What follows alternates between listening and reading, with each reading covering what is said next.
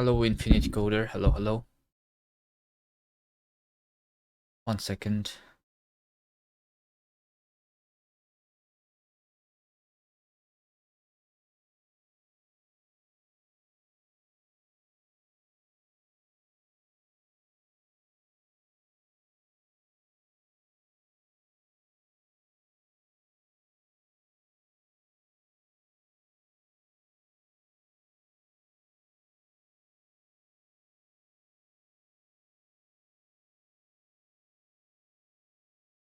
Jack Conspiro. Hello, hello. Okay, let me run the bot, I guess.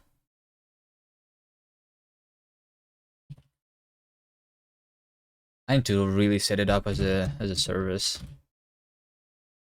I'm just too lazy to look into how to. Huh?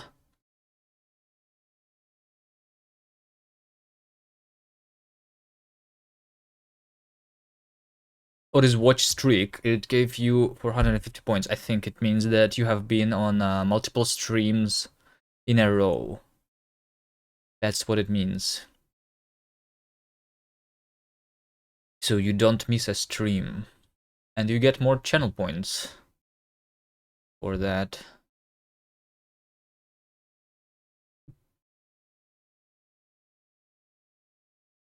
Okay, let's deactivate the Linux again. All right, there you go.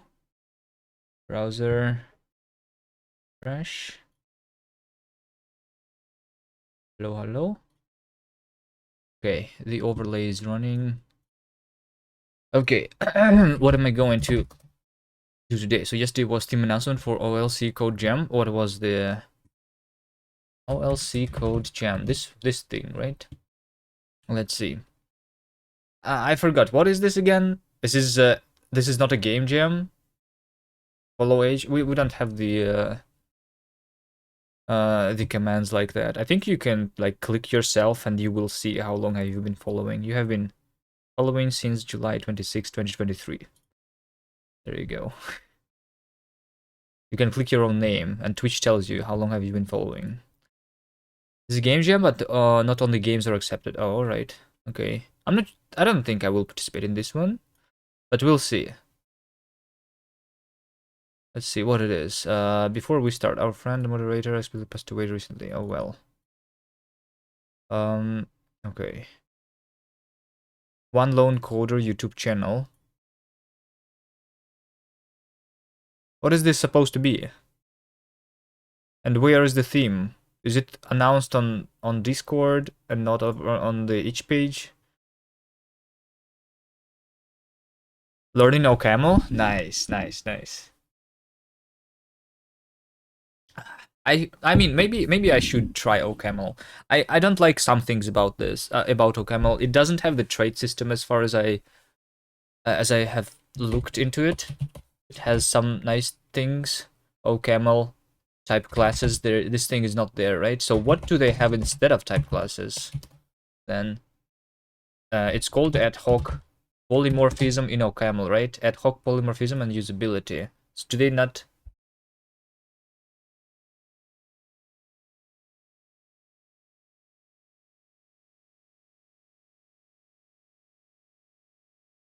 So what is their alternative of traits and type classes then? There's already ongoing work. Modular explicits. Or is like first class modules. Module is the trait system basically, right? Is that true? So like the module in OCaml is the trait. This PR implements a hopefully fully functional prototype of modular explicits, a stepping stone to modular implicits. What the fuck? I don't know. You don't know? Haven't gotten that far yet? Okay.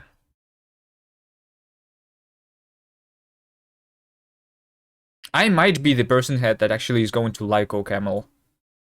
But I'm not sure.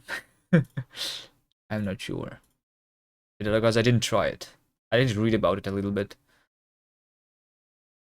OCaml borrow checker though.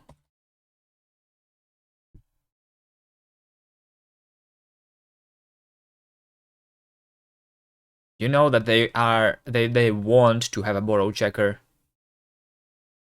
in that language. This setup is a bit complicated. You mean like the tooling, like the package manager and stuff like that is complicated?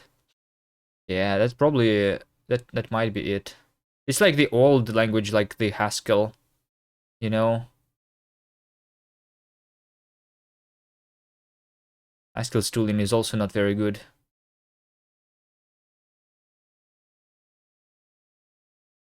Borrow checker in OCaml. You know that it's going to be there. You don't like it in Rust, but it's going to be in OCaml. Harder on Windows, maybe? Oh, well, okay. It's good that we are not on Windows, right? We are on Linux.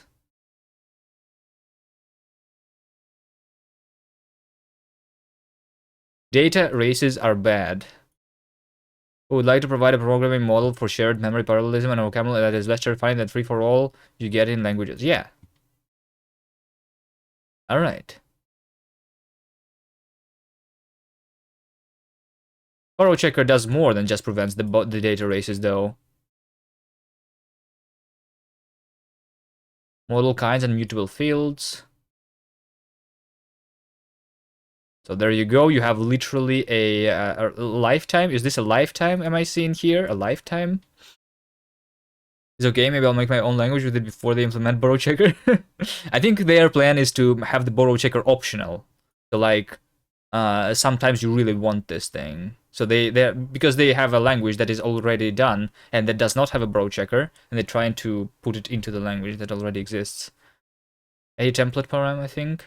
Well, yeah, I mean, A is a generic parameter in Rust too. It's like a specific type of a generic parameter, which is a lifetime. But maybe that's not it. I'm not sure.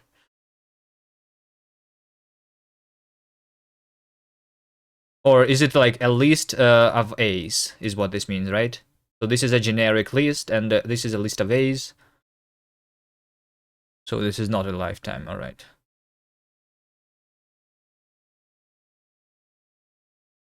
Uniqueness. Borrowing. Exclusivity. Closures. Access inclusive from closures. Nice. This is a pretty long stuff. This language is going to be pretty complex. This is a longer section than the section on ownership on in the Rust book. I'm pretty sure. I'm pretty sure that the Rust book has a much shorter. Am I going to build my own engine in OCaml? I mean, if I am going to switch languages, then yes, I am probably going to write my own engine. That's how I learn a new language at this point. Like, some people write a hello world. Some people try to write, I don't know, like, their own programming language in the new language that they, you know. When I learn a new language, I write my own game engine. That's how we do it.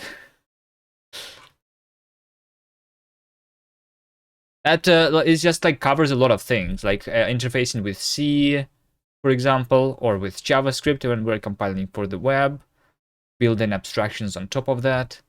It covers a lot of things when you just try to implement a very simple engine that like just rendering triangle basically is. But yeah, and doing abstractions at the same time. Anyway, so what I'm going to try and do today is try to implement the algebraic effect system in Rust. Yes, because I want to try it. So like other people have already done this. I have already tried this before. There is a library, for example, that is called over here the finmad. This is already the library that implements effect library for Rust.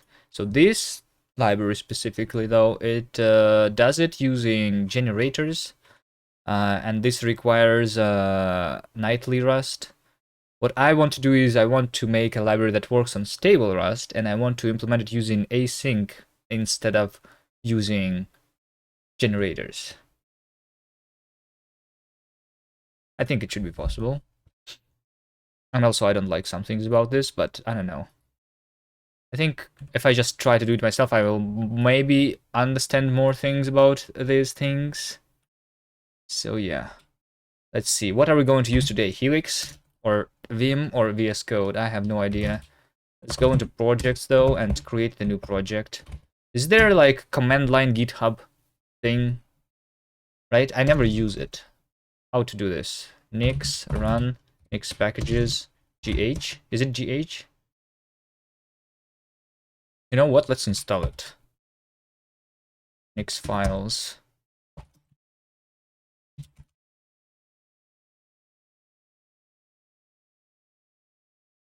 Packages. Git gh.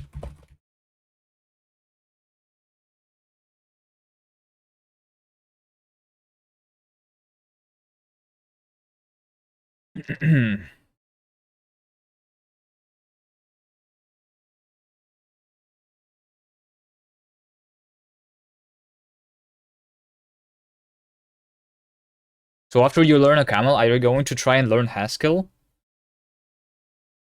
I don't know much about OCaml, but they are pretty similar with Haskell in the syntax at least. And then the Haskell is like lazy. OCaml is a strict language, so it's more Haskell is more pure. You're learning OCaml, so you don't have to learn Haskell. I don't know. OCaml seems like a more practical language, and Haskell is more theoretical. But if you are like building a compiler yourself, I'm not sure which one is better.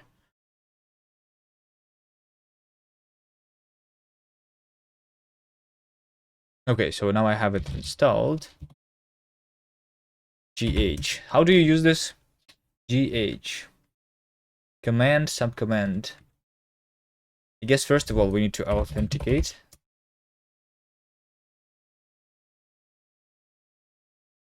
Auth, log in. github.com. You are already logged into GitHub. Do you? Oh wait, I am already logged in. Nice. GH. Alright. GH.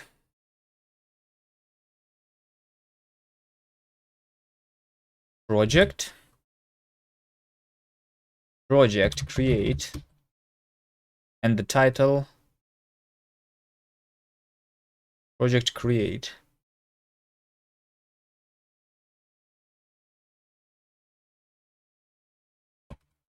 Title. OCaml and Haskell are not similar.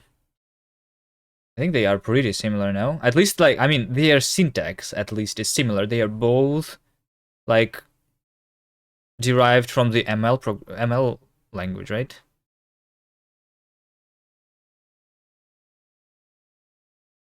They're kind of similar. I don't know. Every programming language is kind of similar to each other.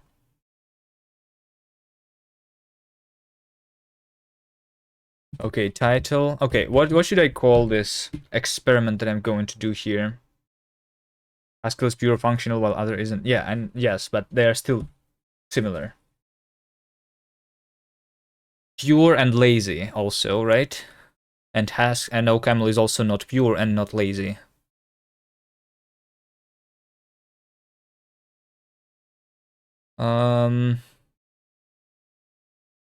Rust effects. Let's just call it Rust effects for now. I will try and come up with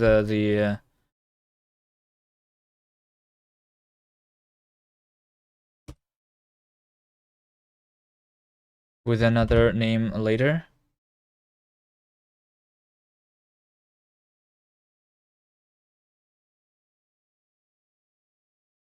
What do you mean? First copy this one-time code. Okay.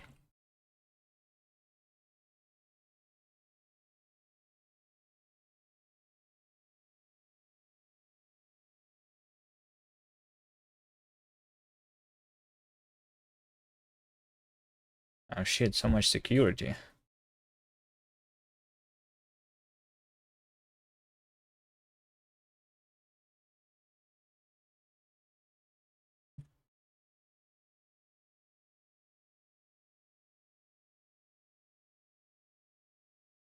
My authentication token is missing the required scopes. Oh, I need to have scopes. Alright, fine. I did not specify that. Okay. Never used this before.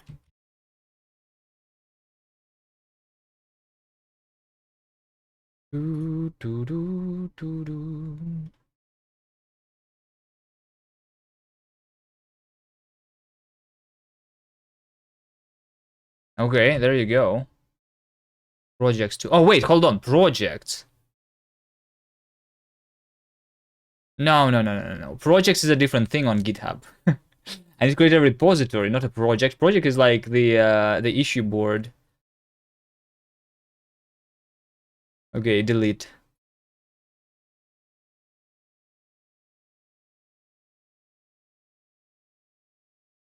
Okay. So, Squiggly hello rings. rings, hello rings. How are you doing? Squiggly rings. What am I supposed to create here then? Code space, gist, issue, org, pr, project, repo. Right, repo. Repo, create. What would you like to do? Create a new repository on GitHub from scratch. Yep, repository name, Rust effects. On the Kuviman, yep. Description, fact system for Rust. Visibility, public, sure. Readme, no. Git ignore, no. License, yes. MIT, there you go. Yes. Yes.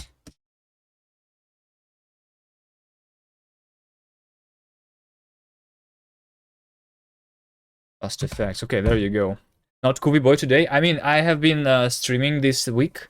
We have been doing 2 streams a day, basically. One on the Kuvi Man and one on the Kuvi Boy. So I'm like programming for a little bit and I'm playing the games. But I'm playing the games on a different Twitch channel. Because, I don't know, I feel like most people watch this channel because I'm doing the Rust, you know?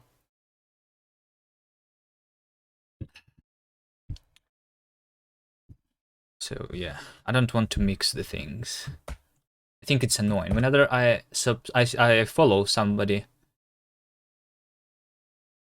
and then they do not something that I follow them for, I unfollow sometimes, you know?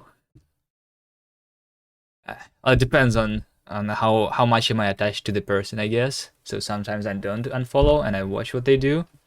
But yeah, I mean, I follow for the content, not for the person. Most of the time, I think. Most of the time, but not always. It depends, especially with the popular streamers, you know, those that have like 1 billion followers. I unfollow them all the time and then follow them again if they do something that I like again, you know. Hmm. Okay, so let's see. What should I do? Nix, Flake, init.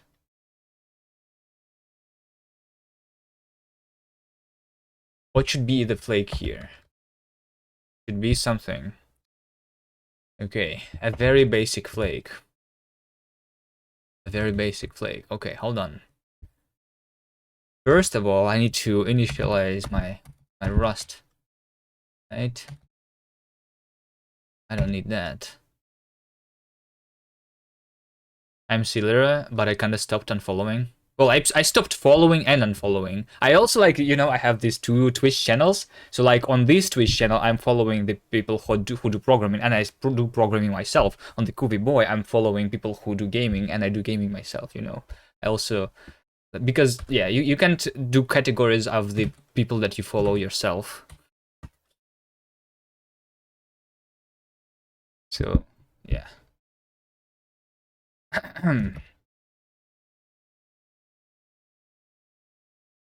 Okay. Oxalica Rust overlay, I think. Thanks for not unfollowing me. Right. Well, not only programming, like game jam related is like all over here, you know. Although I think you never streamed game jam content, right? You always just play games and do some graphics that is unrelated to game jams, technically. Maybe I should follow you from the Kuvi Boy. Oh wait, I actually did. Hello, Irasaka. Hello, Bad Cop.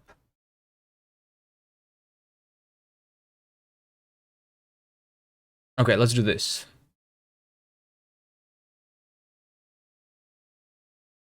Hello, bad cop. Hold on, can Helix handle... Can Helix Hello, CEO. You handle wanted to see me? handle the flakes? Oh, wait, hold on. What is this? Helix can also wait, hold on. We actually have the unused bindings. The language server is here. Oh, shit. Rinks is game dev confirmed? Yeah. Do you know how I can use LinkedIn API without a company? No idea, no idea. I don't use LinkedIn at all. I am not even registered on that website. Okay. Shell hook, alias. I don't need aliases. Rust bin beta. No. Rust overlay, okay. OpenSSL package config. I don't think I need this. I don't think I need that. I don't think I need this, and that. Delete.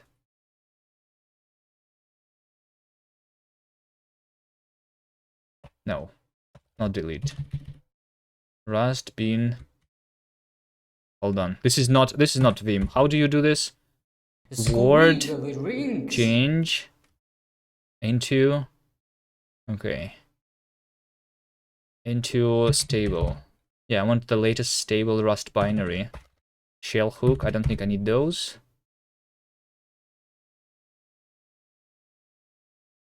Okay. Wait, do I have the formatter here too? So if I do this, format. So if I do format in Helix, should it not complain that I don't have the formatter installed?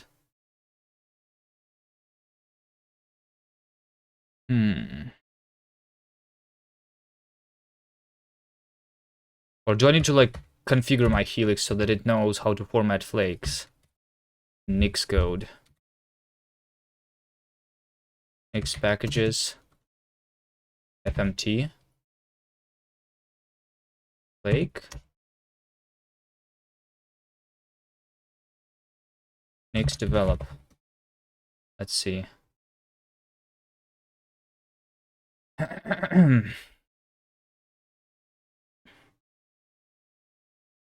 Certification. A VASM developer? What is a VASM? Was VASM like this your programming language that you did for as a game for one of the LDs?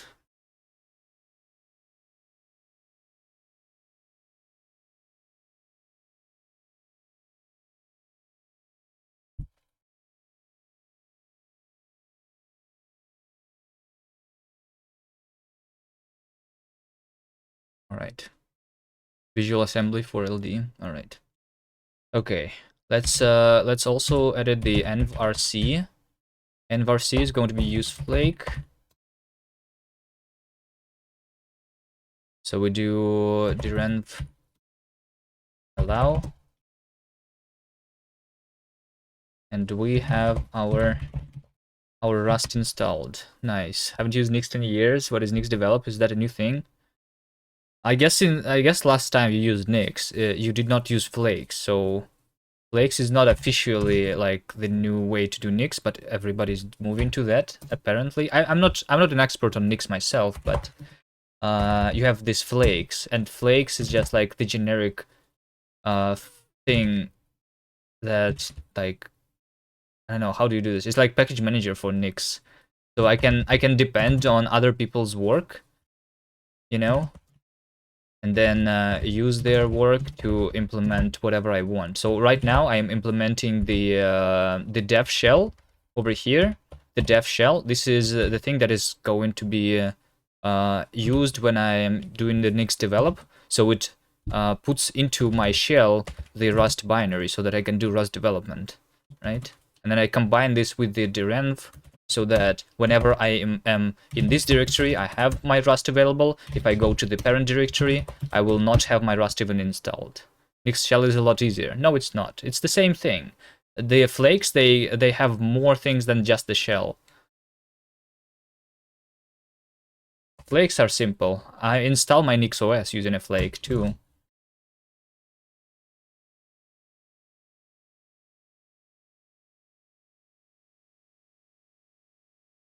You've tried flakes, you need only shell. Well, if you need only shell, I mean, you don't need only shell. You are also using the NixOS. So I'm guessing you're installing NixOS, not using a flake. So one of the advantages is that if you use a flake, you can install some packages from the unstable, some packages from not unstable. It is very weird doing that without flakes. With flakes, it's pretty easy. Exclamation mark topic. Hello there, Brian Dreezy. What do you... what do you expect these commands to do? You want me to explain what I'm trying to do today?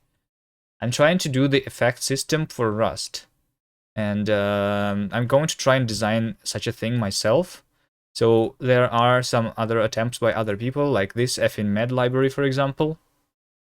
If you're not familiar with the effect systems, it is like, I'm not even sure what to tell you then. It is one of the things from those functional programming languages that allows you to abstract over control flow, I would say. So you can implement things like async await and exceptions and generators and a lot of other things using just one thing that is called the effect system. So it's like an abstraction over a lot of things, which is something I think I want to have in the language. Explaining effect systems is hard, but it is just a general way of doing control flow. Yeah, it's like an abstraction, just like monad. If you know how to explain a monad to a person, because explaining a monad is also pretty hard, right? So I don't know. It's like it's similar to monads, but I think it's easier. Yeah, so I'm just creating the project here to start experimenting. Rust effects, there you go. We just created the thing, cargo init. A binary. Yeah, sure. Well, let's make it a binary. Git ignore. Okay, so I'm going to ignore target. I'm going to ignore .derenv.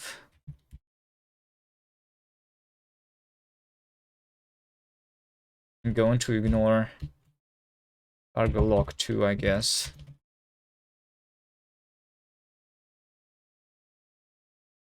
Hello world. There you go. Okay, so this is going to be the initial commit.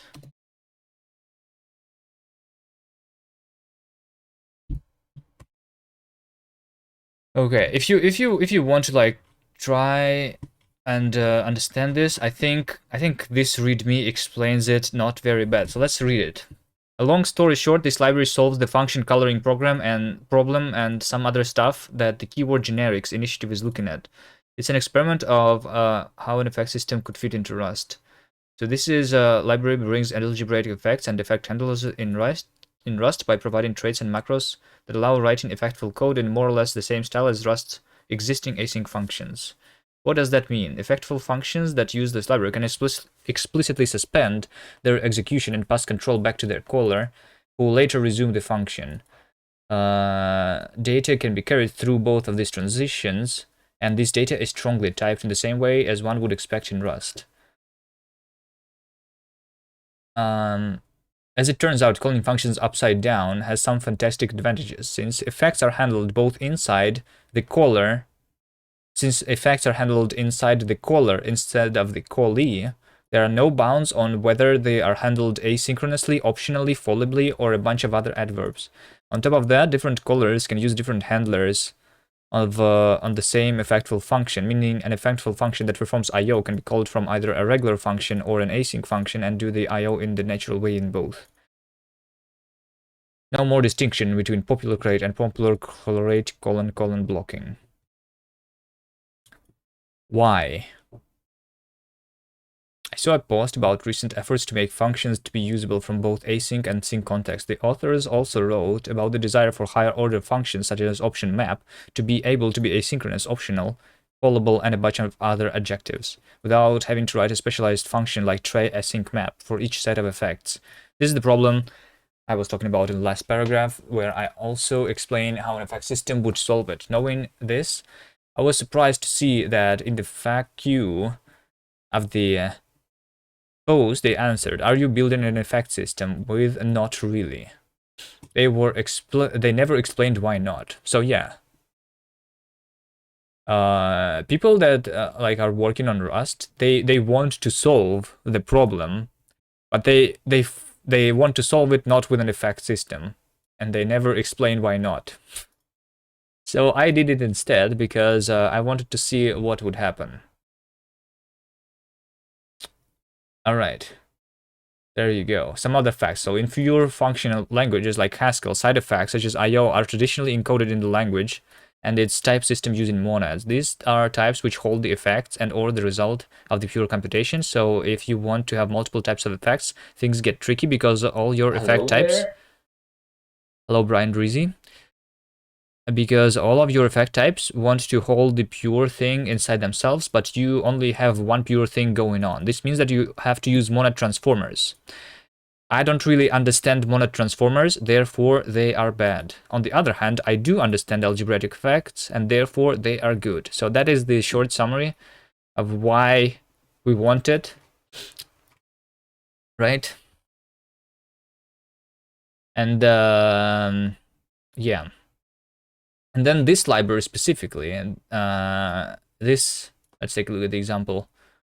This library implements it using the generators feature in Rust, and I want to try and design something like that myself, but using stable compiler with async await instead. Because I think like async await is even more powerful technically than the generators. But we'll see. We'll see. So what it looks like. You are yielding the effect here. So for example, the login effect, right? This function is a function that can be cancelled and also can do logging inside of it. So you do the login effect and you do the canceling effect, right? Just like that. And this function over here, it also can do reading of the file. So you do reading of the files, and once you have read the file, you resume this function with the contents of this file, I'm assuming. And this string with pretend files are just strings, so the whole file is read at once. Yeah.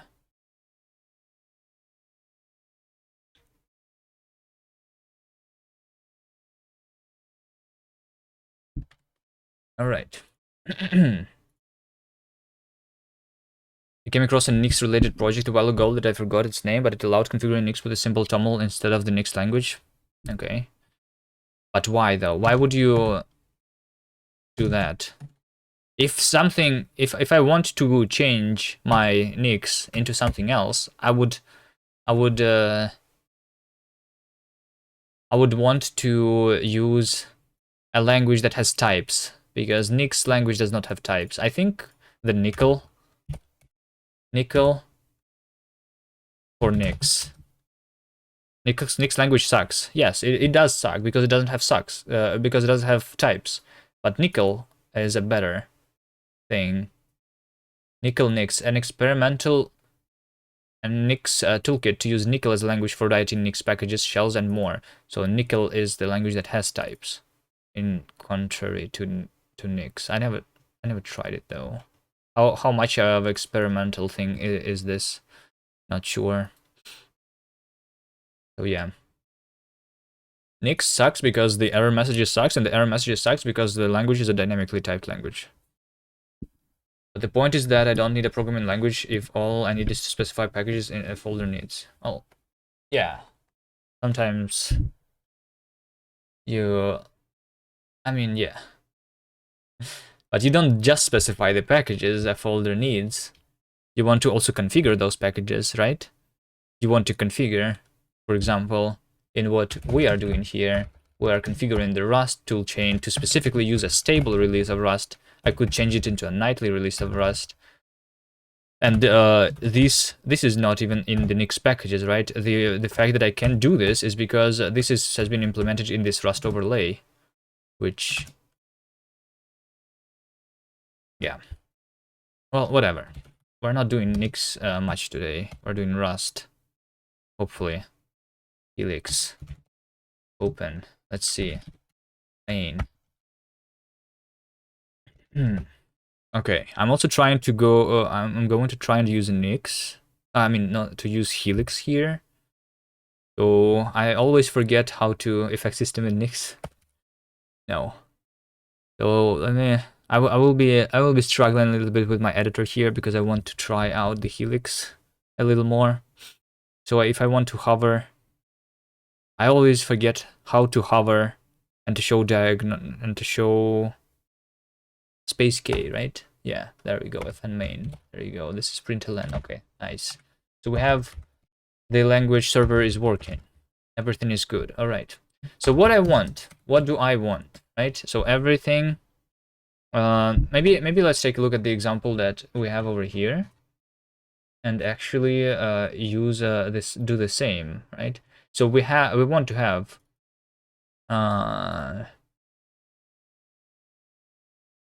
so this specific example introduces the login effect, the file reading effect, and the cancel effect.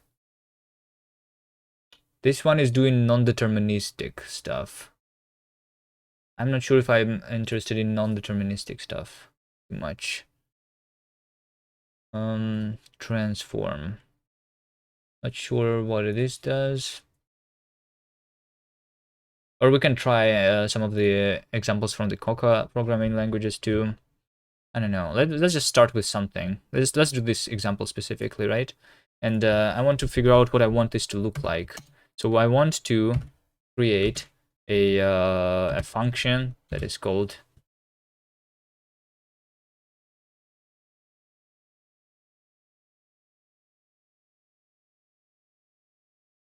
what's going on?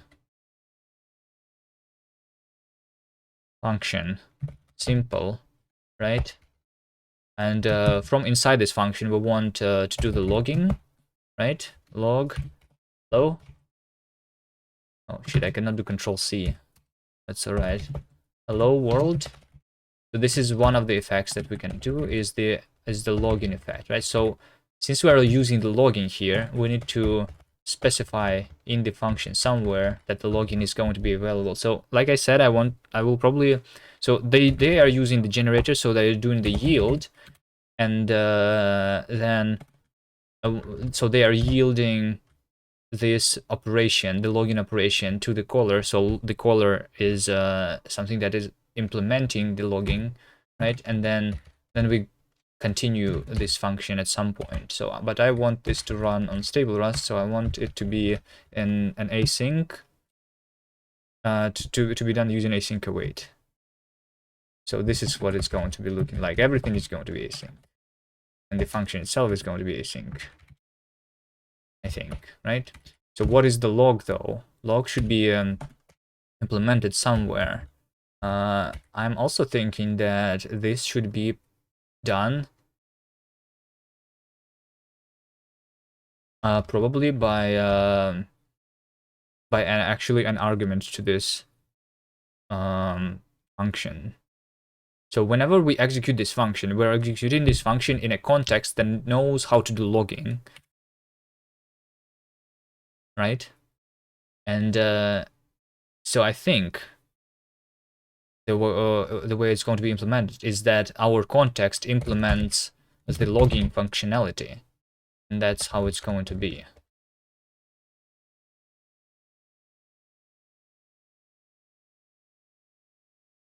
Probably. Maybe even a reference here. Okay, so let's see. What is a log? So I also wanted to not use macros if it's possible. So the logs are just going to be the trait, right? So we just specify that the logging functionality is going to be log.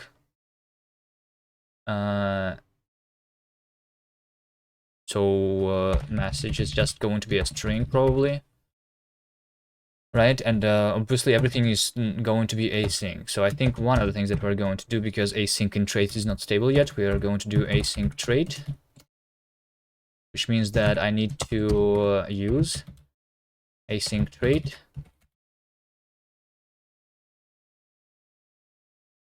And I need to add it as a dependency, right?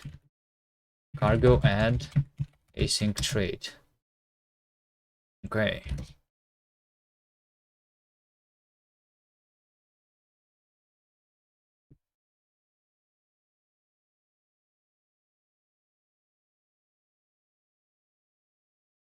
Okay, so now the log. So the log is not a freestanding function. It's going to be a function that we can call on the context, because the context implements the logging functionality, right? And yeah. Log. This is going to be an async. Okay, what is wrong? The candidate is defined. Hold on. Is there open diagnostic picker? Space D. Oh, there you go. So this is how we can see all of the errors. Nice. Full 1E5. Full 100,000. Hello there. Thank you for the raid. What were you doing on your stream? I don't think I recognize your name. You were doing Rust. Probably, maybe. Potentially. Welcome in. How are you guys doing? We're starting a new project here today, an experiment of implementing an effect system in Rust. We'll see how it goes. I might as well like fail today, but I want to try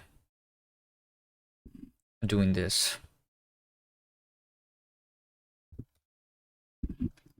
So here we go. This is how we specify our effects. It's just like simple traits, I think. This is how we use it. We just use the trait. Yeah, that's right. So the problem is that this needs to be on a self. Method on self. Okay, there you go. There you go.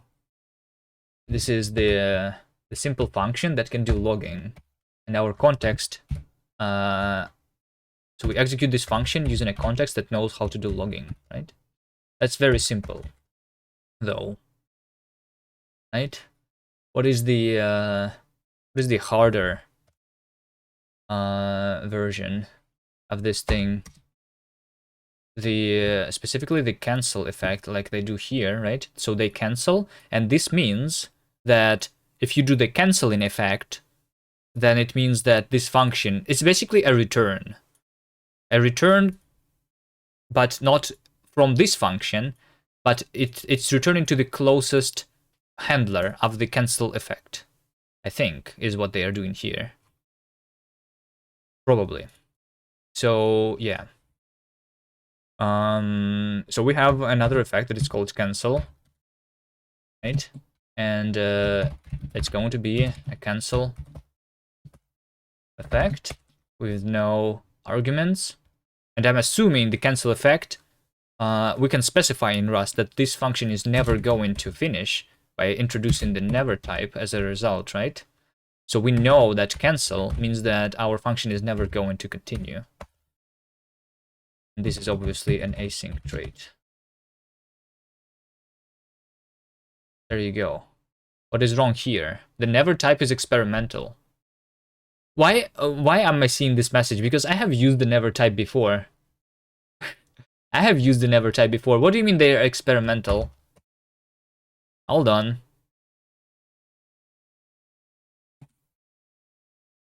What do you mean they are experimental? Function foo returns never. No. I literally used this in my actual code. Hold on. GitHub gang engine gang. I literally used it. Is this a bug in the compiler that I was able to use it? Can I search for the never?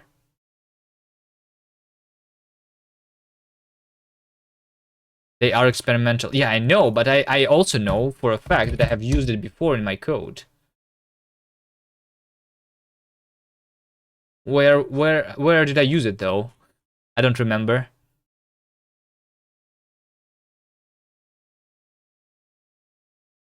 Let's try searching for it maybe. Go into projects. Open Vim, yes, sure. Return never. Hello? Yeah, there you go.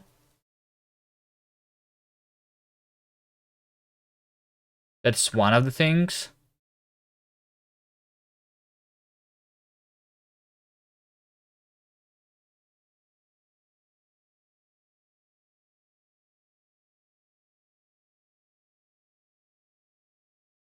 Can I filter in this thing only the Rust code somehow? Anyway, I'm pretty sure that this thing, this is the cargo release thing. Let's go into cargo release. So we are cargo version. Look at this. This is stable Rust. And if we try and check this, this code compiles. And we have the returning the never type here, right? Infallible. Wait, no, hold on. They are saying that the never type is experimental, but we're actually using this in code sometimes, right? Like over here. Is this a bug that we can use it? I'm not sure.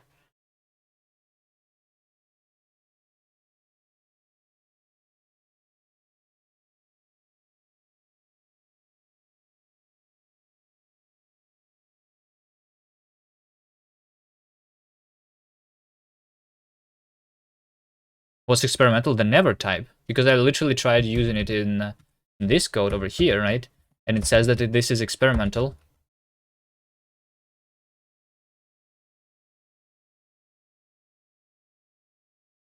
Over here. Oh no, it says mismatched types. Hold on. It says mismatched types. I think it's experimental in async. Unreachable.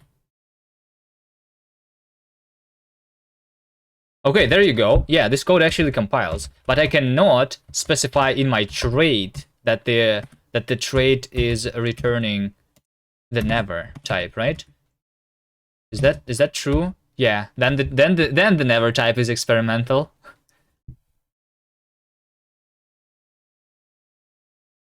Can I hold on. How do I copy this? How do I go to this issue from Helix? Can Helix allow me to select this thing so that I go to this issue on GitHub? Or is that a feature that is not there in Helix? Huh? VS Code better, confirmed. Just cargo check. But it's there. It's already on my screen. I'm supposed to just be able to go to this issue, right?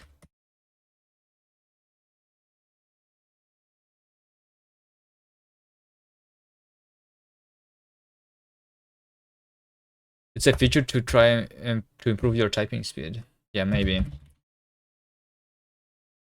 Okay, maybe I can do something like type never is equal to this. Can I do that? You think? No, it is experimental. All right. Well, fine. We can do our own never type, obviously, but it's going to not work the same way. Hold on. How do I change the line? Ah! I don't know how to use this. Oh shit, what am I doing? Escape doesn't work. How do I unselect everything? Try infallible. STD.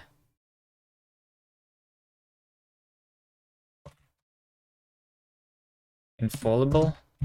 Ah! Hold on. I'm trying to use Helix. For whatever reason. Alright. Space code actions, right? Code actions. Space A. Import STD convert infallible. Okay. So we can do infallible. I guess that is true.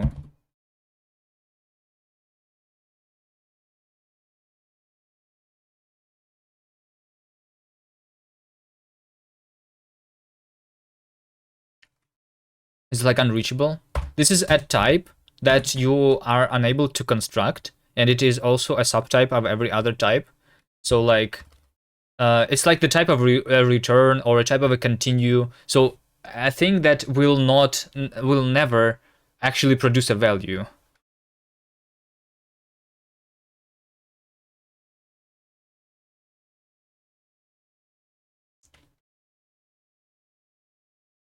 The never type. It is already there in Rust in terms of like the exclamation mark, but this is experimental. If you use it in async or if you use it in trait, maybe, I'm not sure exactly.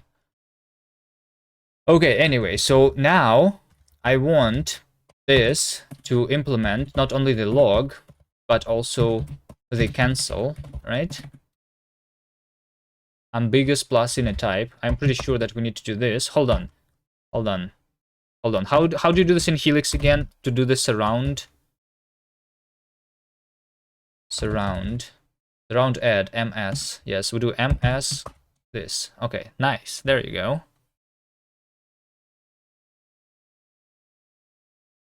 Okay. I'm using the default configuration of Helix. I did not configure it yet. Function simple is never used. Okay, so we do this, hello world, and we do ctx cancel, right? And then we do ctx log. This will never be logged, right?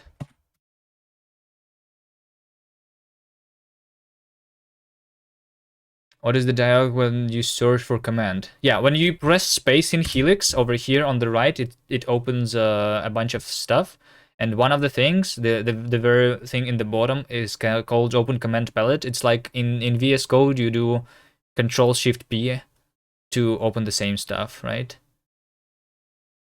It's nice. When I have Neo Vim, I think I have it also somewhere,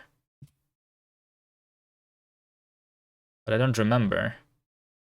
I don't remember how do I have it in Vim.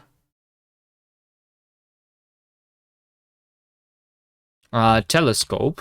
No, not telescope. F.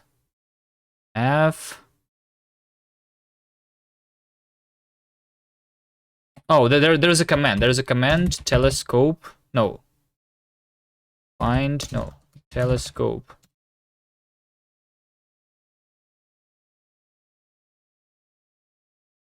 Telescope. Commands. Yeah, there you go. You have telescope commands. And you can search for this stuff in Vim, for example, too, right? So what do you do to save a file? No, I cannot do this, right? CS. I cannot search. I don't remember. I used Vim a long time ago. It's wonky in Vim. No, I have used this before. Yeah, Helix is definitely better. This is done using the plugin. Pop. Word. It doesn't even show me my own like keys that I have bound to this command. So yeah. Helix is better than Vim. And VS Code is better than Vim too. Anyway, so this is what we're doing, right? And also because I have because we have marked the cancel as a function that is infallible, right? Which means that it is never going to return. We also get a warning here automatically because, oh, actually no, that's not the warning. That's not the warning. Never mind. It's Neo Vim, not Vim. Well, Vim is completely unusable. Just kidding. I don't think it matters. Vim, Neo Vim, the same shit. I don't know.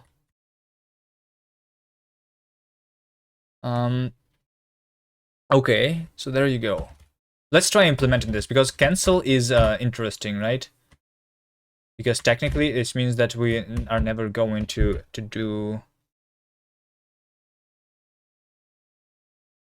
continue this code. And the other type of effect, actually, so this is like the linear effect, which is just like the function call.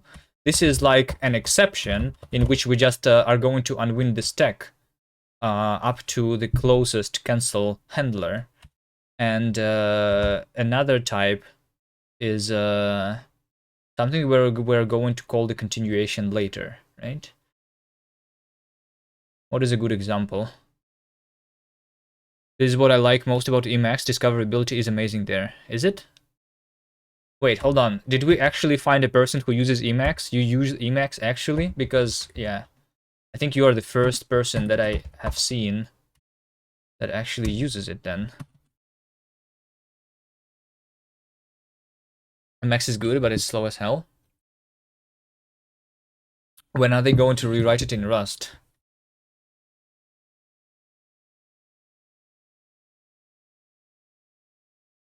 If you tune it, it's not. I don't know. Vim is also slow. I mean, the last time, like the reason I have stopped using Vim and went back to VS Code was because it used all of the 30 gigabytes of RAM that I have on this PC.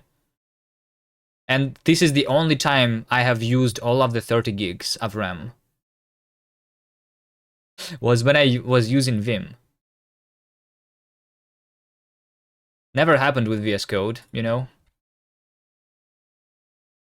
And I'm the only person with that problem? No, I'm not. I'm pretty sure I'm not. It's just, I don't know. The Vim fanatics, they pretend that they have no problems or something. I'm not sure. You know?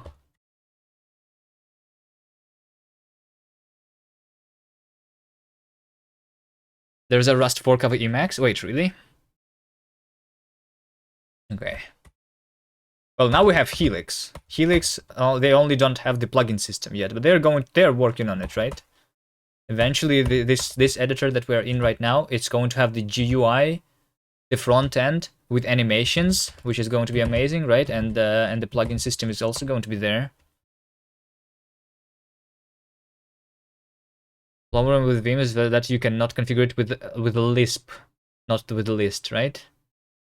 What was I doing in Vim that ate up 30 gigs of RAM? Nothing, nothing. Like I was doing the same stuff as I'm doing right now, right? I was writing just some Rust code.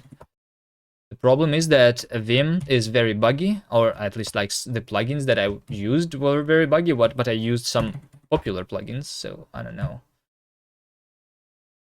I don't know. I don't know. I was just writing some Rust code. Some weird exception problem. Yeah. It's Rust Analyzer? Yes. So I think so when I was working on my Rust code, Vim, it was spawning like 10 versions of the Rust Analyzer. Every single Rust Analyzer is eating a lot of memory, and eventually it ended up eating 30 gigs of memory or something like that. I don't know. Like it's very, very bad experience for me is what it was.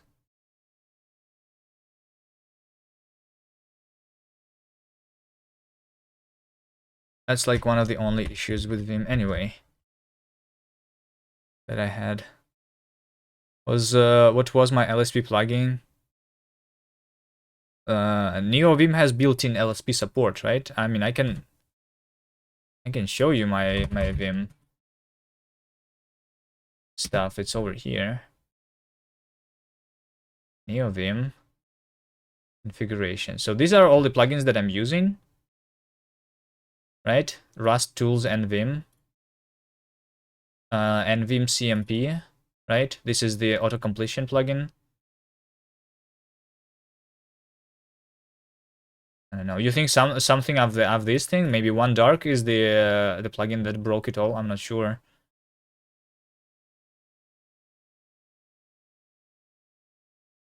The configuration is here. It's pretty small. Just 400 lines. I don't know. When I was making this, it was based on something that is currently used by other people, so I'm not sure why it broke for me. Simple. You suspect CMP? Okay. But CMP is used by all of the people who use Vim these days, right? No?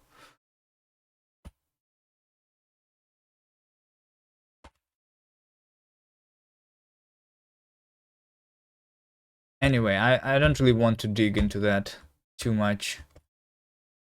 Let's just try Helix today. And if Helix is not enough for me, then I will continue to use VS Code. It's all right.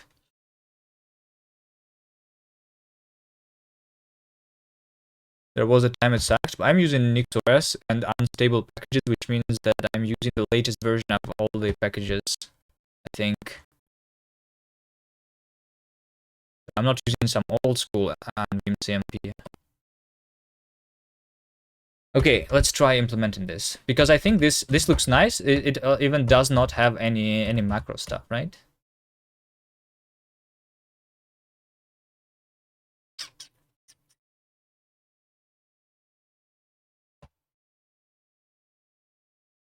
Okay. So what do I want here?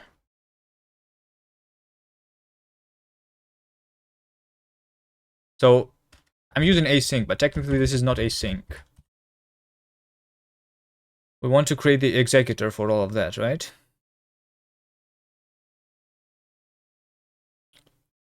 I had something in my mind before I started the stream, and now I forgot it all. What did I want to do here? Exactly. So obviously I want to just call the simple. Shit. Shit. How do I delete one symbol? Just D? So I want to call the simple function here, right? And obviously I cannot just call it. I need to provide the context so that this function knows how to cancel. It knows how to do the login and everything. So we need to have the context here.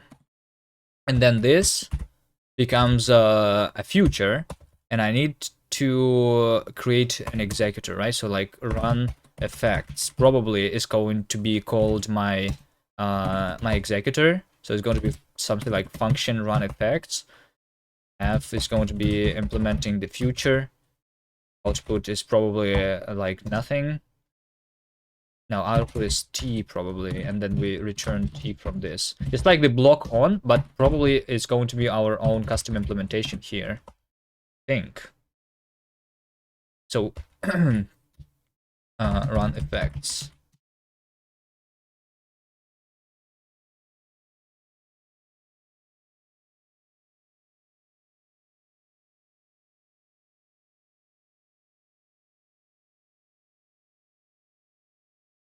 How much Linux activation costs? I don't know how much, but it is too much for me for sure.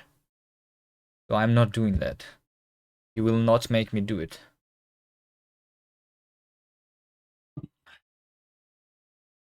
Hello, bad cop.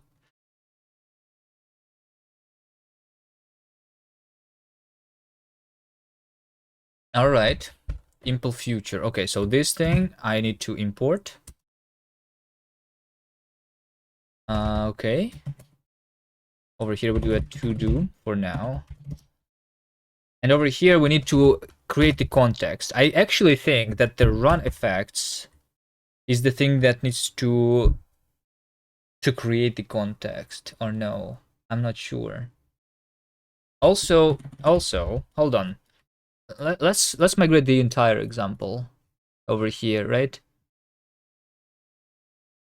Yeah, so yes. So over here what is happening is we have combined, right? Yes. That that calls the simple function, but also is reading the passwords, right? Let's try doing the same example.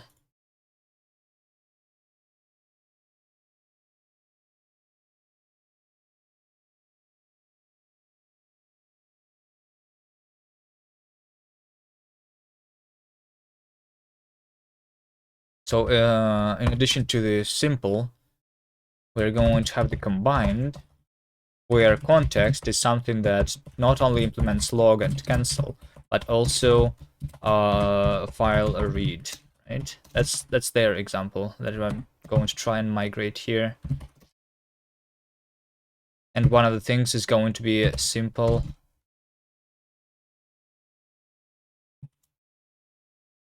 Simple. So over here I can just call it using the same context, because this context implements the log and cancel. So in that sense it's pretty simple. But actually what I wanted is a different example, I think. I wanted this to only have a log and file read, I think, and have this function, because over here we're in async context, right? And I want to produce a new context here that also implements the cancel. So I want to, if we like in Coca language, for example, you would produce a handler here that tells you how to do the cancel So cancel just like returns return, something like that, you know. So we need to produce a new context that implements the cancel effect here. You want explorer.exe?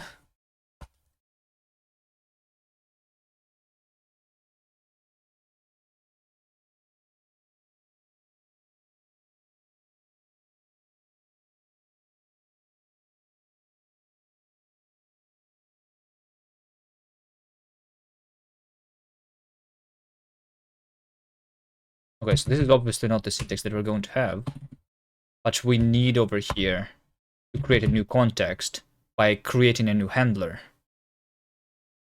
right? And specifically, we don't just create it, right? I think it's going to be something like handle.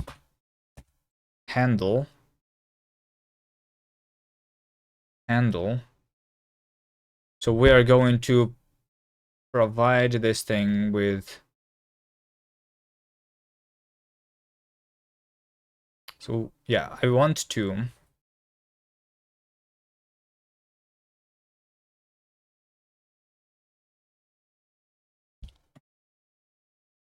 Do something here. Hold on.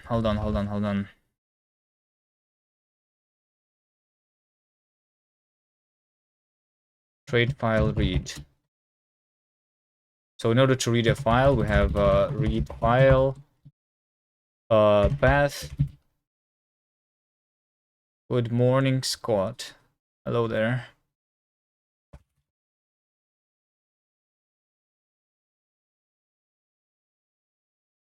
So we open a path, and this reads this file as a string. For example, probably result string stdio error, something like that.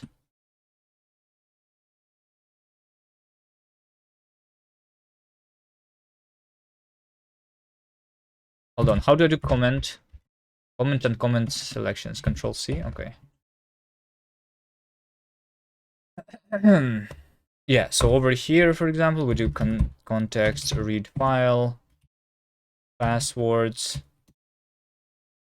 txt, just like in that example, right? Wrap.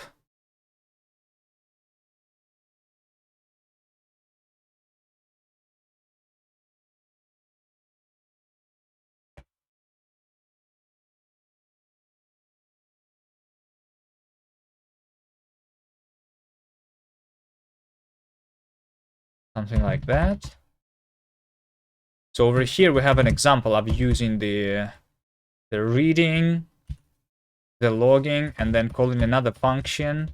So over here I need to. So over here we have a problem, right? Because the trade bound, our context implements log and file read, but does not implement the cancel.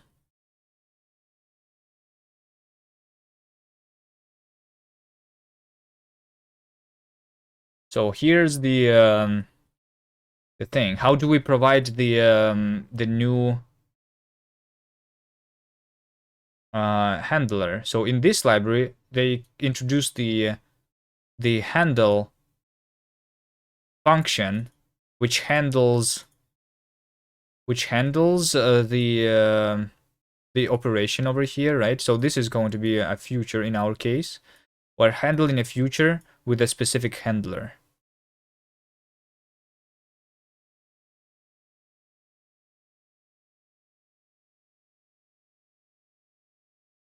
But actually no, we're not handling a future. I think my API is going to be different. My API is going to be different, I think. I think I want to create. So what we want here is to introduce a new handler. So probably a function is going to be called handle or something. So in order to create the handler, we need to provide this function with the handler, and then with a closure that is going to be used, that is going to be handled, right? So I think this last thing this simple ctx await is going to be provided as an argument here into a closure. So a closure that's returning some async stuff probably is what we're going to have.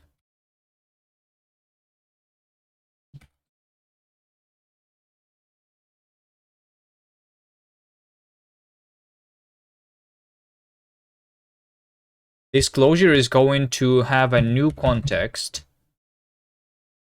Can I even do this with a closure? I'm not sure. Anyway, so I think there is no way for me to write this in Rust code, but what this argument is going to be is this is going to be a new context that is going to implement both log, file read, and cancel, right? And the way we are going to get that is by providing this function with the handler of the cancel. So we are going to extend our current context with the new handler, which is going to know how to do the canceling, right? Speedy to do is too simple. It doesn't have some utils that were in Rayleap. All right. Fine. You can write those utilities yourself, or you can change the engine that you're using. So yeah, we need to provide this function with a handler. So something. So let me try to do it a simple way. So we're going to handle the cancel effect specifically, right? And over here is going to be the handler of the canceling effect. Struct cancel handler is going to be something that implements the cancel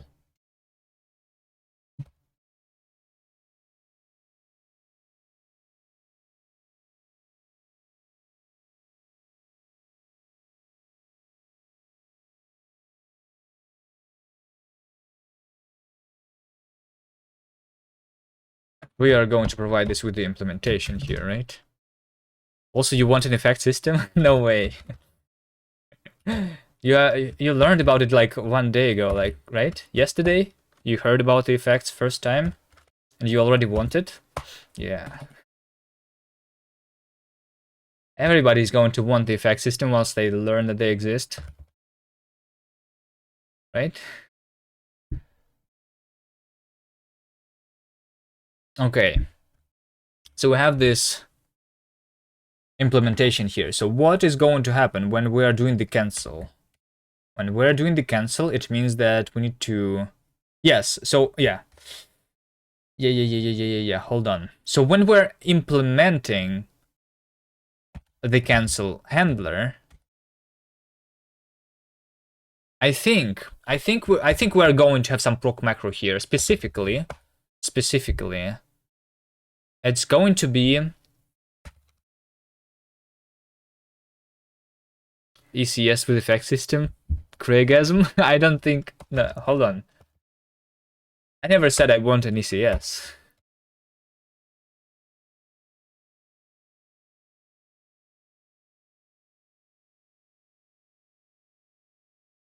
I think whenever we define an effect, so this is how we call this stuff, right? Cancel.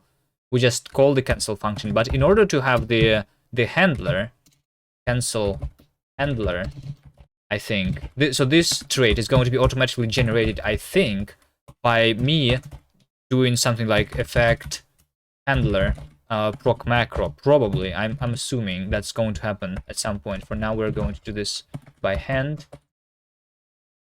So when you have an effect handler, you are going to receive an additional argument to your method here, which is going to be the continuation, right?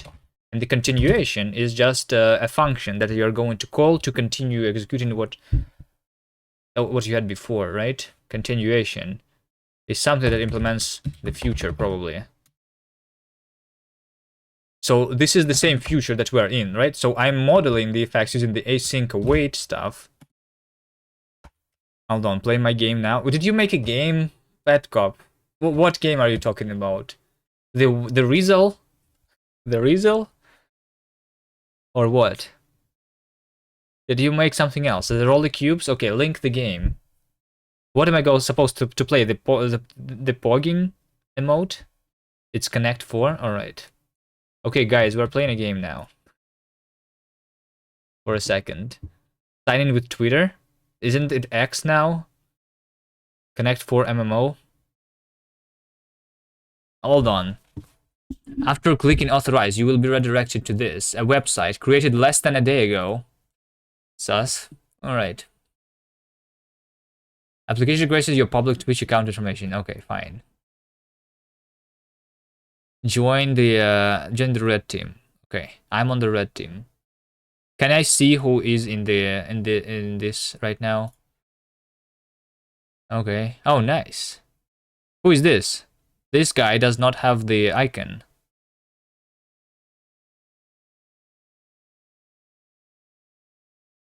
Okay, this is Infinite Coder. I know this avatar. Is because you signed in with Twitter? Twitter does not have icons? Or I cannot load it. Oh, okay. I see. There's Icy. Well, I have one. You guys are really bad at this game, you know? How are you guys so bad? You don't know how to play Connect 4? You need to Connect 4. It's like in the title.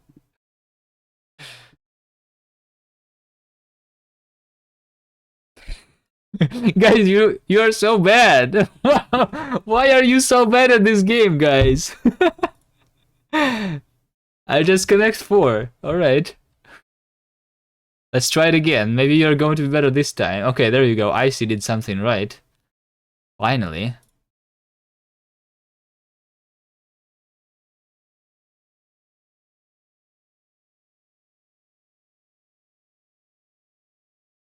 Oh, shit.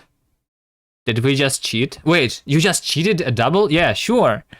Why is your game so buggy, Bad Cop? You probably need to rewrite it. This is written in Bash, guys. The Bash stack. That's why it's so buggy. You should rewrite it in Rust, you know?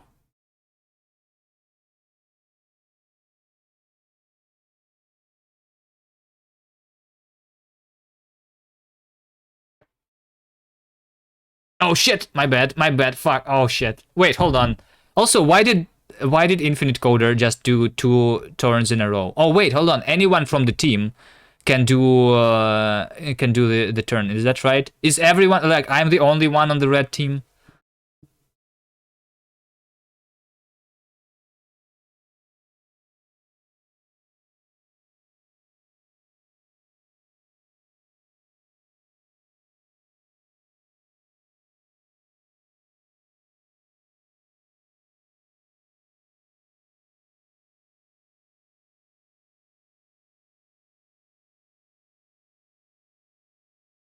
Oh shit, oh no. How am I so bad at this game? All right. It's me versus everyone. Okay, one more.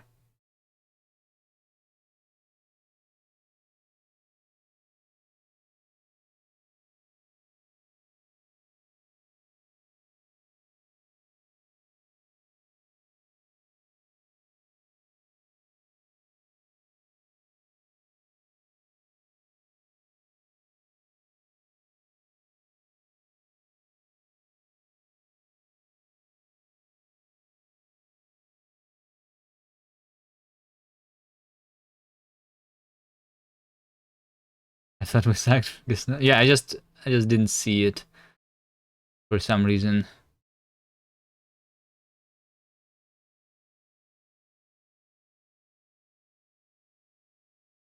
Oh no! I did it again. Exactly the same. All right. Good game. Good job. Bash stack. Can I put a? All right. No, I start. All right. Nice one. Where's the repository for? Hold on. You don't do. Where's the source code for this thing itself? Bash stack, roller cubes. Where is it? Bash connect 4. Oh shit.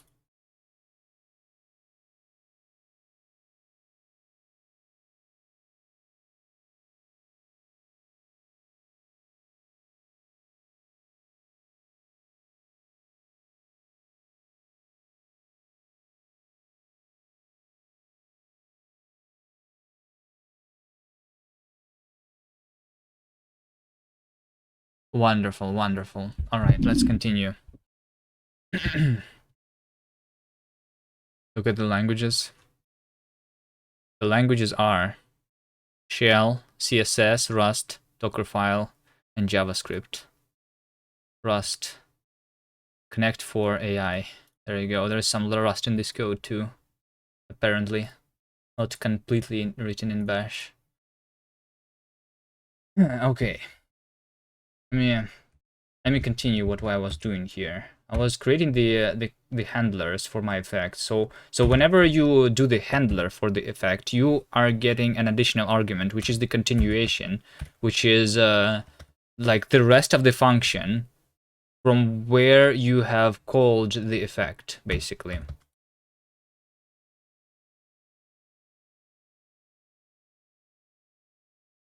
So effect handler T. So we are handling the effect from inside the function that returns this thing, right? Can you switch virtual desktop through the applet you have there? This thing? Yes, I can.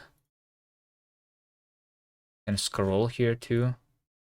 I can do this, or I can use just a keyboard also.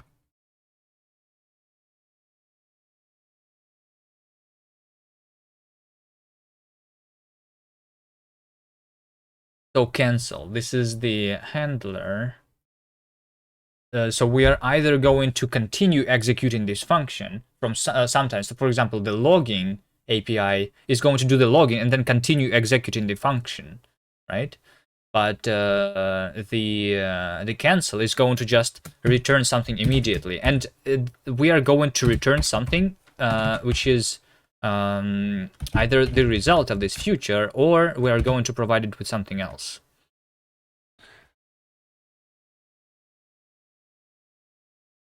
That's what I miss about Linux. The desktop experience is better, though the font rendering still sucks. What exactly sucks about the font rendering? I don't think I have seen problems with font rendering. Or maybe if you have like high DPI monitor or something, it's going to be bad. I'm not sure. I'm using Wayland too, and I think it is like better than it was 10 years ago. But I don't really remember how it was. I have been using Windows for the last couple of years, and yeah.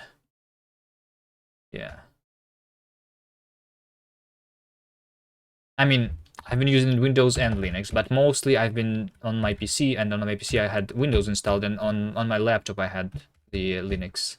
But I didn't use my my laptop too much. Love the Activate Linux. Yeah. I mean, more like love the non-activated Linux. Who needs to activate the Linux? Anyway. So yeah, I think this is how the handler is going to work, right? So specifically for the cancel handler, so we're going to implement not the cancel, we're going to implement the cancel handler for cancel handler. For, I don't know, for this specific, cancel handler, I don't know how to call this, you know? So this is going to be, actually, you know what? To cancel over here, this returns infallible.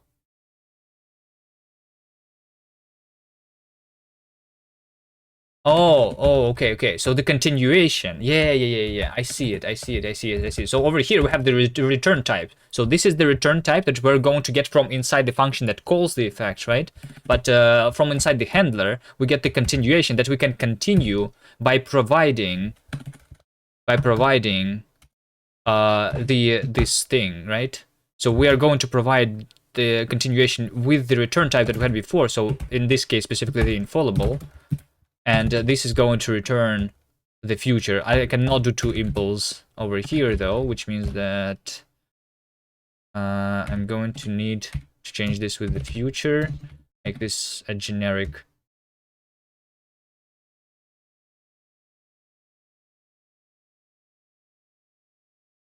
thing. So this is the cancel future. Future is future, where output is whatever.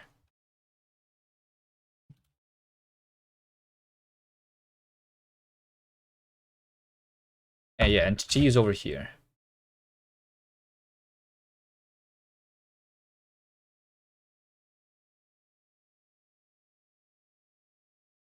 Yes.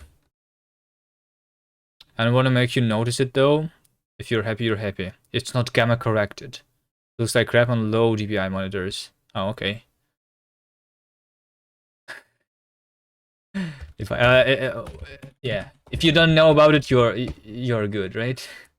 You don't want to know about some things. For example, you don't want to know about the existence of the effect systems in other programming languages, because then you're going to miss it in your programming language. You know, if you try a Rust programming language, you're going to not like other programming languages.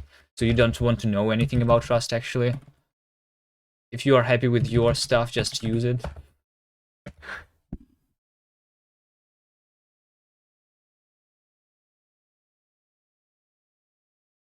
Okay, so cancel handler is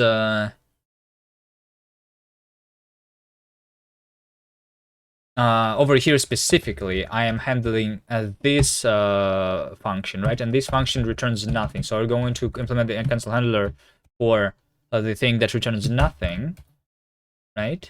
So cancel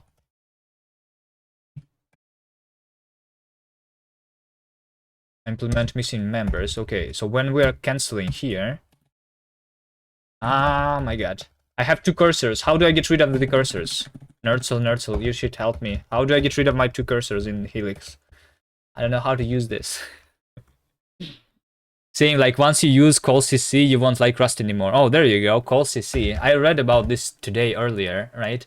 But call cc is basically call with current continuations, which is almost something that we want to do here, right? I was reading today that call cc is actually bad because you like it uses too much RAM and shit, so this is bad. So like you want to use delimited continuations, which is why we have these handlers, right? So the continuation is only going to be continued until like the closest handler. So yeah. So yeah, that is why this continuation that I'm going to provide to this function is the function that returns a specific type, right? So in this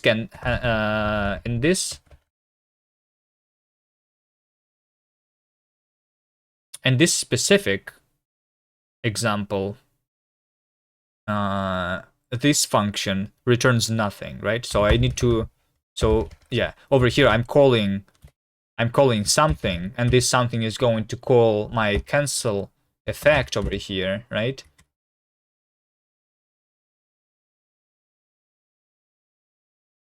So the continuation here is going to be the continuation that returns the same as this function was returning. So over here, I guess we're also going to need to combine these functions together. So you are using call cc now.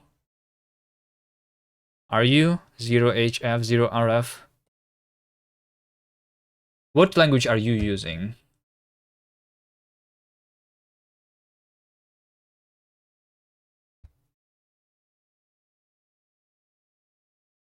Built-in scheme over a decade ago. Yeah, okay.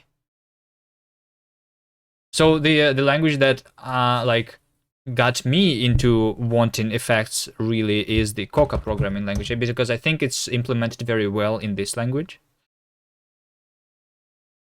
Yeah.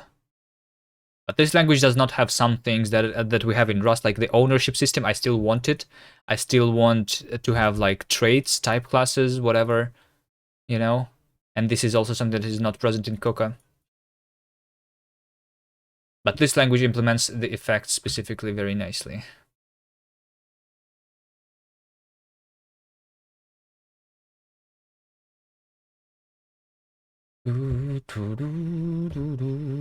So are you saying me that Scheme is actually a usable language? Can I make a game in Scheme? Because Scheme has all of these things, like, right?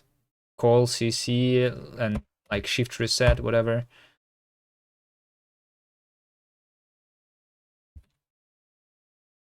Game, engine, Scheme. I want to use Scheme in a game engine. I would like to find a scheme I can easily embed in the game engine written in C++. Take a look at the Gambit scheme. Compiles down to C. I don't know if I actually want to be writing a Lisp though.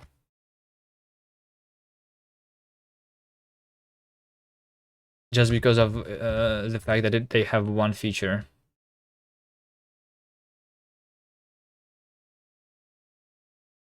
Okay, so right now I'm trying to like just understand how would I implement this, and then we'll probably provide some syntax sugar, probably in the terms of a macros, but we'll see.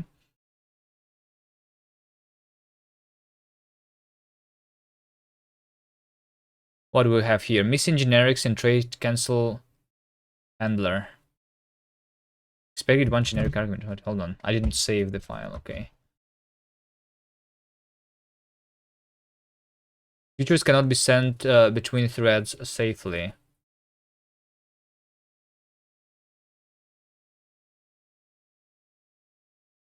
Required for the cast. Okay, I think for now I'm just not going to worry about sending and syncing, so this is what we need to do, right?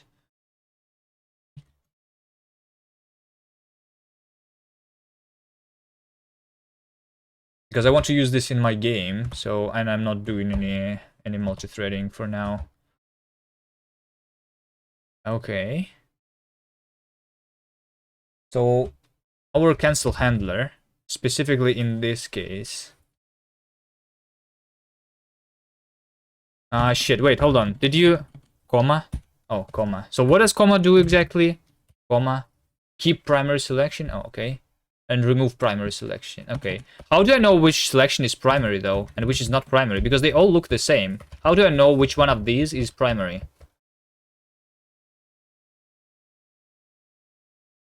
You don't? Okay. Fine, whatever. Should be colored differently, I think. Okay, so my handler here. Also, I really don't like it when I select the line and I want to replace this line with something else, I start typing in the middle over here. So I want to delete the line and then open a new line. Then my cursor is in the correct location then. Okay, so for the cancel handler, we are going to do...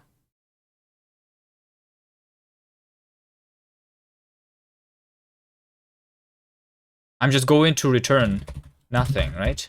Because the cancel handler just does not continue executing the function. So we don't call the continuation at all, right? That is our handler for the canceling. So yeah, and then we want to be able to run... Okay, well, technically what I want here is to not even...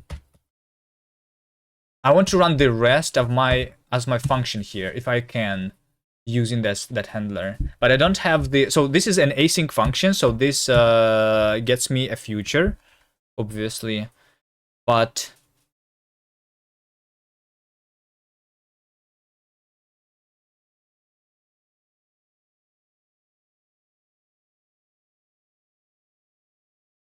But I cannot reference that future from inside my async function. Because if I could just call this with that future as a continuation, right? So this mechanism is closer to Python yield, where you can stop, get a value, and resume. But this is done at arbitrary points. Yes. This library specifically over here that that is another implementation of effects in Rust. This is done using generators, which is in nightly Rust we have the yield functionality, which is exactly like in Python, right? So they do it using yield, but I do it using async await because I think it makes more sense. Yielding in Python or in Rust are things that return like the control back to the caller and give them a value. But the problem is that the yielding in Python or in Rust does not get you the value back. And this is something that you can have with async await, right? You get the value back when calling another async function. Which is why I actually think that async await is a better thing to build effects on top of. If they are not like built into the language, obviously. Because then it would be the other way around. Async await would be implemented using the effects.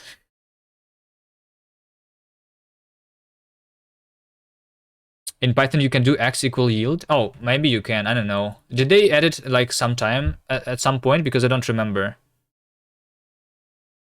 Python yield. So it means that in Python you can actually have effects. Why is this all in Russian? Can I search in English? Yes. Yield. Python documentation. Yield.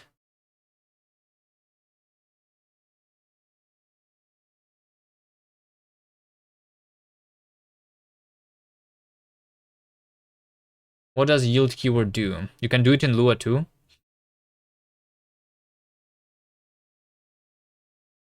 I know about effects. What should you Google to understand what is happening here?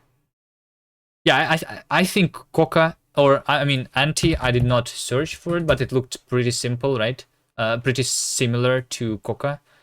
This looks more like Haskell though, the Anti-lang, and the Coca is looking more like a regular imperative programming language, I think. So whatever you are used to more.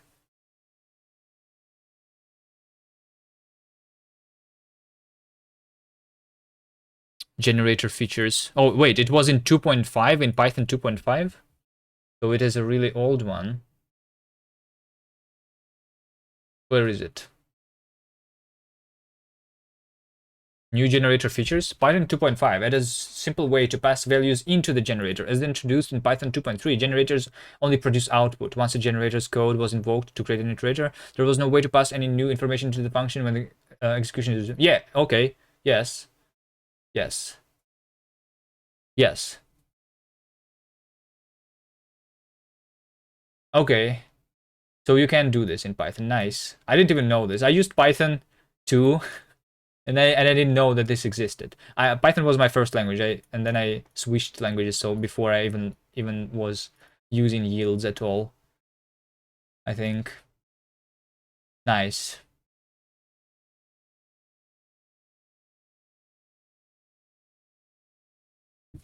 So when you yes, all right, you send, and this means that you are continuing the generator by giving a value to the last yield point, right? Yeah. Okay. The Python is not typed though. I mean dynamically typed, so not going to use that anyway. So yeah, in Rust, the generators cannot pass a value back to the generator right now.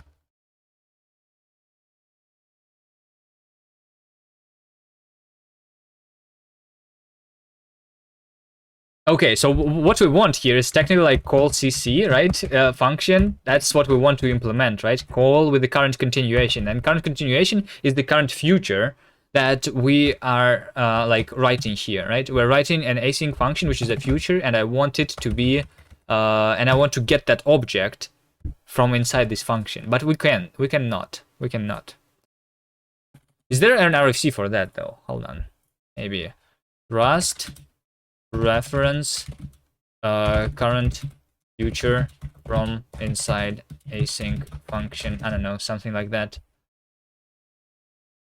Probably not. What if I Google Rust call CC? Proposal bounded continuations. Oh, hold on. Hold on. It stands for a bunch of coroutines and state machines, etc. Yeah. Yeah.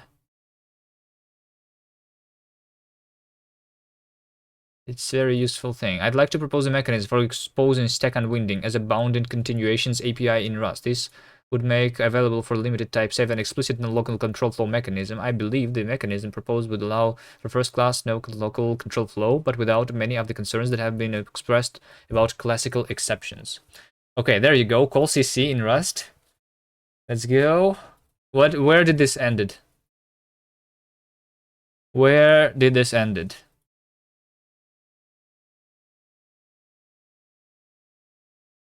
Some support for coroutines is going into newer C++20 as well, but I heard they are not very ergonomic nor performant, but I haven't had the chance to use them since still stuck on all the standard. I think there is something like boost context, right? Context switching with call CC inside the boost context. You have that, right?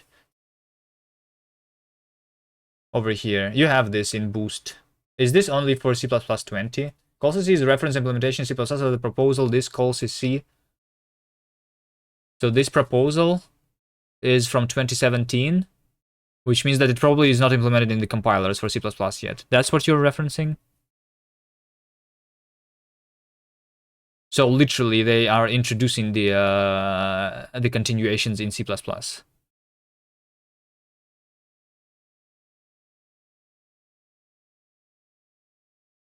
STD call CC. STD continuation.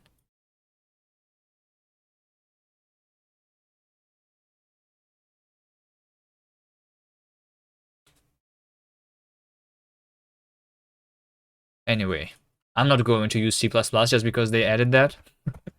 I don't think so, unless they make it also so that I cannot make my program crash that easily.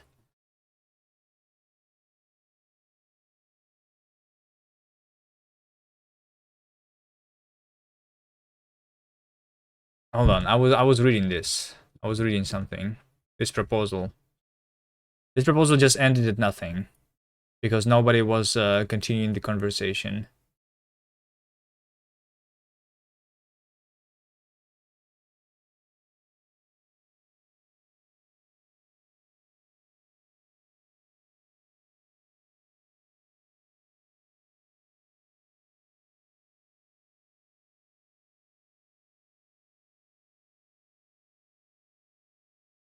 This proposal would be a bit easier to understand if you called it try or catch or unwind target instead of call CC.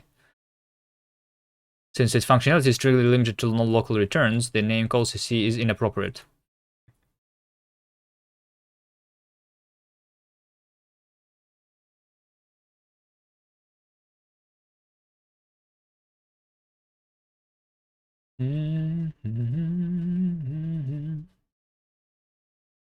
I don't know. Generic call CC would really mess with ownership? No. Well, I think no. Are you like? I think that what I'm doing right now here is kind of it, and I'm not messing any ownership here. I'm just what I need here is to reference the continuation, which is a future here, right?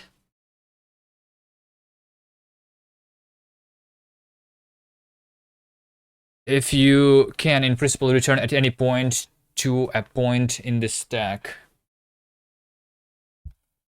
Hold on. Let me try.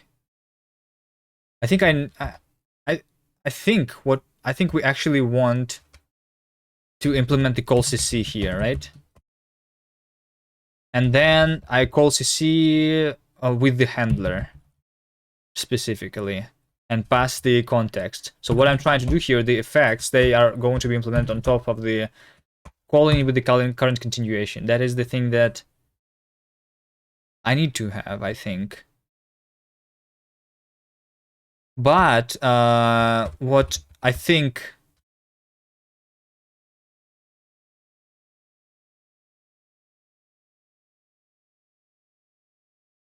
so I think when you have the current continuation, usually it means that you are continuing until the very end of the like program, right?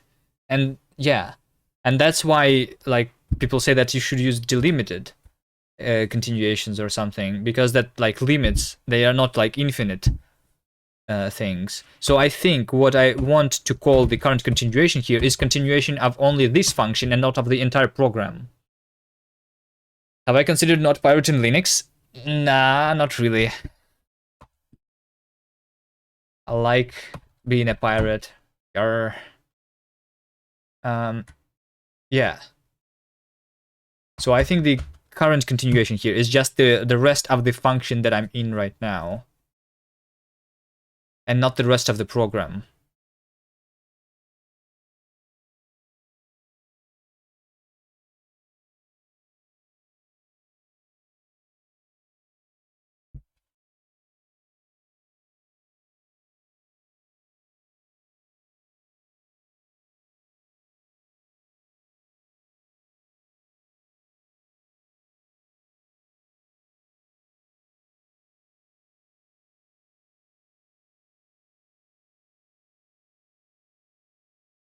Okay.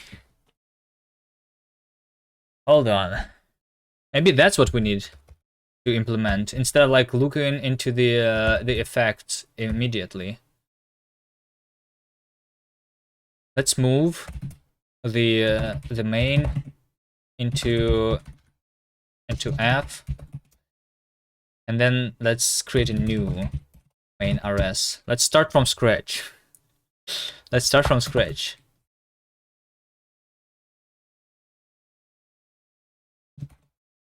Let's start from scratch.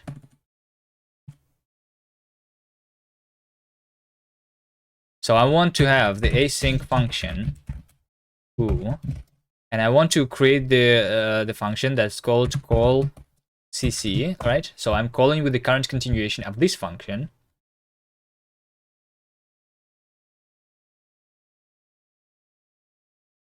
So I'm calling another function using the current continuation. This is going to be an async stuff that I'm going to await,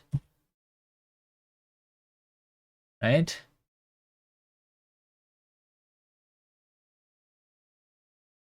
Async function called cc. So I'm going to call another function, right? Another function. It's going to be something that implements fn once using a future.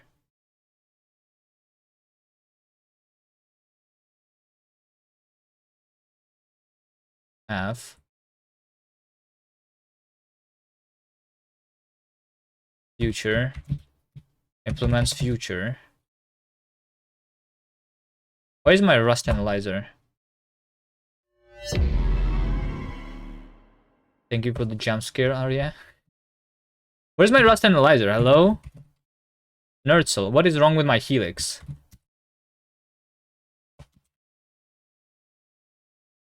Where's my Rust analyzer? Oh, there you go. Now it's opening. I mean, it's checking. Okay, there you go. Now it's there. Why wasn't there the first time? That's what you get for pirating VS Code. I never pirated VS Code.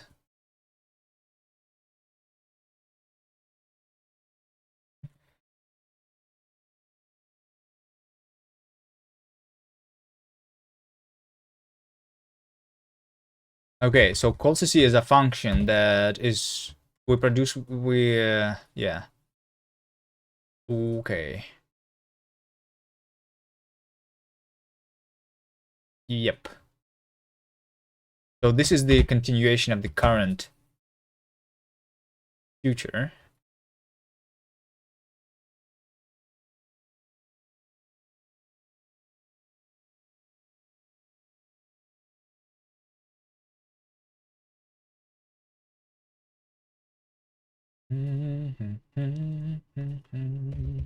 And I think over here we need to do like a question mark, maybe,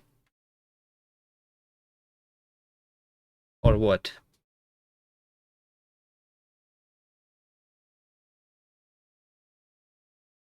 No, not a question mark. Hold on.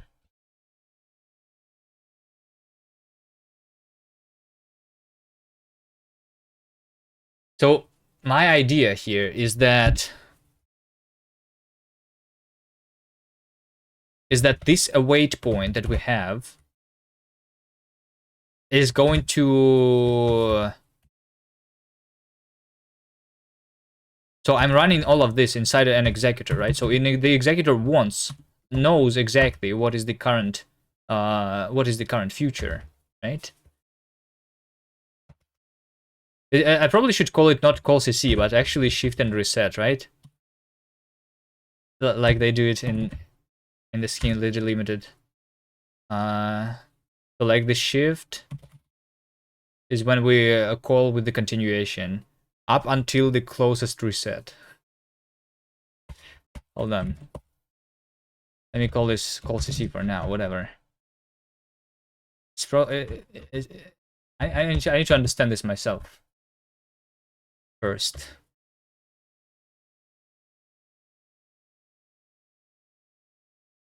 Over here, we're provided with a function which takes as an argument the continuation, right? The current continuation, right?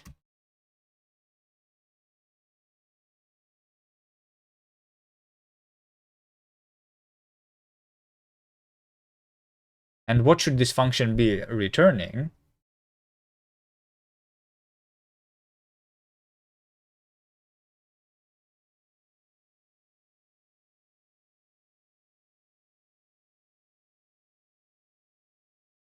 I mean, technically, I'm not sure. Like, this function should not even return anything, right?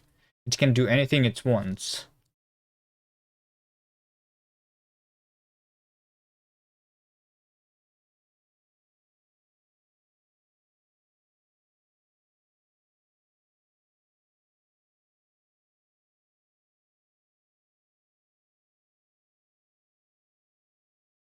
So the way this function is going to be implemented, I think, is we're going to return immediately, but we're going to send this function into the context that is executing the current future. It's like current context send f or something.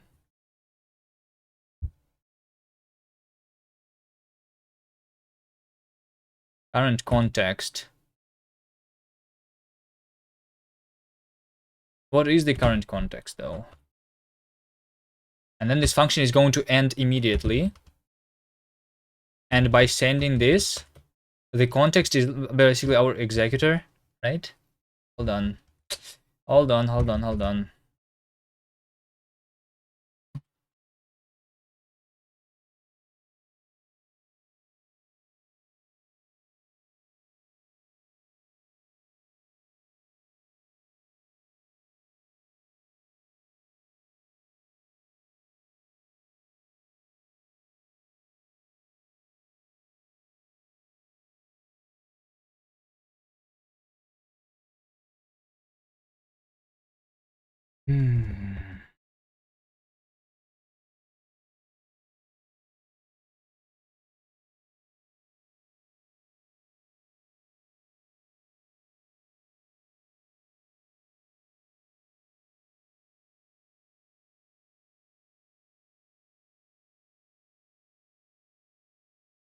Yeah, we don't know what the future is though yet.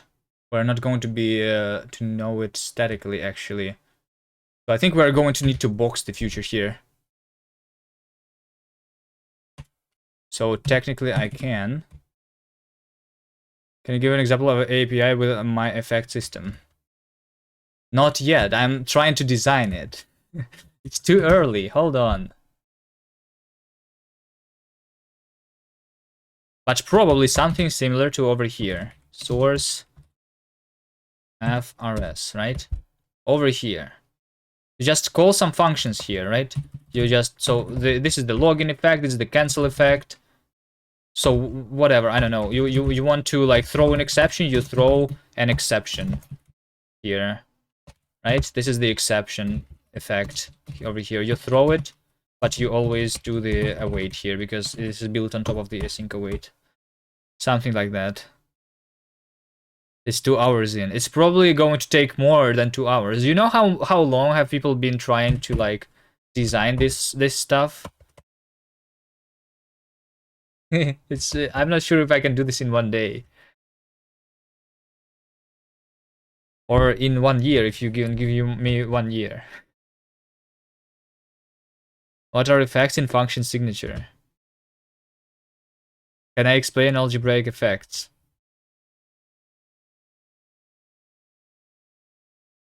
Can I explain algebraic effects? Algebraic effects is it? I don't think I can. Can someone explain algebraic effects? Okay, what is an algebraic effect? Let's ask Google. Hold on. What is algebraic effect? Algebraic effects are an approach to computational effects based on the premise that impure behavior arises from a set of operations. See, it's simple. That's how you, that's what it is. All right, do you understand it? Effect algebras are partial algebras which abstract the algebraic properties of events that can be observed in quantum mechanics. Their implicit trust is explicit. Well, in my system, it's going to be explicit over here as an argument. So you have a context that that has the handlers for your effects, right? That's so yeah. Instead of like in Coca, you have this in like after the function, your function produces these effects. Instead of have a context as an argument to the function that implements this effect stuff. So it's going to be more explicit, I guess, because of that. But there's just like this syntactic difference, I think.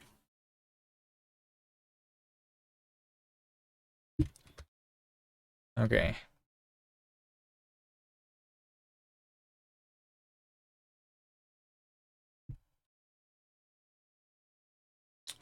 Future.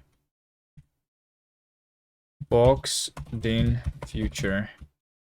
Output is nothing. I think this is the API that we're going to have.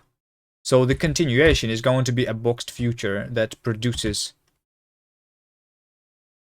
Actually, it should not produce nothing. It probably should produce something. Yeah. Because this function over here produces something. Specifically in this case, this function produces nothing though. So we do this.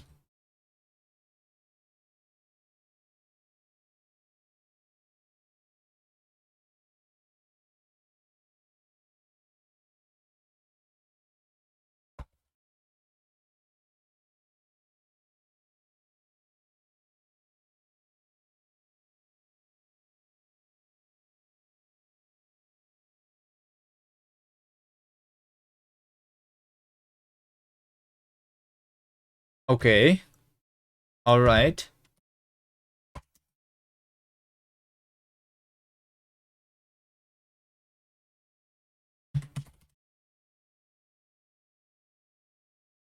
So I think this is actually going to be called. How do I rename here? Space R. So I think this is going to be called shift. That's what I learned today. Instead of call CC, there is the shift reset thing. So reset is the point up to which we are. So this is the way of delimiting the continuation or something, right? Okay, hold on. Reset. So over here, I'm going to call an async function, right? F impl future output is t.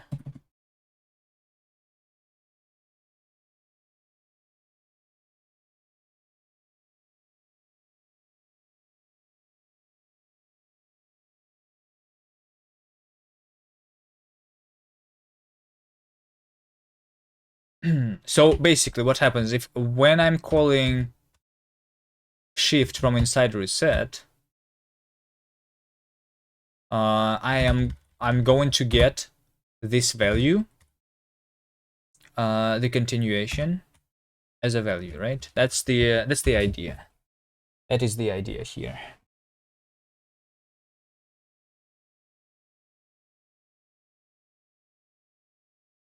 So the reset is going to act as an executor here. I think. Is there a thing that is called? I think I need to add cargo add async executor. That's the crate that's going to help me with doing that.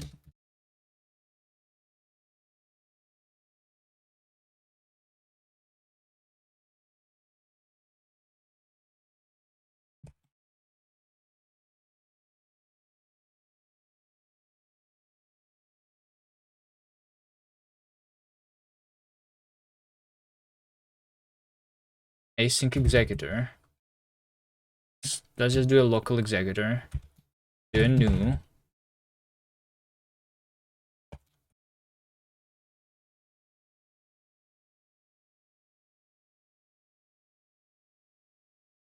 Executor. Okay, so we can do what? We can run a future here inside the executor.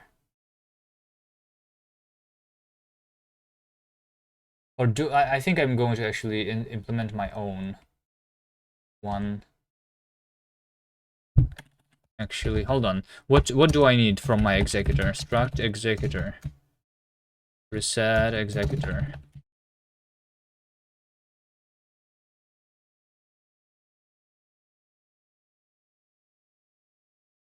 So what do we need to do? I need to put my future over here, right? So this is the future that we're going to run, right? And whenever this future calls into the shift function, we're going to turn this function. We're going to like basically move this future away from the executor and put it into as an argument to this function that we called it with. All right. So yeah, our executor is going to stop owning that future, right? And the remaining part of that future is basically our continuation. So I'm going to call this function with the continuation. That's what we're doing here. Does that make sense to anyone?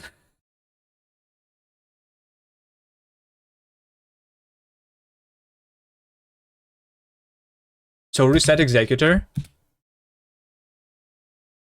I think the way we are doing this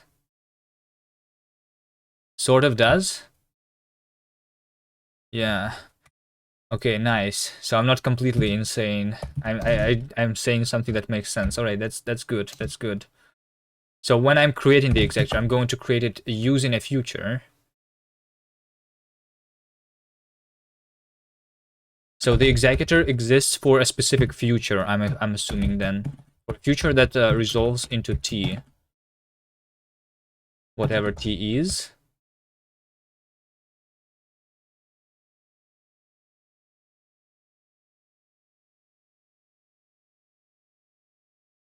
Reset executor new with this future, right? And then so we're going to poll this future one by one time, right?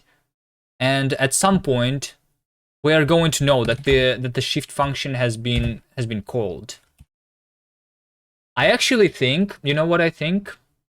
I think that this should be provided as an argument here, technically. Hold on. Yeah. Hold on.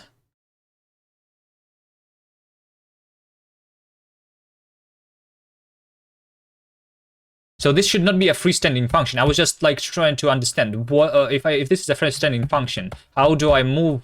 So over here, what I want to do here, right, is I want to get my executor and take my future from it, and that is my continuation. And then I'm going to call this function using that, right? Kind of. but we don't have the access to the executor here. Which means, I think, that this function foo over here is going to actually have the access to the like reset context. I guess we have a reset handler or something.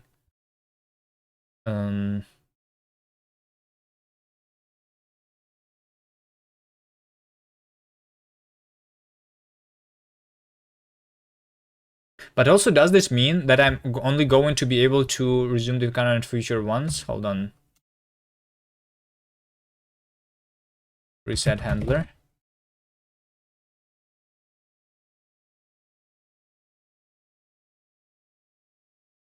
And reset handler is going to have the shift method on it, I think.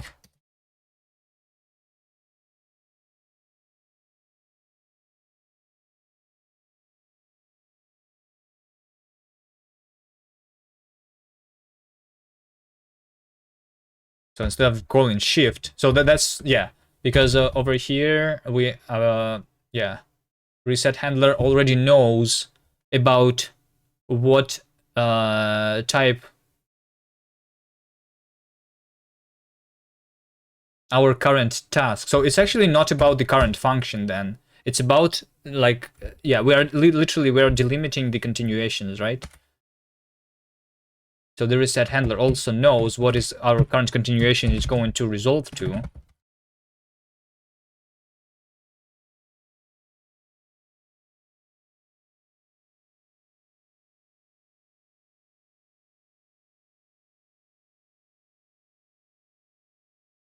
So this function does not need to know what this needs to resolve to. So this is going to be generic. Probably, actually, you know what? Probably reset handler. I can make this. I can probably make this a trait or something. Trait reset handler. And this trait is going to be having type output to be something, and we're going to do the shift here.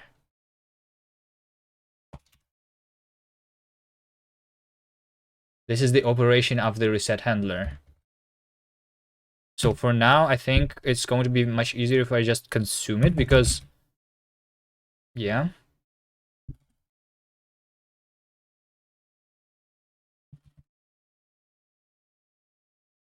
And the output of the future is self output, like this thing. This is async trait.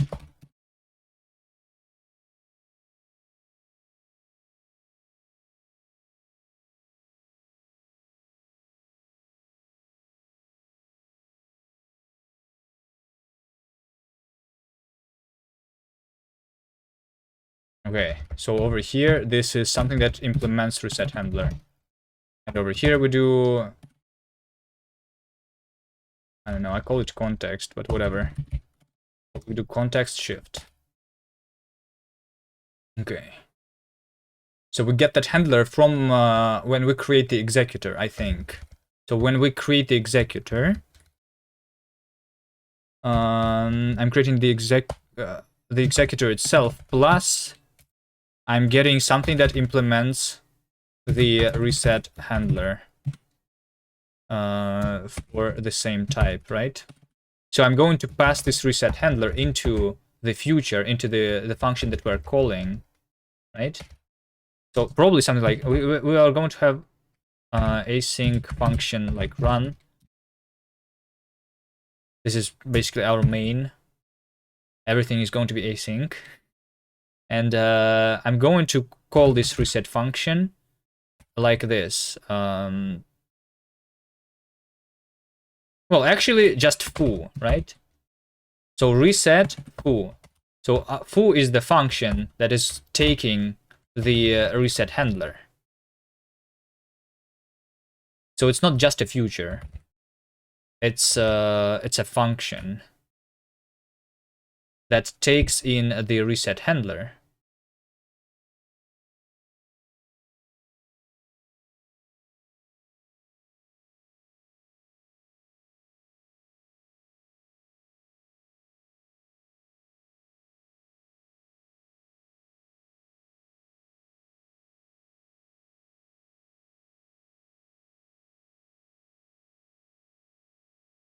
and returns a future. That is our which output is t.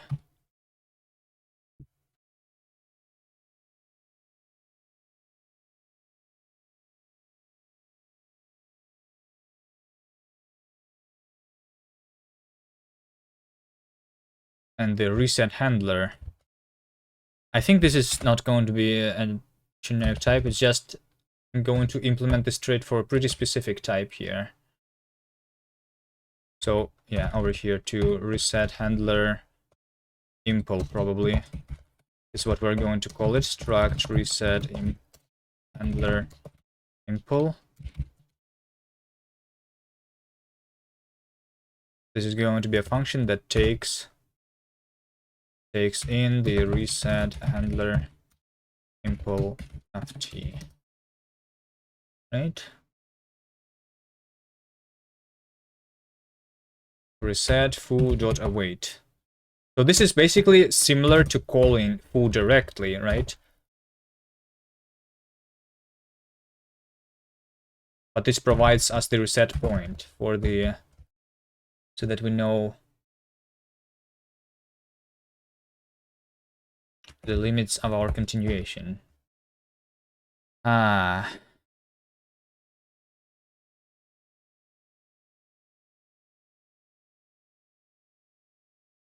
Okay, so here we go. We have the executor for the future, and our future is going to be held and owned by the executor, right? So I think over here, this function is going to be implemented like a loop. So in a loop, we are going to do executor tick, just like in the async executor. So this is a one tick that is going to poll the future once.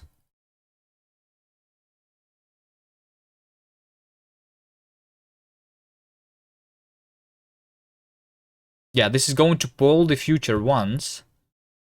And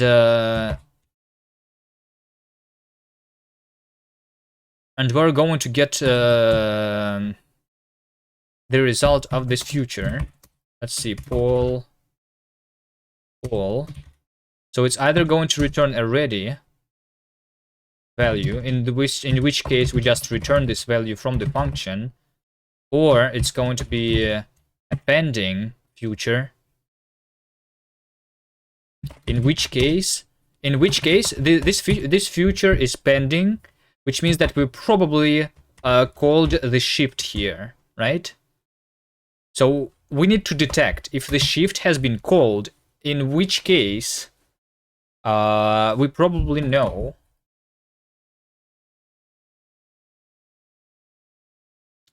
I think I need some sort of a crate. Probably async channel is going to help me with that. I want one short channel, I think, because I'm not sure if I'm going to be able to call my continuation multiple times, right? Yeah.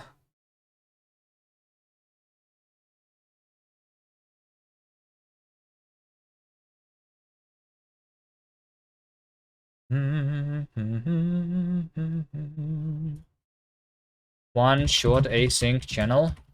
I don't want to add Tokyo as my dependency. Tokyo is too much.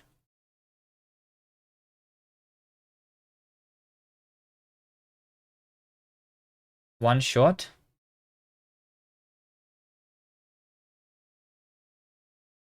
Single producer, single consumer channel. Yanked. All right.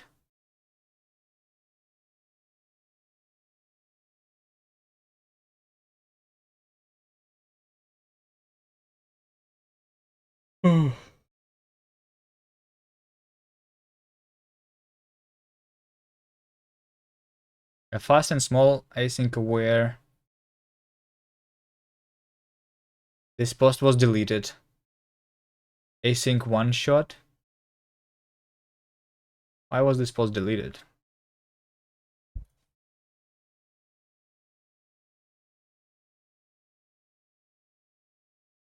A fast, small, full-featured async aware one-shot channel.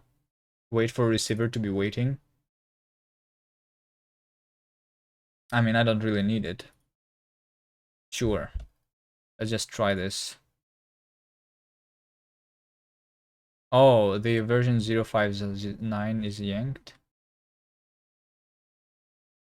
Issues.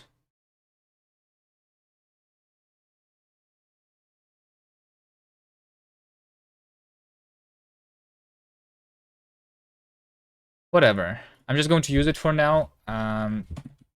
Then we'll see. Cargo add async 1.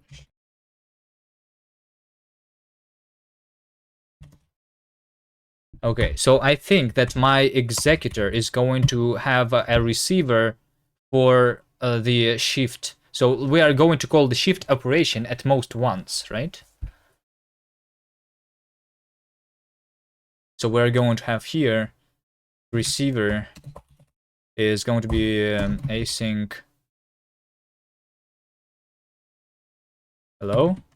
Did I not add the crate or what?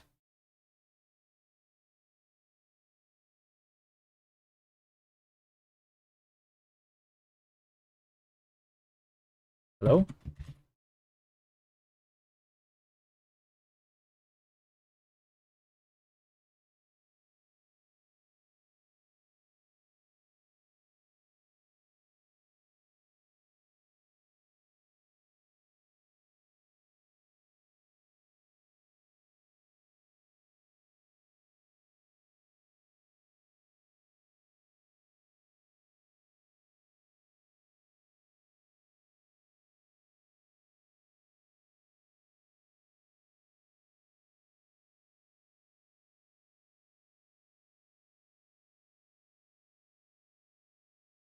I'm going to receive a boxed, like this thing, this function that I'm going to provide as an argument to my shift operation is going to be boxed to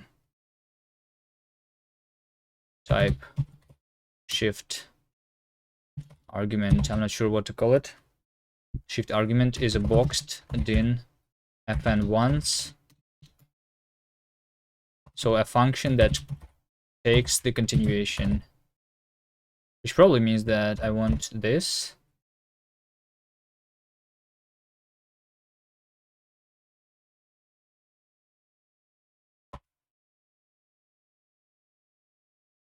Type continuation p is this.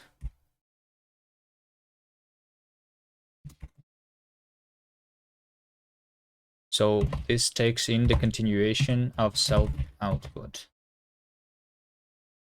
Yes.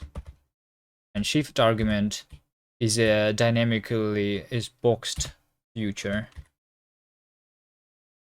that takes in the continuation e.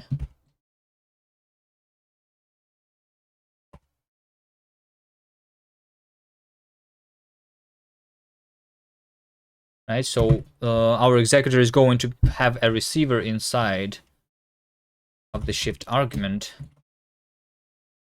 right? And our reset handler is going to inside have a sender, sync one shot sender for the shift argument. Why is my Rust analyzer does not see this? LSP restart.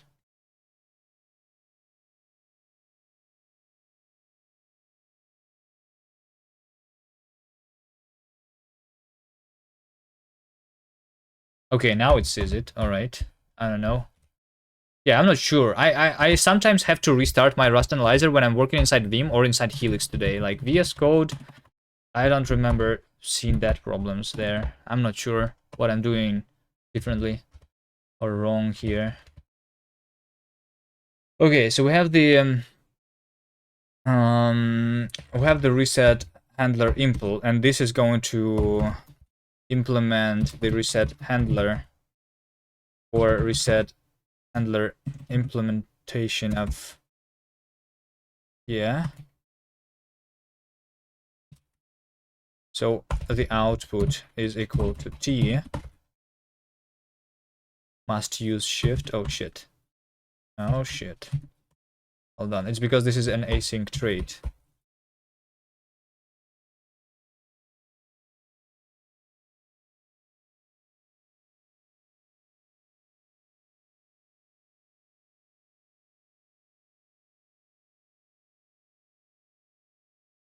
Okay. So over here, when I'm doing the shift, what I'm doing here is I'm literally just sending sender dot, self sender send,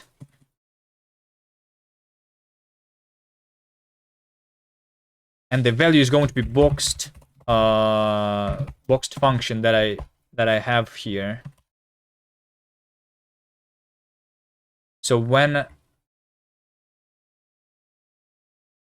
so this channel can be closed technically, but I think it should not be. I think I can unwrap here, or let's do expect WTF.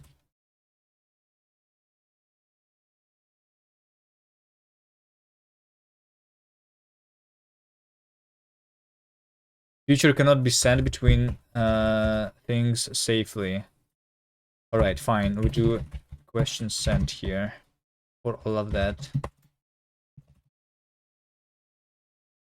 Okay, there you go. So we have the implementation. So when we are calling the shift operation, all we are really doing is we are sending the handler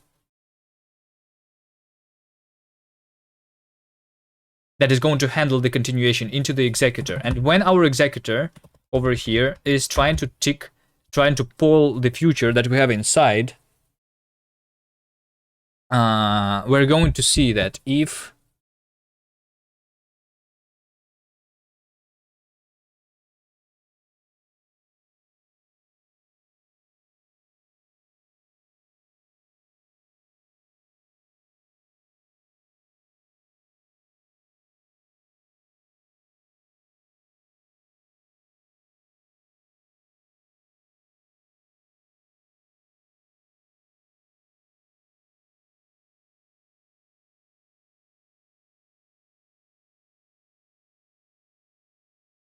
just going to make it a method here.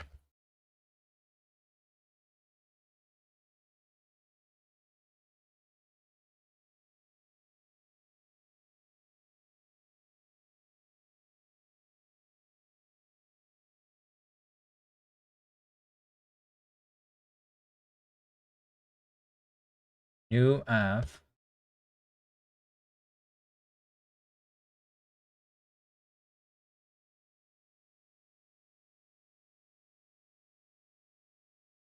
Oh, okay.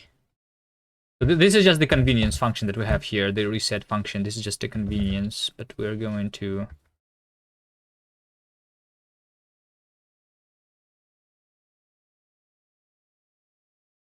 we need to do the same here.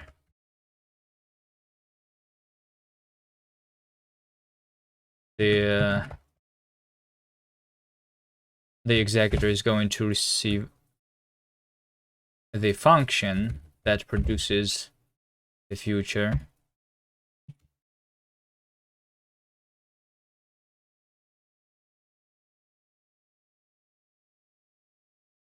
This is going to return just self. The reset handler that we're going to create here is going to be used to create the reset handler.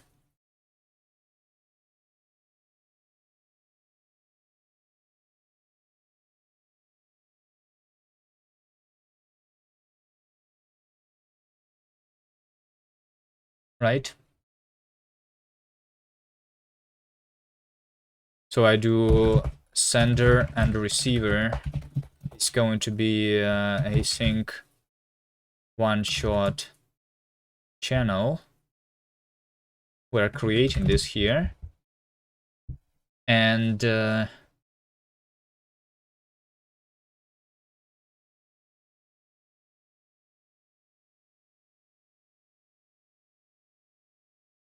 I'm going to create this thing with the receiver, and I'm going to create handler with reset So I'm going to create the reset handler impl using the sender. And I'm going to call this function using the handler. And this is going to produce me, to give me the future.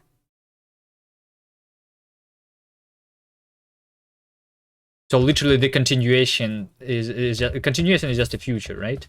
So that's what we have in our executor. Executor is just running the future that we're calling the continuation. Right?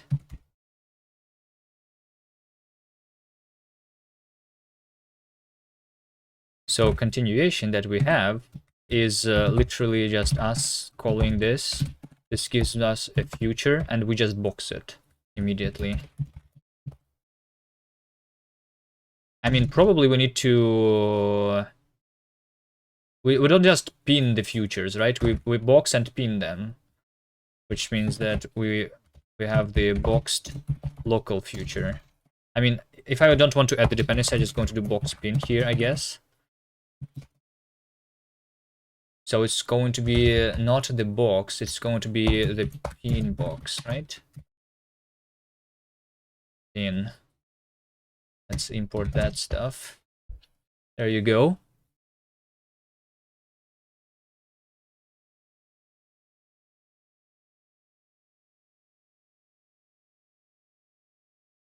Okay, so we have our executor.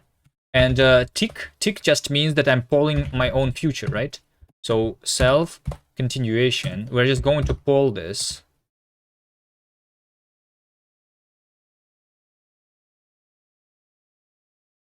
How exactly are we going to poll this? Future poll. So poll future is pin mute self, right? Self continuation dot as mute is this thing? Yes. Think so. Cannot mutate immutable variable safe self. That's right. So like this. And then future poll takes 2 arguments. So we're going to have the context. So the context that Rust has for async, we are actually not going to use that, right? Because, yeah, this is like fake async that we have here. So the context is going to be the empty context. Rust create the context empty future context. It's not empty, it's like docs rs futures maybe.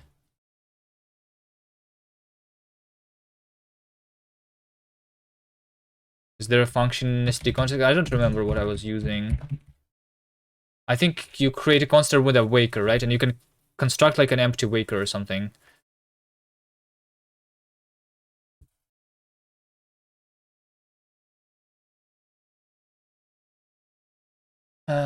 Context from waker and waker. No op. Yeah, this one. This one is nightly though. This is what we want.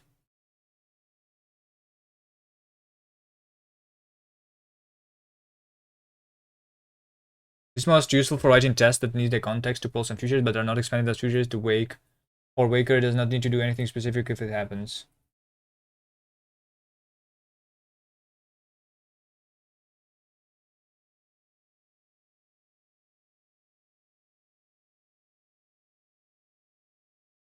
So I think we have a no op here.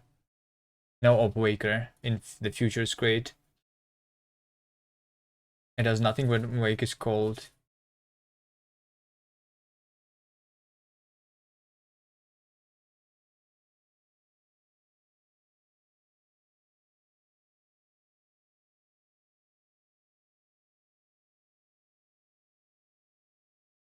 I mean, or I can combine this with the existing async await stuff so that like I actually use it.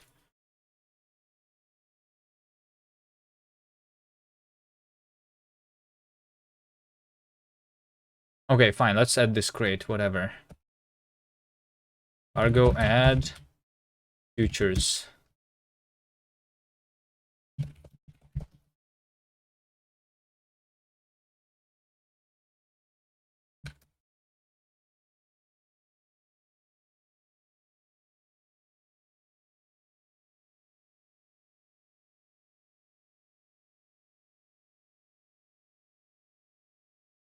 Okay, so I'm pulling the future here.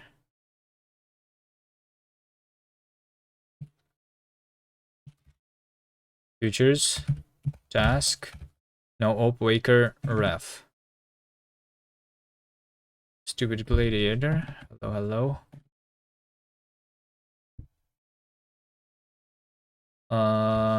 Hold on. std task context from waker. No op waker ref. That's right. Okay.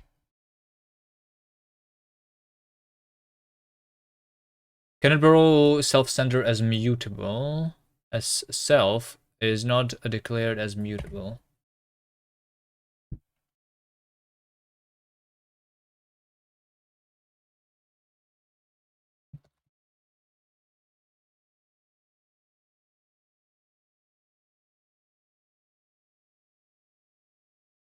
Parameter type impl async trait plus fn once may not live long enough.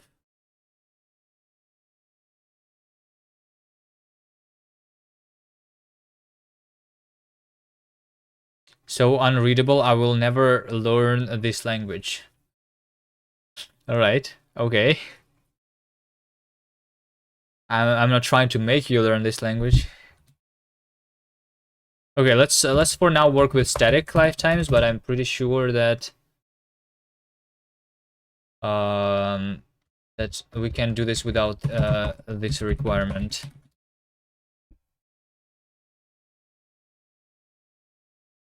Parameter future may not live long enough. Yes. Because our continuation right now is the pinned boxed future, which lives. Yeah. I think this should have the lifetime here.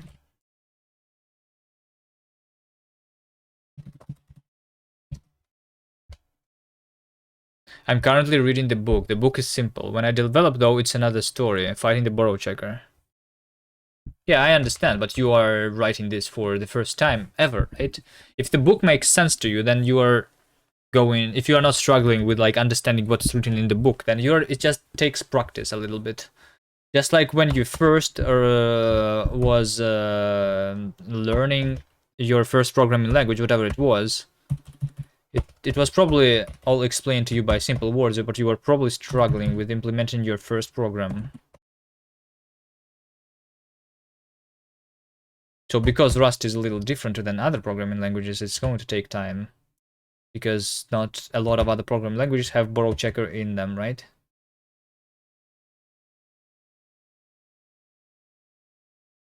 It's a new concept that requires time to get used to.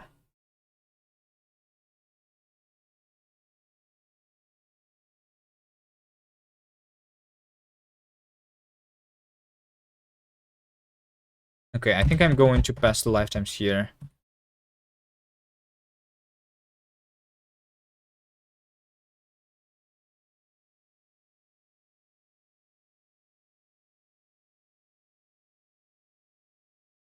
When I was starting, I had never fighted borrow checker.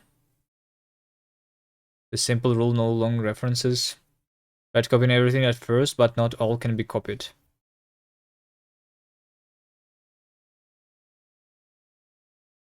I mean, you mean cloned, right? Because copied, not everything can be copied, but a lot of things can be cloned. And if your own type cannot be cloned, you can put it into a reference counter. You're used to garbage collected languages. There also are garbage collecting crates that exist for Rust that you can use to have a garbage collection. If you don't need ownership, just take reference. Yeah, I don't know. I like when I was trying Rust for the first time, I don't think I was fighting the borrow checker much. I was trying to like understand how to like because like I needed to restructure the way I was writing my code a little bit so that I was not I didn't need to fight the borrow checker, but I was like I wouldn't say that I was fighting the borrow checker. I was trying to understand how to write programs in a way that makes more sense to me now. You know?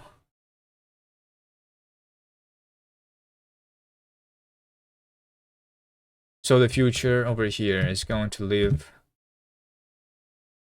for this lifetime, I think. Okay. Hold on, I actually have no more issues. Nice, only the warnings. Function never used. Items never used, never constructed. Okay.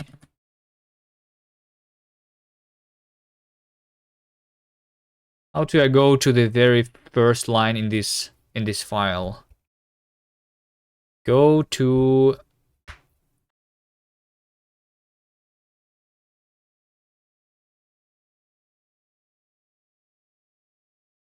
GG. No, GG is like line number N. Oh, if I provide it with N, right? But GG just okay. All right. Mist Blue, hello. Infinite Coder, you use Helix too? I thought you were using VS Code. Okay, I just want to allow that code and unused, everything unused.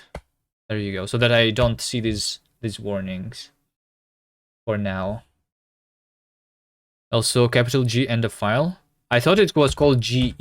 GE to go to last line over here. It says so, right above my head.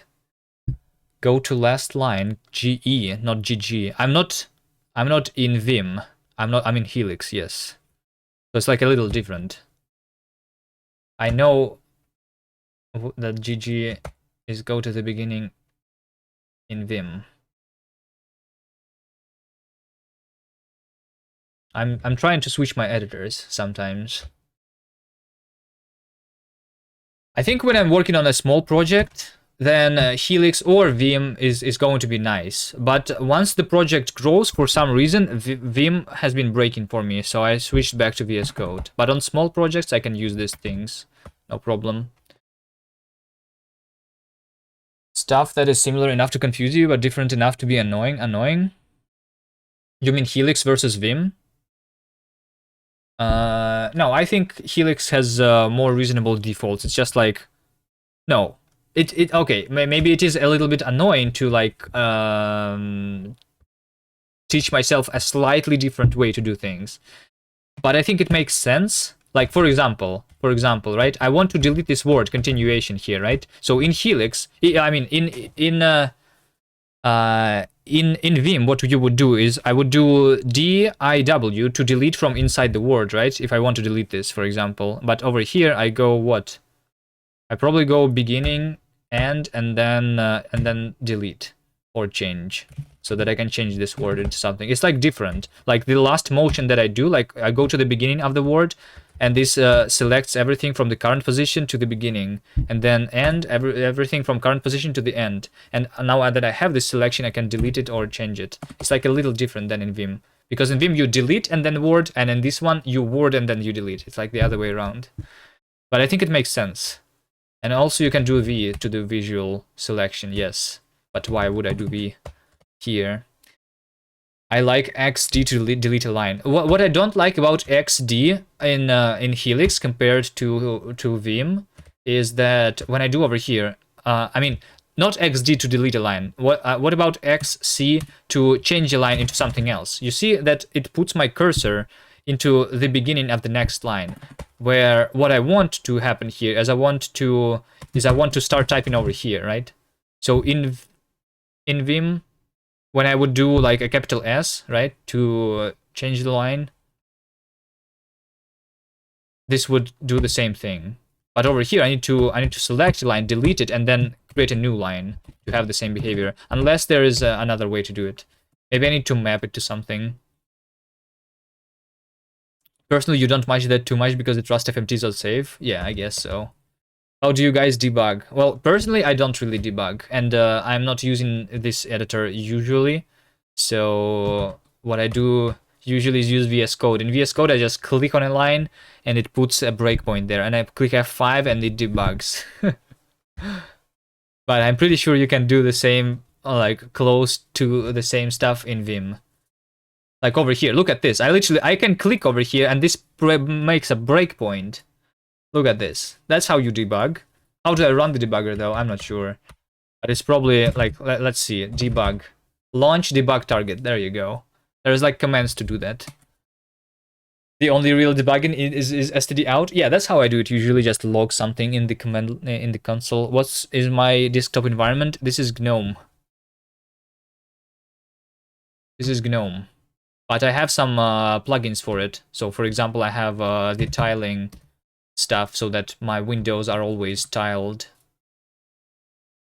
There's just some extensions for GNOME.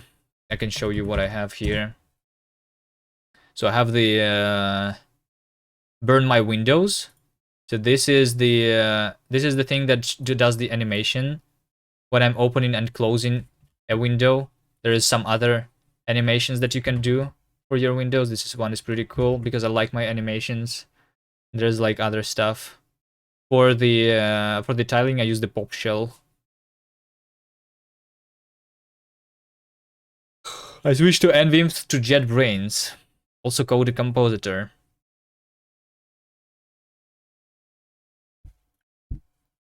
Well, I'm on Wayland, so the compositor and window manager is the same thing in Wayland. All my extensions are outdated. How do you know?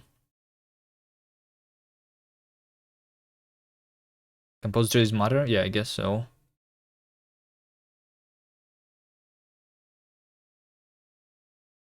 I think that those are the... yeah, also this one, the eye and mouse extended. This gives me this eye over here at the top that looks at my mouse. Not sure why I need that, but that's funny.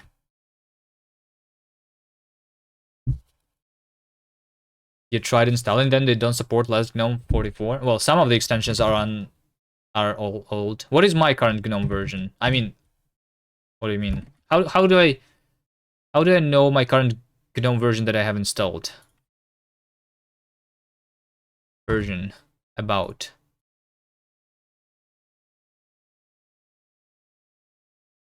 GNOME version 44. Okay, see, I'm on GNOME 44. And my extensions are working. So I don't know what you tried, but it works for me, and I'm on GNOME 44.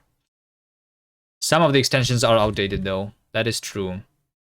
I want to try this one, tweaks and extensions in system menu. So you have like GNOME tweaks, which is additional settings that you have. This extension would put it in my system settings. And this makes a week's start on Monday. So in your calendar, the first day is Sunday, but I like the first day to be Monday. Apparently you need an extension for that in GNOME, but whatever.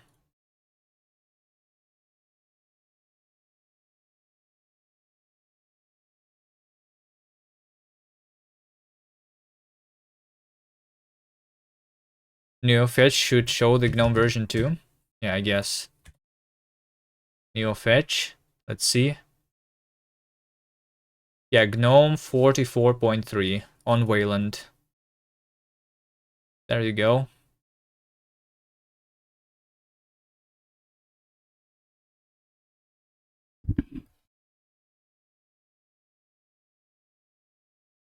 All right, let's go back to code. What is happening here? So yeah, we were writing this, the executor for the reset operation, right? So we are going to poll the future until it's being completed, right? But whenever it's not completed, probably it means that we have called the shift operation, which means that I need to stop polling this future from inside, and I need to give the future to the closure that I have passed as an argument to the shift operation. That's it. So I'm going to say if self receiver try receive, basically. If let okay. So I called this the shift argument, right? Okay, shift argument is this. Then I'm basically just stop polling this.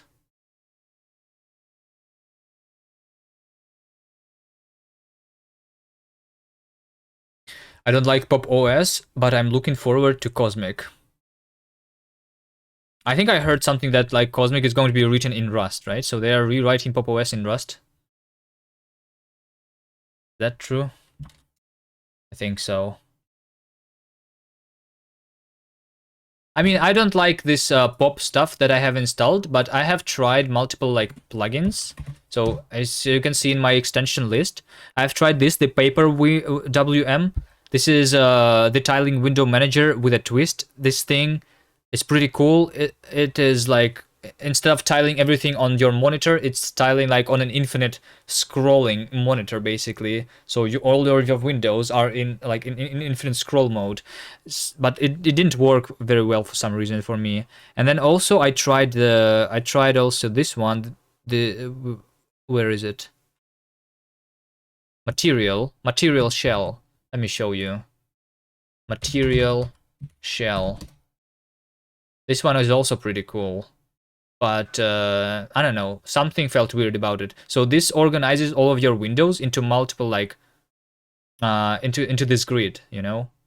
So whatever is in the middle here is basically what I'm going to be looking at, what's going to be on my monitor. So like VS Code, I go left, there is my like terminal. I go up, there's my browsers. I go down, there's like some other stuff. It's pretty cool. But didn't really work very well, and yeah. I'm not sure, like, because it's an extension, like, I don't know. These GNOME extensions, they don't work very well sometimes. Even this one, the one that I have, right? So I can do this styling, but sometimes it also breaks. But this is the most stable one that I have found.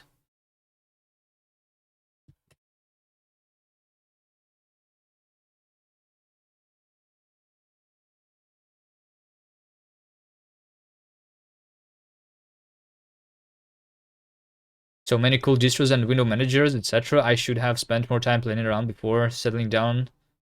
And I don't really fancy setting up this machine again.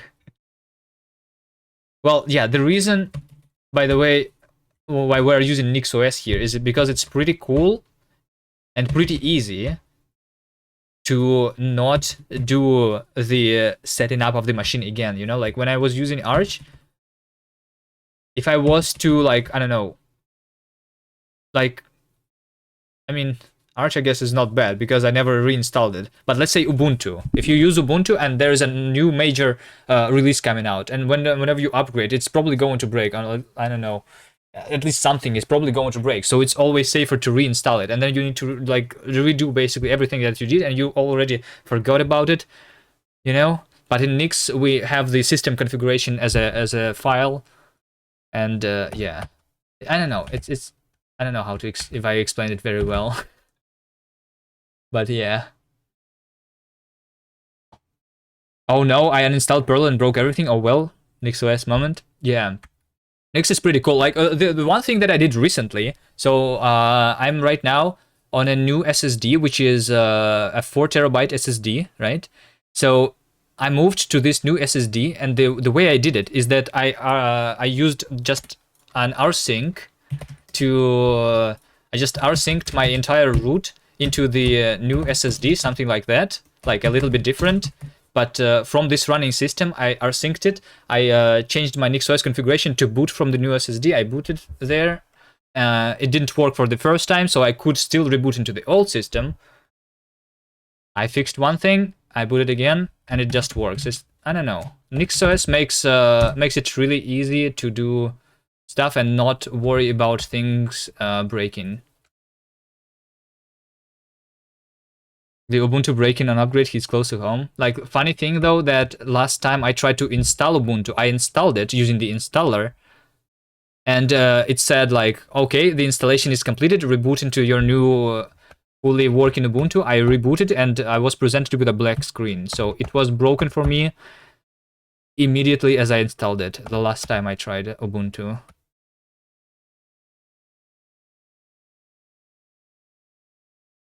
Use a moved value self receiver. Yeah, that's right, because it's going to be moved here. I'm going to do a return here. But what exactly I'm going to return, I'm not exactly sure. Wait, hold on. What do you mean it has been moved? Move occurs because this does not implement copy. I mean, yes. Try receive. Oh, try receive.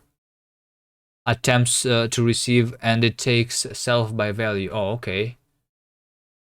Oh, okay.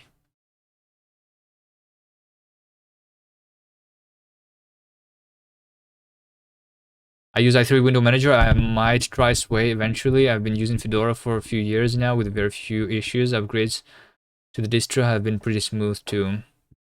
Yeah, we have been using Fedora for server stuff though, not so much for the PC. Fedora is pretty good. But still, even with Fedora, like the configuration of the system is not declarative but imperative, which makes it hard if you want to do it again on a different machine.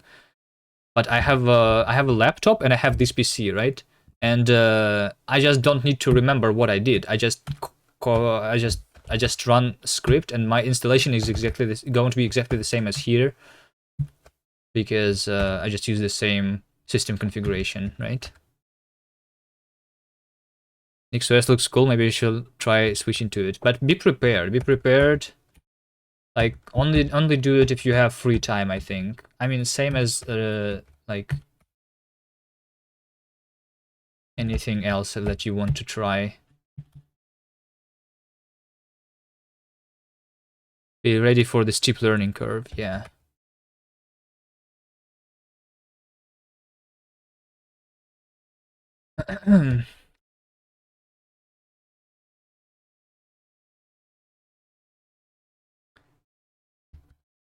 Okay, hold on. We're using the async one shot receiver. So try receive, say it takes self by value. Try receive error. Empty. Yes. So then I get the receiver back, I guess. All right. So this means that I'm going to instead probably going to match here. If it's okay, value, okay, shift argument, then we return to do. If it's an error,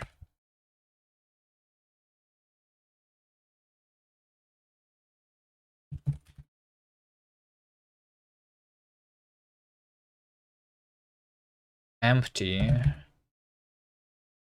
receiver,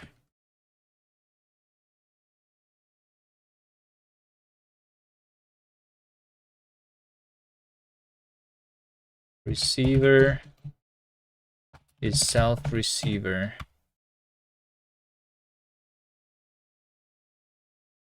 Receiver is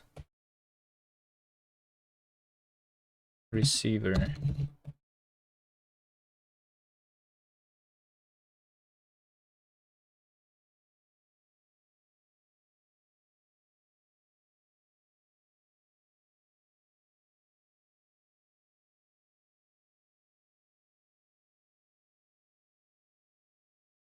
Steep in what way? How is it different from other NixOS?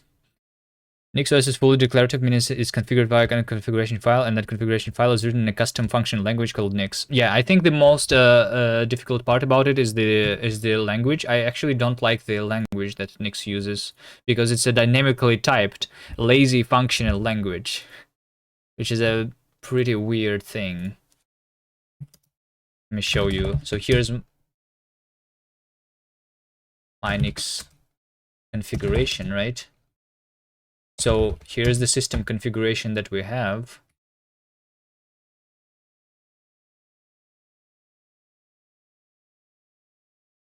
This is what it looks like. This is basically a program that defines your system. For example, over here I'm installing Flatpak. Over here I'm installing the X windowing system, setting up my default locale, time zone. Over here I'm installing some packages. But that's, I mean, I guess that is the simple stuff. But let's say over here I'm changing the package of OBS so that I am patching OBS so that it is being built with a little bit different command enabling OpenGL, although that doesn't really work, but that's what I tried to do, installing some plugins for OBS. So this is all done in declarative way, and I'm just running this thing on this PC or on my laptop, and the only difference between the laptop and the PC is the device disk, I guess disk IDs. That's the only difference here. The hardware configuration. You know, what else? Here's my GNOME configuration, for example, right? I'm enabling the GNOME environment, and install some extensions for it.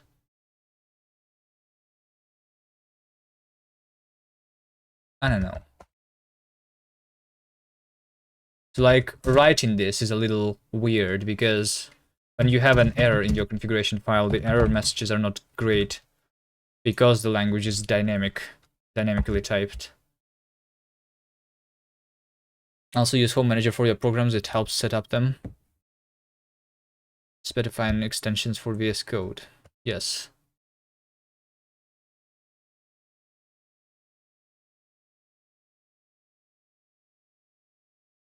Hold on.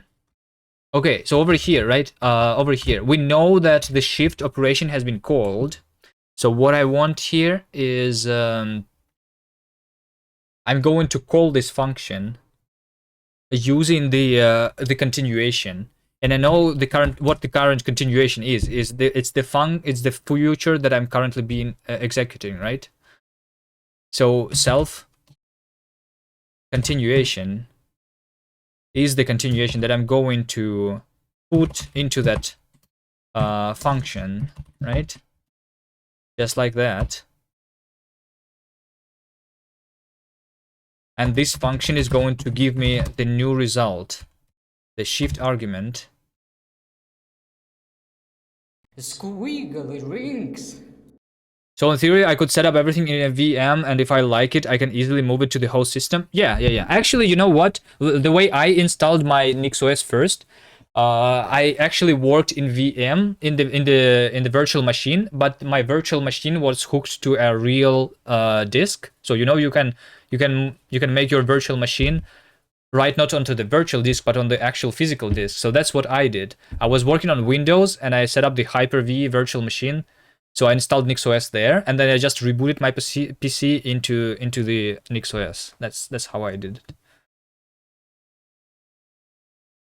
So you don't even need to reinstall it, technically, if you try it in a virtual machine.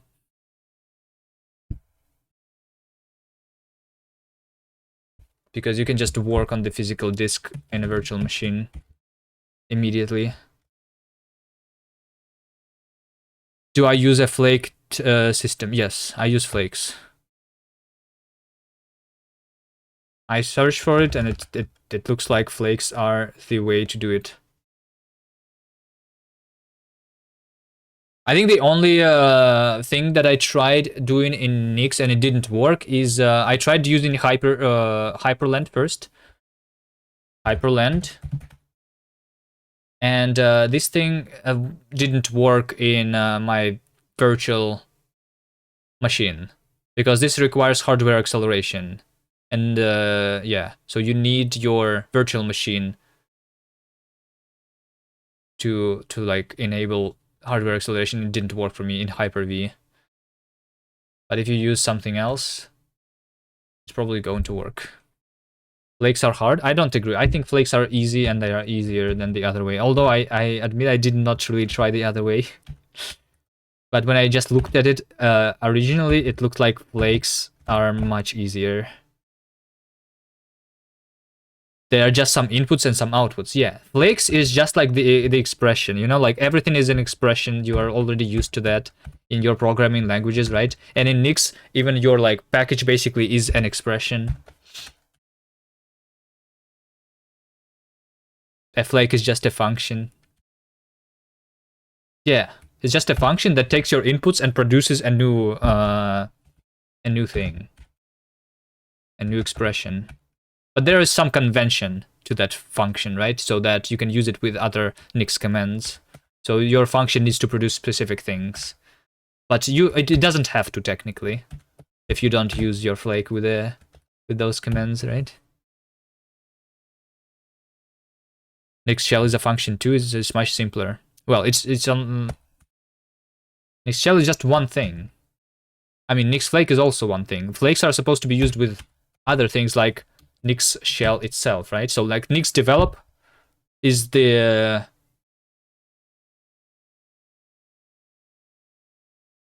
give me an example of a flake with package config, CMake, Ninja, and Wayland libs.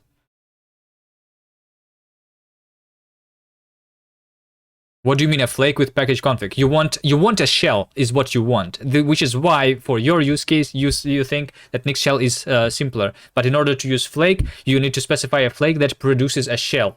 So that's it, right? So you need to so your flake needs to define a shell, but the flake is more like generic than that. It can have more things than just the shell, which is why it is a little bit more complex than just the configuration of the Nix shell, I guess.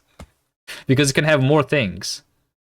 What else would you define? Well, what I am defining is I am defining the shell so that I have all of the things that I'm installing. I am defining the package that you can install so that you can like install this package and not only work in the shell, right? You can deploy your project. Yeah, there you go. Everything that you would want. Or you can define some library functions. Did you see? I mean, I showed you the engine flag, right? So like. Over here, my flake is not only defining the shell over here. So this is me defining the shell that installs like Rust Analyzer, Rust Toolchain, and some other stuff, right? But also this flake creates a library. Basically, it creates a Nix function that I can use from other flakes. You know, so for over here, when I'm working on my game, my flake over here, it looks something like this. I'm just using my engine flake and I'm calling the function from that flake, which in turn, this function is is generating the shell environment, so it installs everything I need to work on my game. It also builds, it creates like a package so that I can install my game as a package in my Nix system. I can like run, it's a runnable flake and everything like that. For example, the flake in one of my projects can produce shells, multiple binaries, and has an overlay and model defined so you can configure it as an NixOS service. Yeah, I also need to figure out the services right now because I did not look into that yet. I have my bot running right now and I'm doing it manually. I wanted to run as my systemd user service. Do you know how to do this in Nix? Because I didn't look into that yet. I want specifically user services, right? Not an entire system service. So the bot is going to be running when I'm logging into my account.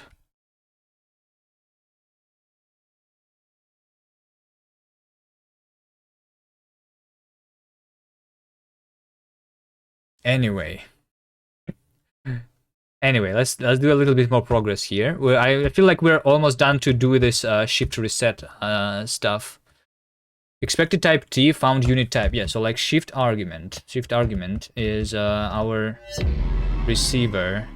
over here, hypergorly, shift argument. Shift argument is this function, and this function, I guess, should still return something.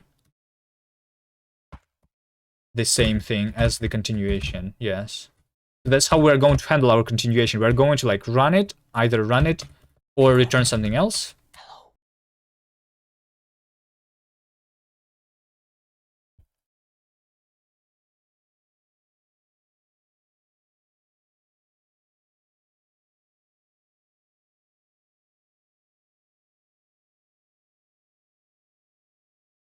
Like that.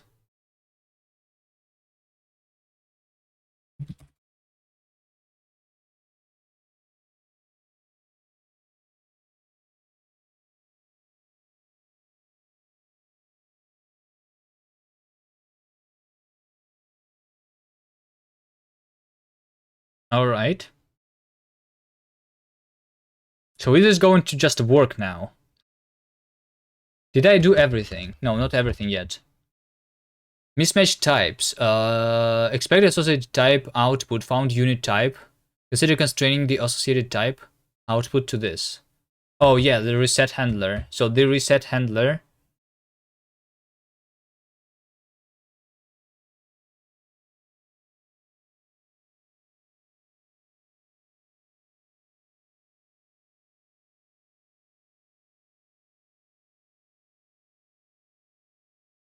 So we want to know what our output is then, right? Specifically in this case, it's nothing.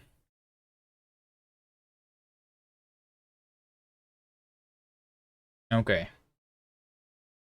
Let's move the user code like down below.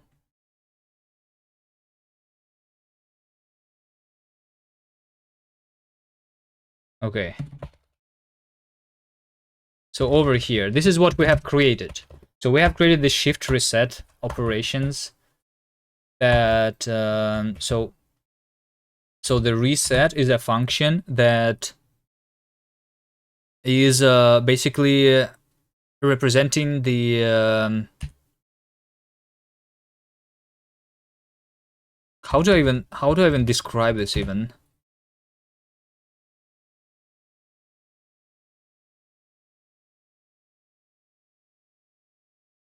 Continued. Let's see. So what this okay, maybe I should start explaining this with the shift operation. So the shift operation is basically means that the closure that I pass to this operation is going to be called with the tail of the current function that I'm executing. So I'm executing so this is async function, right? So I have executed everything before here, right? I have print begin. I have printed but I have not printed end yet. I'm all right now over here. So I'm calling this function, and this closure is going to be called with cc. This is the current continuation, which is going to be the future that is the rest of the current future, basically. So this future is going to be calling the end. It's going to be the rest of the function, which is basically printing the end. Right? So I'm going to over here do. Since this is a future, by the way, I should probably make this thing async. So cc await. So I'm going to still call my continuation here, for example, if I want to. If I don't want to, so cc await, this means that I'm going to actually run this function to the end, which means that I'm going to print the end first, and then I'm going to print the high. But if I do it the other way around, like that, if I'm printing high, then I'm going to print high and then print end. Looks cool, but how does it work?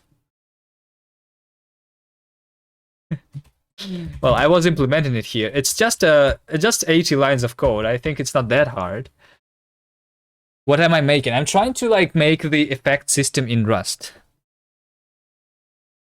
If you don't know what an effect system is, I'm sorry. I'm not really sure how to describe it yet. I need to I need to understand how to like explain it.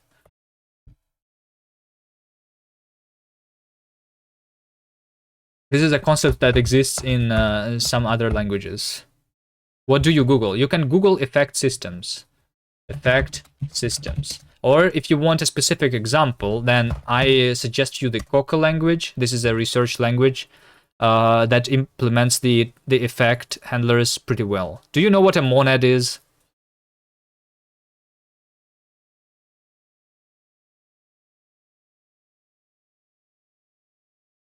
No?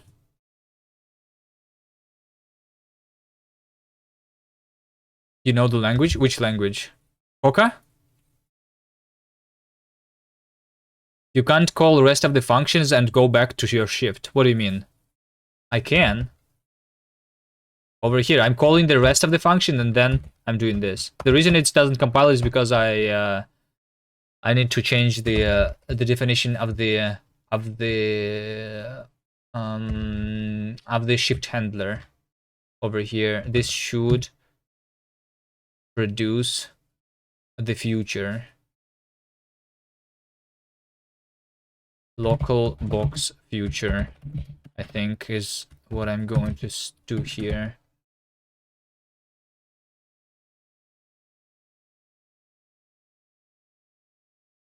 This is going to be a little harder.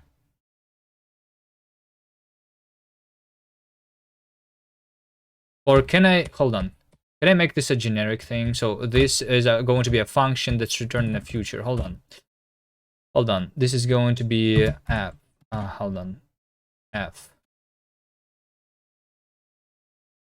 Shift. F is going to be a function that we're going to call once using the continuation.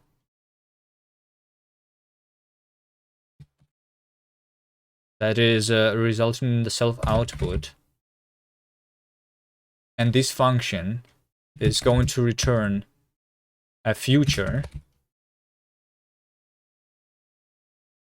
And the future is going to return also self output.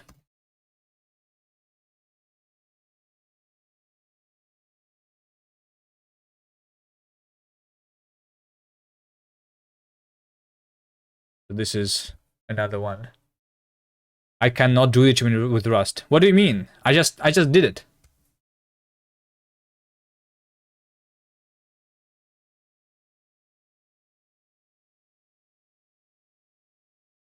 After a few streams, you will understand the fact systems and want them in your language of choice. Then. Have I really convinced you that you want the effect systems already? So you, Infinite Coder, you already know that you want it, right? You have understood. But can you explain the like how do I explain it though? I still am not sure how to explain this to people. That is the problem. That is why it is not in mainstream languages yet, because it's like hard to explain, I guess. Right? Type theme space. Oh yeah, that's right. That's right. Let's do a theme. Theme. Okay, which one do we like the most here? You like this one?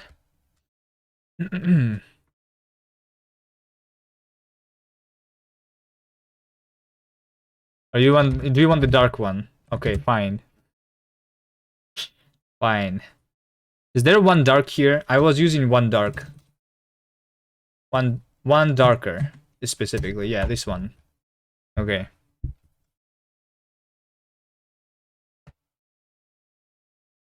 Hot dog light, please. Now hot dog. Hot dog is on Bad Cop stream. Go to Bad Cop stream if you want a hot dog. I'm blind, thank you. Hello, Davey. Literally squinted my eyes. Theme hot. There is no hot dog in. I'm not built in the Helix, at least. All right. I don't know. I was kind of used to the Helix default theme. It was all right. For some reason, I don't like this one dark, what it looks like. I'm not sure why. Like, I think this line over here, I don't like this line. Why is it here? What even is this line? Is this because I have added something? This is like the Git stuff means that I added this line.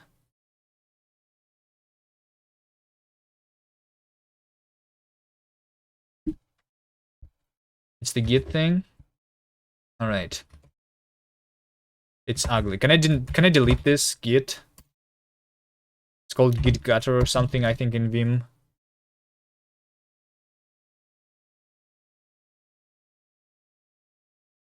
Git.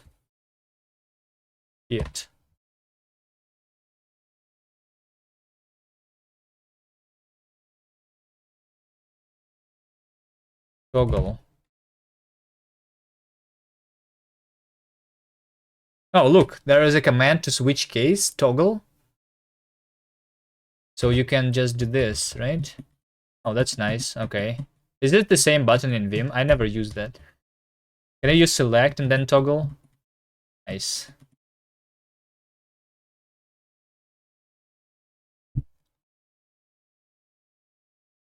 You have already explained the effect system. Put reply here. What do you mean? Who do you explain it to?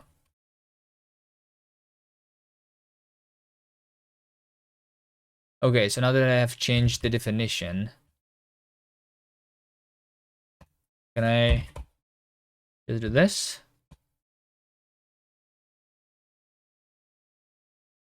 How do I copy a line? I select a line, then I copy, right? Yank, all right, and then I go here, and then I paste.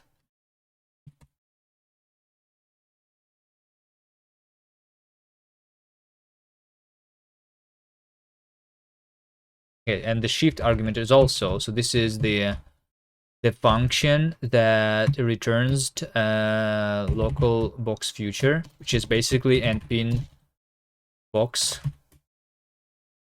in future. Output is this.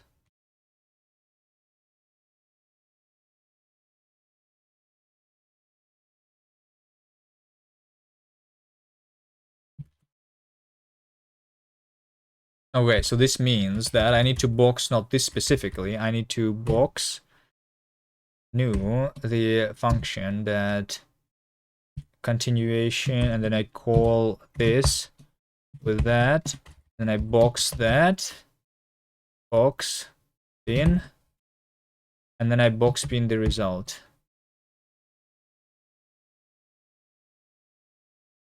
There you go. Now we don't have any errors. Does this check out?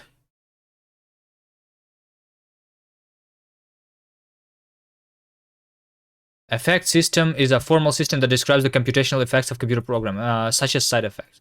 Yeah, this does check out, but I don't think that this explains it very well, because this is too nerdy language, in my opinion. It's like saying that the monad is the monad is monoid in the category of the end-effectors or something like that. Who is going to understand that? Who is going to understand that? Monad is just a monoid, is the category of the end-effectors. Do you understand this? No, you don't, right?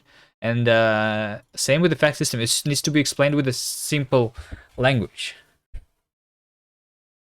But over here you have some of the examples, right? So maybe these examples are going to be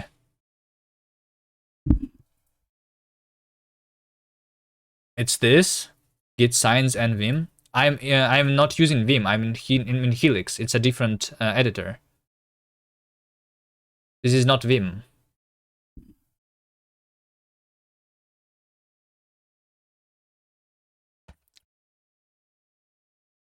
Example is good. Coco is better. Yeah, I think Coco is pretty nice. And also there's this anti-language. So the anti-language, by the way, is technically going to be better than Coca, because as far as I understand, this is like Rust. They are going to have lifetimes here, so like ownership and shit, and algebraic effects and refinement types too, right? So this language is going to be better. But this language tour is the design of the language. So this is what they're going to have in the language, but they don't actually have this implemented yet. But you can take a look at this like design of the language that they're making, the anti-lang.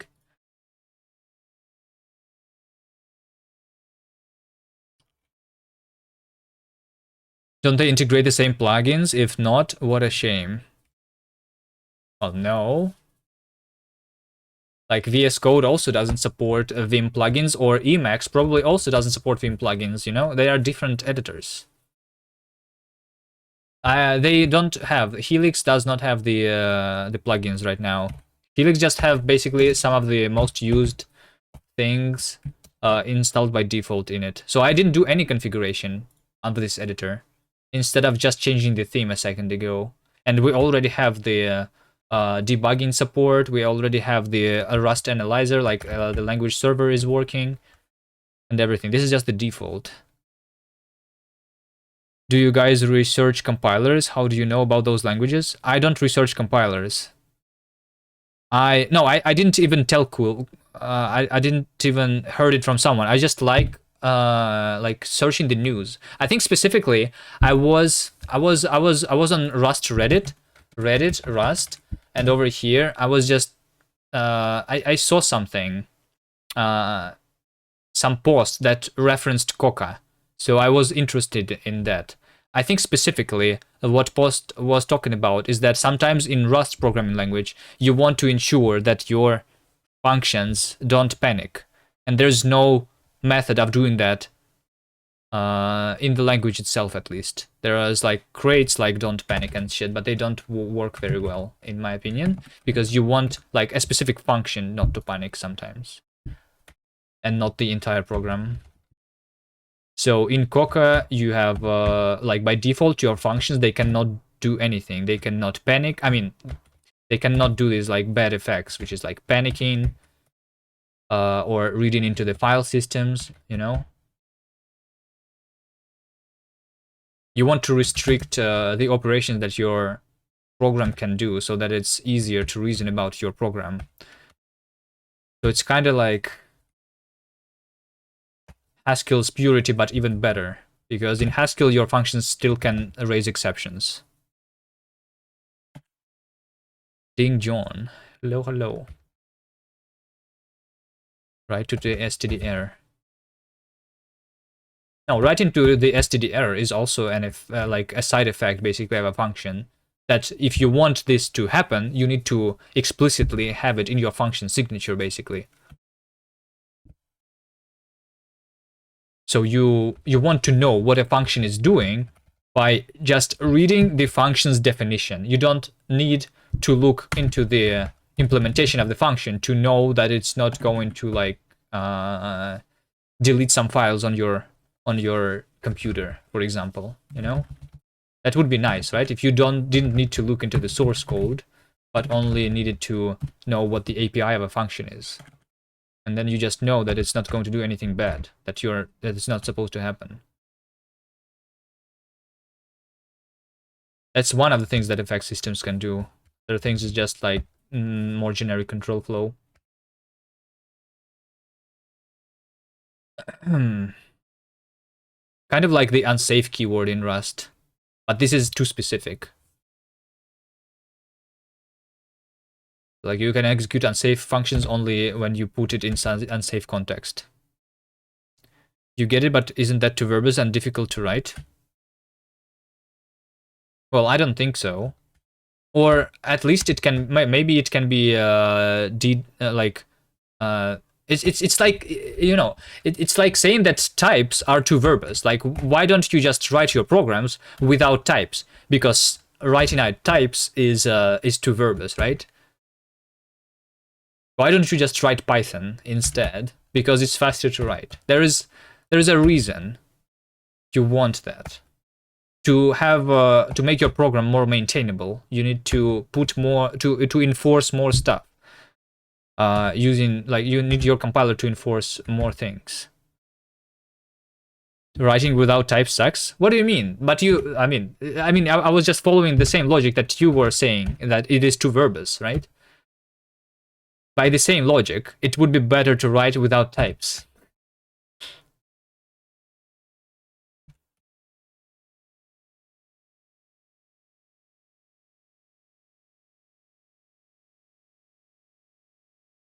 Okay, so over here I do await. So everything is actually going to be async. This is also going to be async. This function. Async. There you go. Over here, await. There you go. All right.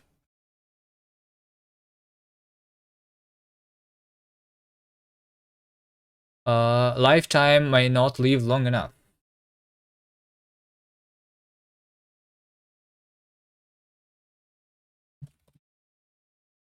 Same reason you want the borrow checker, you know?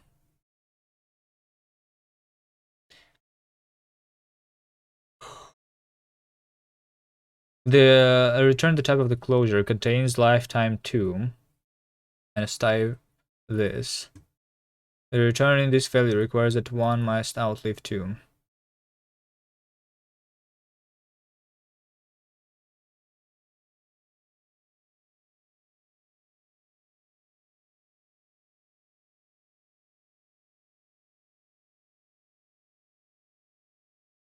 What is Coca?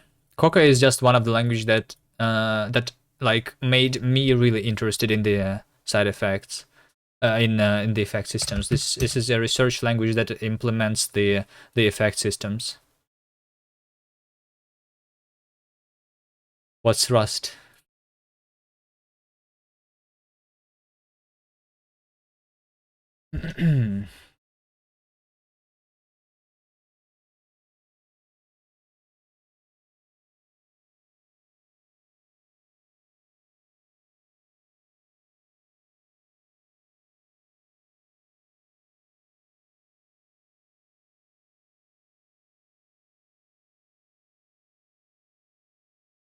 Okay, I see. I see. So over here we have the continuation, right? And this continuation has a specific lifetime to it, right? Yeah, we have a continuation. This has a lifetime. And yeah, this lifetime is technically over here, right? So this is a function. I think what we need to do here, so this is going to be for a fn once into the future that has the same lifetime is what I want here, right? This is going to compile. How often do you use unwrap? Only for prototyping, but pretty often. Yeah, I use it very often because everything I do is prototype, I think.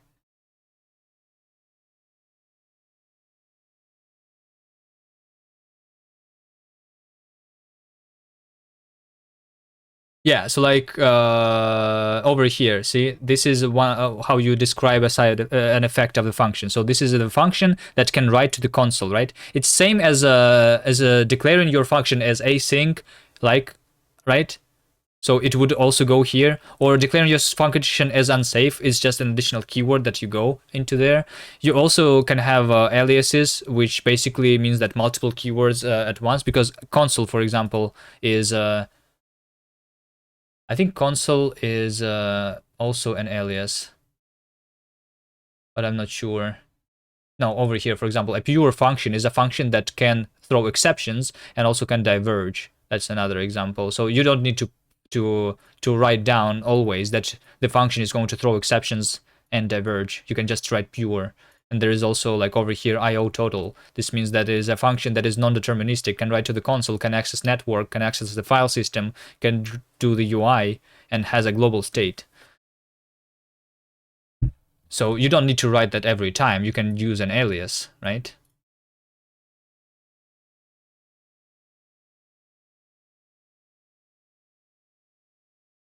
Prototyping with unwrap is bad, but I do use it pretty often myself. Now imagine you could write unwrap too, and it will return result instead of unwrapping. Huh?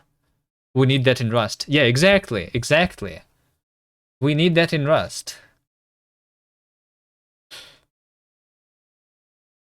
That's what I'm saying. See, you just saw this for the first time, and you already know that we need it, right?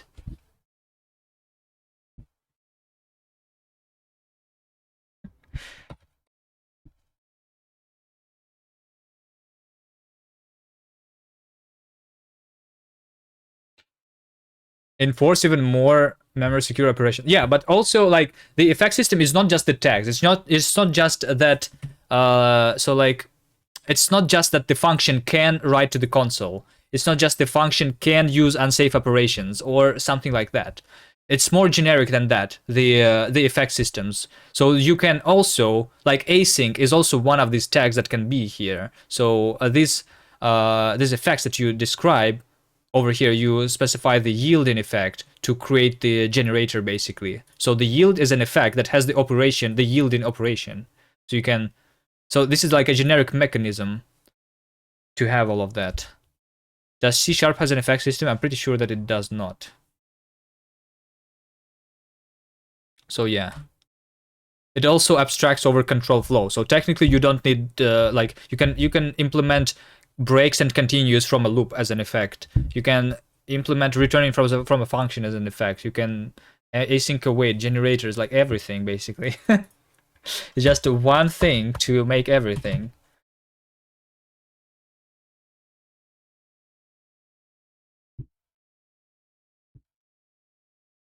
So here's what we are doing right now. The basics of it that I'm trying to do right now is basically over here. This is the example that we want, right? So over here, I'm calling the function that is called shift, and this function takes basically a function as an argument, and this argument is going to be called basically with a future, which is, I mean, in this case we're doing async await, so it's going to be a future, but this function is going to be called with the tail of this function that I'm designing right now. So this CC, right, this is called the current continuation. This is the continuation of the current function. So when I'm doing over here CC await, this means that I am resuming the function that I was writing here. So in this specific case, it's going to print end when I'm doing this, and then it's going to print high.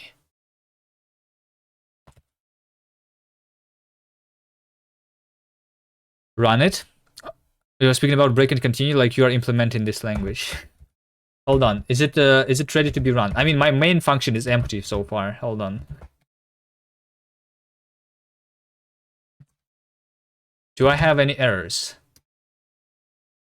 Yeah. So right now I have some issues with the lifetimes though. Hold on. I have some issues with the lifetimes because over here my operations. Yeah. Continuation. Over here we have a lifetime. I need to finish my lifetimes here. Hold on. I could make them static, not to think about it, but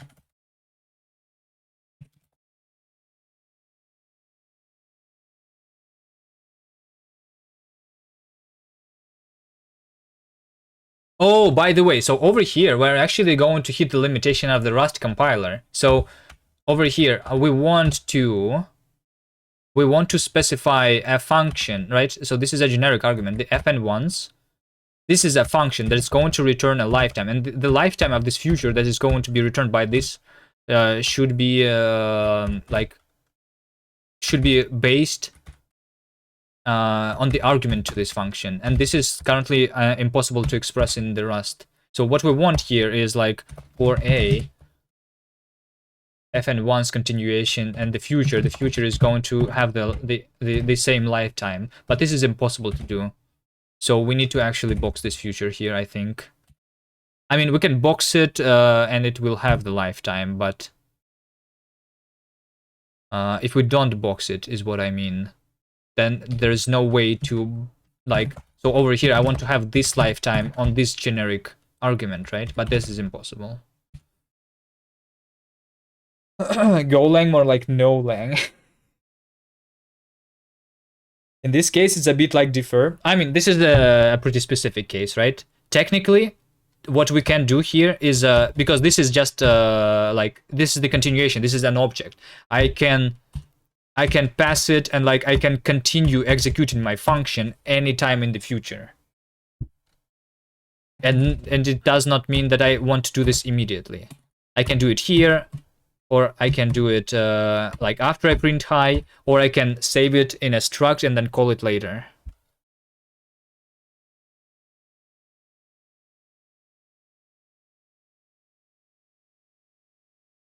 Okay, so I think we are hitting the limitations of Rust here a little bit. So this future will have to be boxed for this to work. So this is going to be well, actually, yeah, this is literally going to give us a new continuation.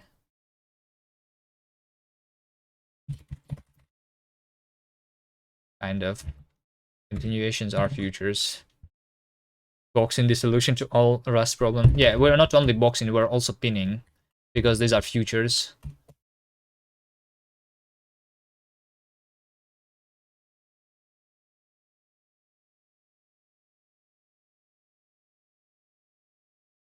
We are hitting the limitation of Rust. Yeah, this is. Hold on. Is there an issue for this specific one? Returning. Hold on. Live time of future returned from closure Rust.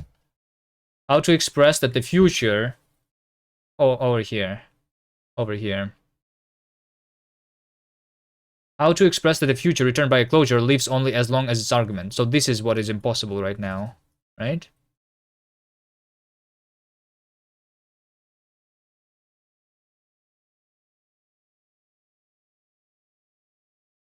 We have async fn trait now in nightly Rust, which means that you can define your own async trait.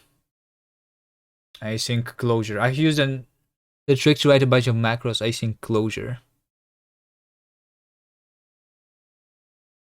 How many more channel points do you need for 5 million change of plans? I mean, depends on how many points you have right now. If you had those points, what would you change the plans to? I mean, the reason it is 5 million is because I don't want to change my plans, right? Nathir Kassam, hello. Okay, so we changed the definition here. We box. After all.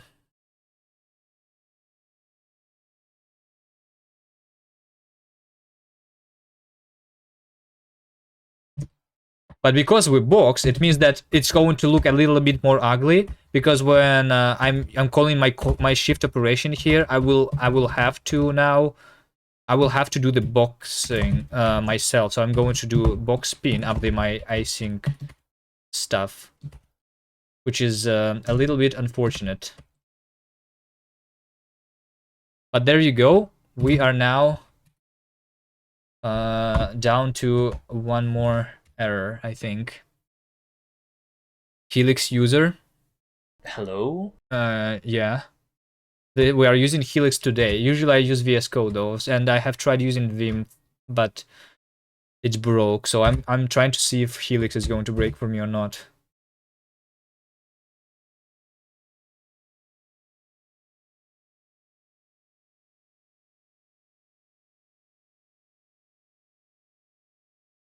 Plans? My plan is to have plans.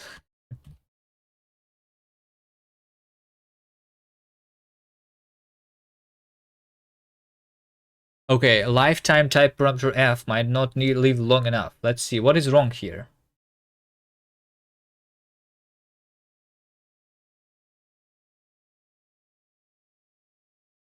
Oh, yeah, that's right, that's right. Our function itself has a lifetime, right? So, okay, we have another lifetime here.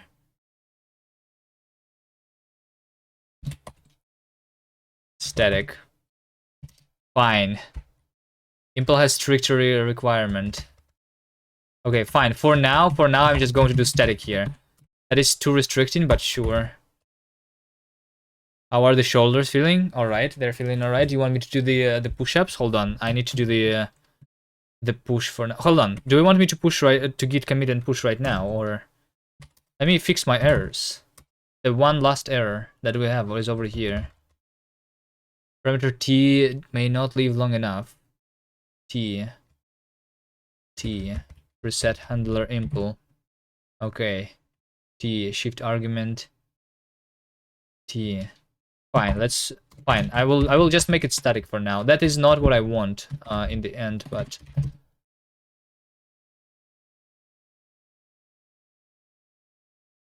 oh shit. Hold on. Impl fn once. Impl static.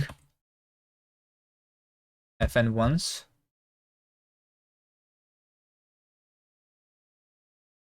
Future. Hold on. Do I need to do for A again?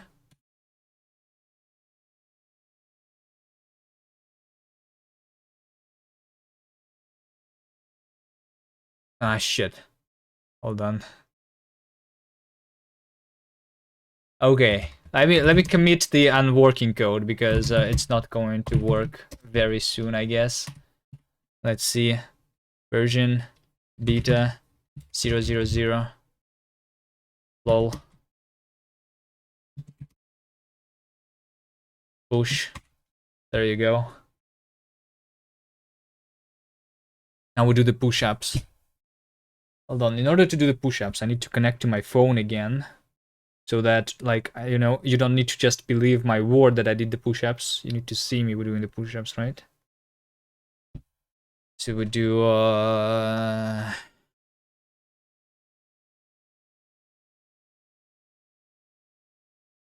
wireless debugging.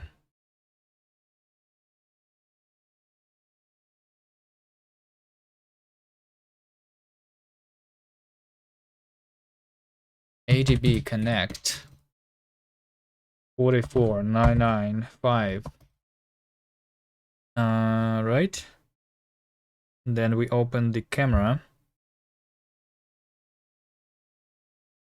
And then screen copy. Okay. Here's my hand. Okay, I'm going to do the push-ups here. Hold on.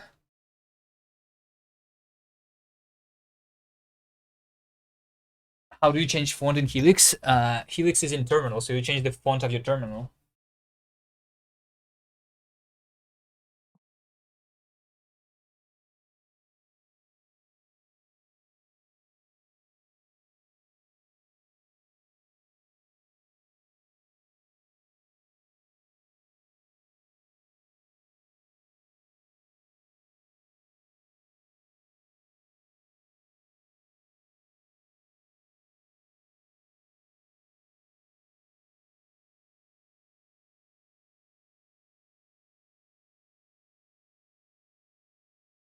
That was too easy.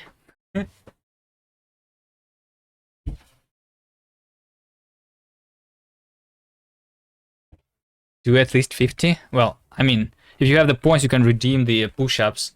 I think the cooldown is half an hour so that I don't do them all at once. This was pre-recorded? No, it was not pre-recorded. I was literally opening my phone. You saw me doing connecting with my phone. Right? No, it was not pre-recorded.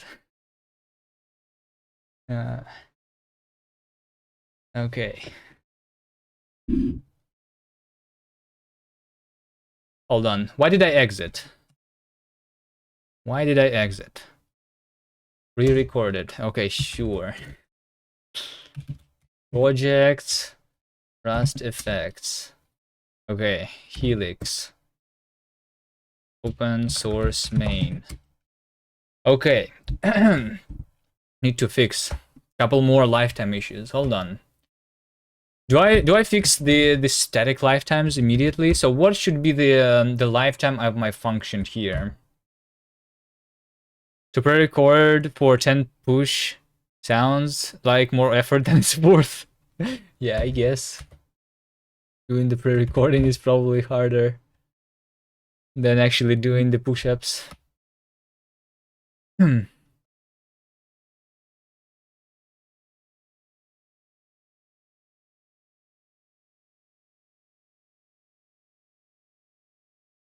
over here, this function has the static lifetime, right? I mean, this when you do it in box, it already defaults to static. But let me just spell it out so that I know that the lifetime is there. Shift argument. Probably actually the shift argument should have the lifetime here. B or S. Let's make this S. So the shift argument is something that lives for this lifetime.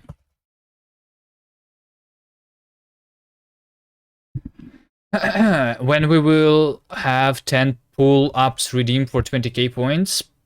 I don't have the thing to do the pull-ups at. So yeah. I can only do the push-ups.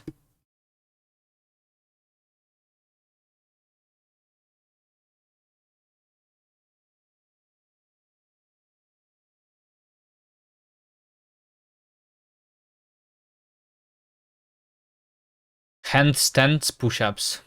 I could do handstand push-ups before actually, but I have not done it in a long time. And also, I will not be doing that. I have a problem with my shoulder. If I do like, yeah, it's I have a thing. So yeah, that's a bad position for my shoulder. Basically, if I do it as stand up, the regular push-ups are okay.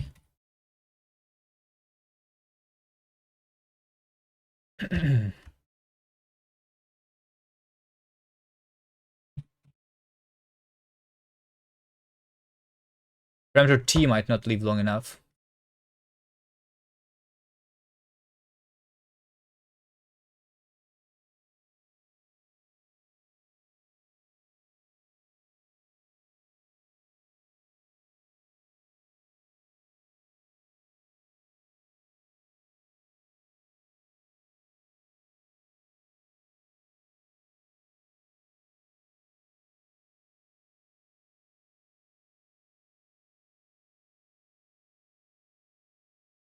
Okay, this is a different lifetime for B. Actually, hold on. Hello, I will be switching side and joining the macOS side soon. Oh shit. macOS. I love macOS. There's nothing better than macOS. Congratulations, I guess. Thank you for the sub.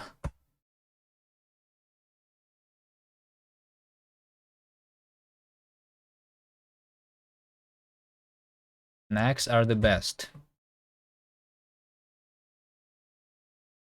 For installing Linux on them, obviously.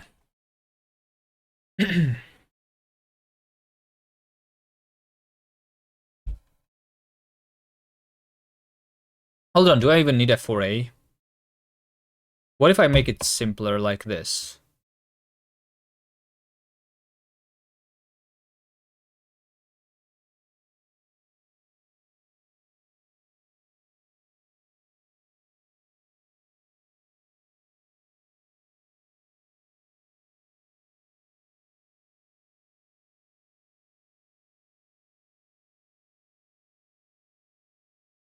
Mismatched types. Expected trade for a fn once reset handler impl. Found trade fn once. Implementation of fn once is not general enough.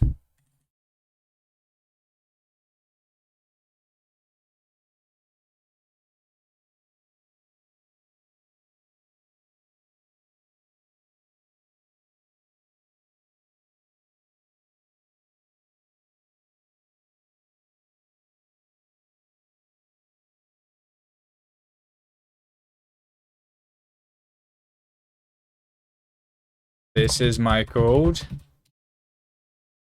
It's your problem. I'm out. Control C. There you go. Is this Helix? Yes, it is Helix. Hello there. How is everybody here familiar with Helix? This is the first time you're seeing it. Well, Helix is pretty popular, I think, at this point.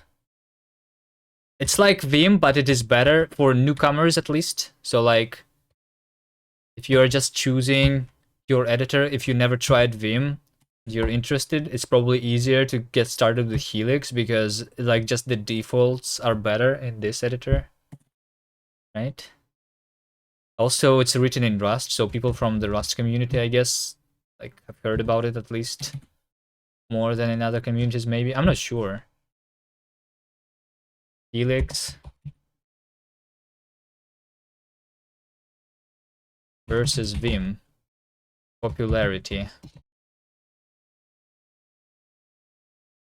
Is there like the numbers, how popular it is somewhere? I fully expect Helix to replace Vim, Neo, Vim, and Cocoon. There you go, see? People are believing in it. Helix is built from the ground up, around tree-sitter and LSP. Try Stack Overflow survey. Stack Overflow survey. Editors. Is this like the survey 2023, right? Programming, scripting, and markup languages. See. Let's see. Where is Rust? Rust, there you go. Rust is... Wait, what is this exactly? Rust is the most admired language. But what is this? Oh, desired versus admired, right? And this is sorted by the average, I'm assuming. So... Desired means that people want to try it, right? And admired means that people want to continue using it.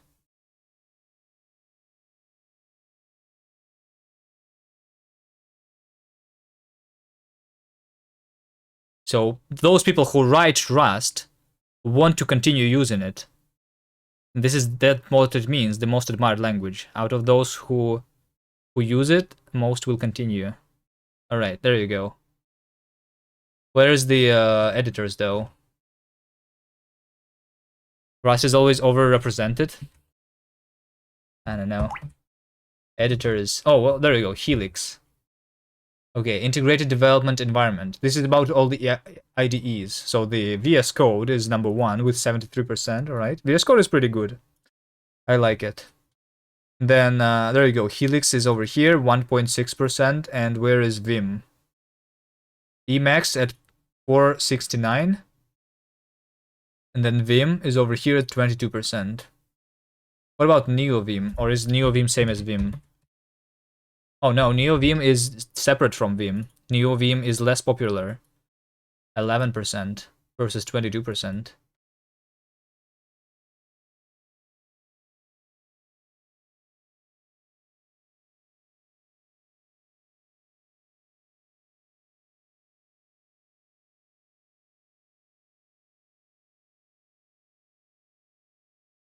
People still use Atom? Isn't this like completely deprecated at this point? This is no longer maintained, I think.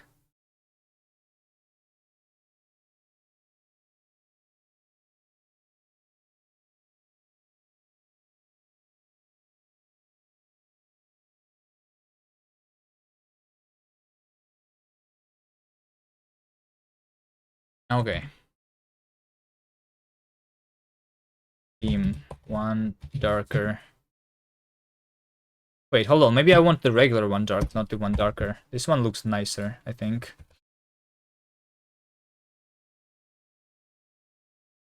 Okay, we need to fix the lifetime issues. Or I can box everything and use static lifetimes also.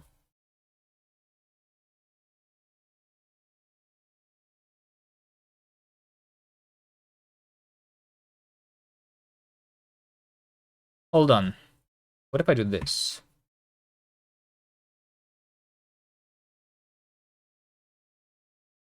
Hold on. No. What is the current error anyway? Okay, mismatched types, expected trait. So because we have the reset requires an FN once. Oh, okay. Okay. Let me see. Can I do this? So we have a lifetime, so the t is going to live for this lifetime, the future is going to live for this lifetime, and the fn once itself is going to also live for the same lifetime. Can we do that?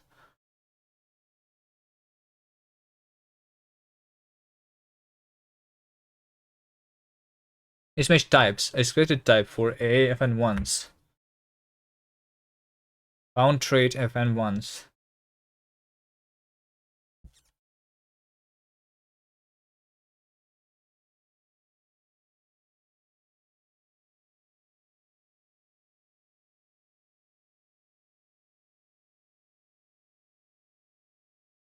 Set an OBS overlay, activate Linux. What do you mean? What's an overlay? Some people, you just tick whatever to troll. Pretty sure Visual Studio 2008 is on that list. I know people who use Visual Studio 2008. I mean, maybe not 2008. I know people that use Visual Studio 2010. I know people that use Windows 7. Maybe some of you use Windows 7. Admit it right now. Do you use Windows 7? How old is Windows 7? 2009. I feel judged. Okay, you use it. Understand. There you go. I use Arch, by the way. I use NixOS, by the way. Hello there. How are you doing? Arch is... I used Arch, by the way, before NixOS. That I use now, by the way. What is wrong with Windows 2000? Nothing wrong, nothing wrong. It's just too old. Like, I do some stuff for work and then people come to me and complain that their stuff doesn't work on Windows 7. Like, what am I supposed to do? What am I supposed to do? I can't even install it anymore. There is probably no installation disks available. How am I supposed to debug something? I think the new Rust compiler... Hold on. Did you see this? Rust? The latest Rust released, I think. Are you an IT? I guess I guess I am an IT. Whatever that means. I'm a programmer and I do programming to earn money. Is that what you mean? Hold on. There you go. In a future release, we're planning to increase the minimum supported Windows version to 10. So see, even Rust compiler is not going to support Windows 7 anymore.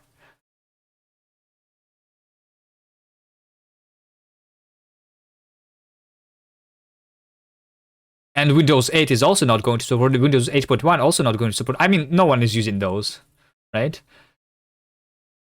But Windows 7, I don't know. Nothing is supporting it anymore.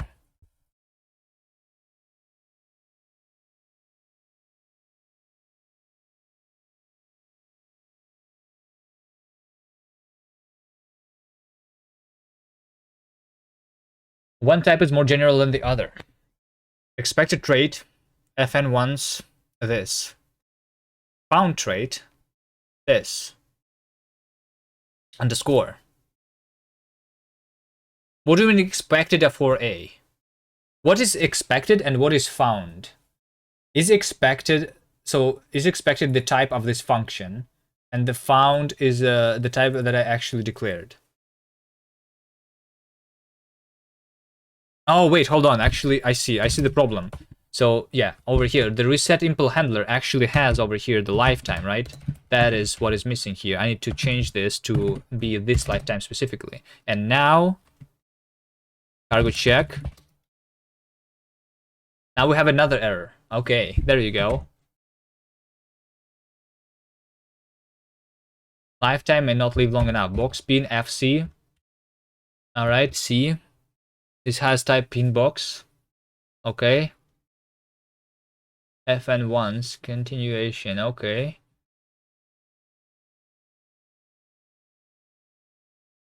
Because we need over here to do move. No, that does not. Yay, new error.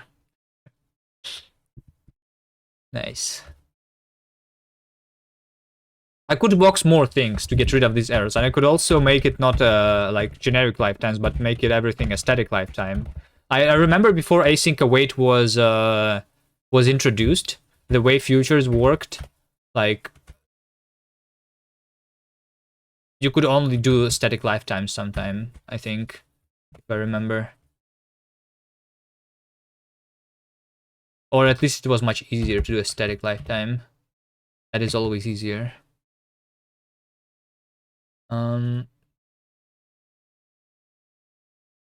Must outlive static. Okay, there is something static here, right? Do we have static? Yeah, we have static. Over here we have static.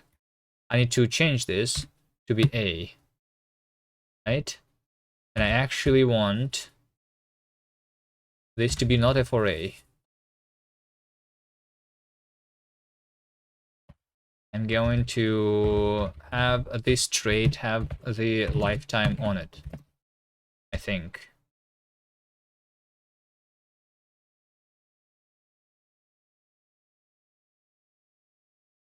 So because I have the lifetime here, by the way, I'm pretty sure that I can no longer box here. So this is going to be returning a future again, and we are going to have the future, which is a future with output being self output and living for this lifetime, I think. And we do the same here.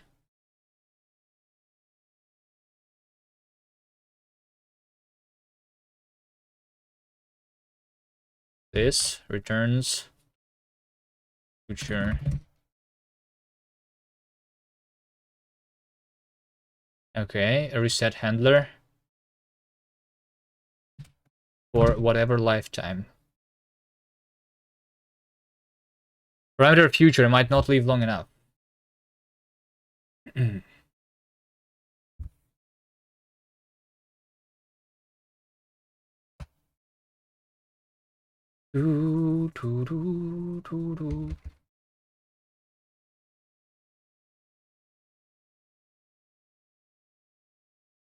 C is a reference that is only valid in the closure body.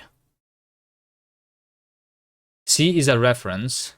C is a boxed future with a lifetime. C. Hold on. I need to give this a type, because this type should be a continuation of the same lifetime A and returning the T, right?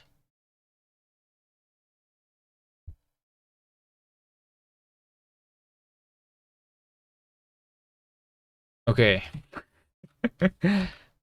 Okay. Is this what you mean when you say you are fighting the borrow checker? Because if you're not doing this stuff that I'm doing right now and you are fighting the borrow checker, I'm not sure. We're trying to push the system though pretty far here. That's not the regular code that you write, right? Lifetime at low live long enough. So what do I have right now? I don't need to see this. This has type pinbox future plus 1. Why does it say 1? Where is the 1 coming from? Because this should be like this. I specified the lifetime here, right? Which is going to be the A lifetime. Why does it say 1?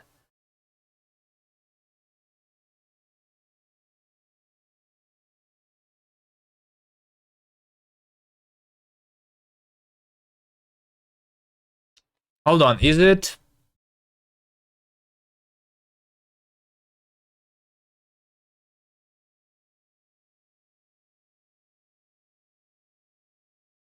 What if I just inline this in there? Hold on. What if I inline this? I think this might be an issue with the compiler or something. Can I do a backflip? I don't think I can do a backflip these days, but I could do a backflip like 10 years ago.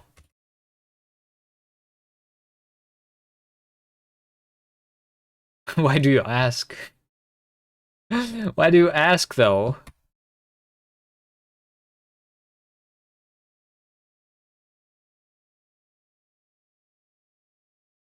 Okay, why do we want to outlive static here? There is no static anymore. So what does that mean? Hold on. Lifetime at low live long enough.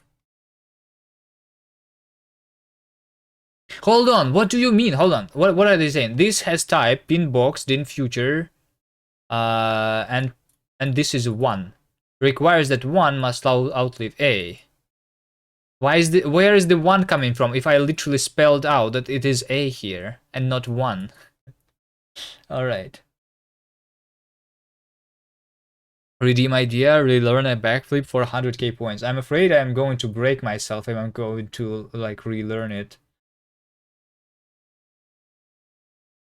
I'm old now. You know, I'm not young anymore. It doesn't think that A is the same as the outside A, but I mean, why does it not think so? It's changing the type of the clue. I don't know. I'm not sure why. Also, why is this like what requires that A must outlive static? Why A must outlive static? What is the reason here? What exactly requires? Like this block, this entire block requires that A must outlive static. What is inside this block? Send. Maybe hold on. Is it this this thing, the sender? Hold on. Maybe it's this crate that I'm using, but I'm not sure. Async one shot.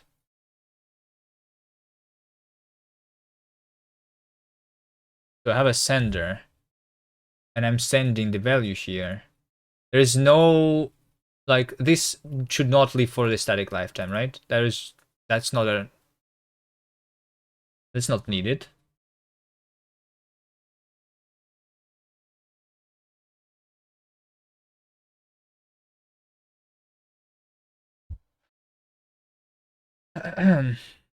Try it. I'm too young to do a backflip. What do you mean too young? There's no. There's definitely a thing when you're too old to do a backflip, but I'm not sure. Like if you can type a message in Twitch chat, I'm pretty sure you're not too young. Otherwise, it would be I would have to ban you. You know. Because you would be violating the terms of service of Twitch.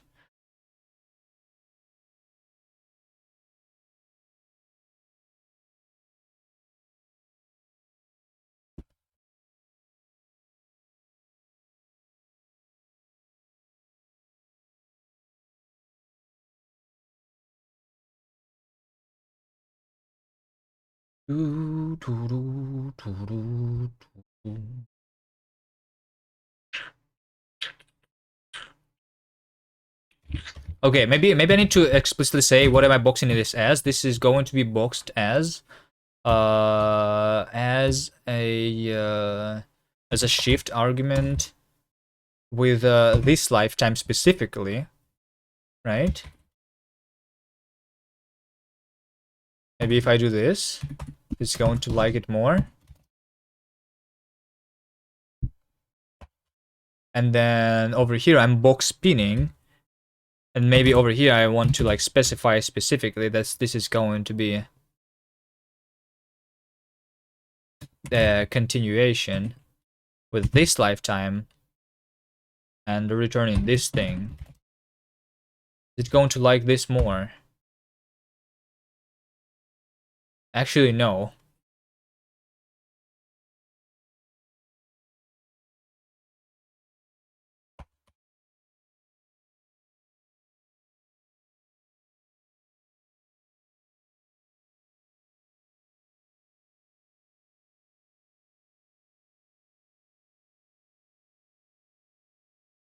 You wouldn't have a 10 push-ups at a redeem when you get to use channel points. Why not? The reason I have them is so that I can so that I can take a break a little bit from sitting in my chair all day and do a push-ups. You know, like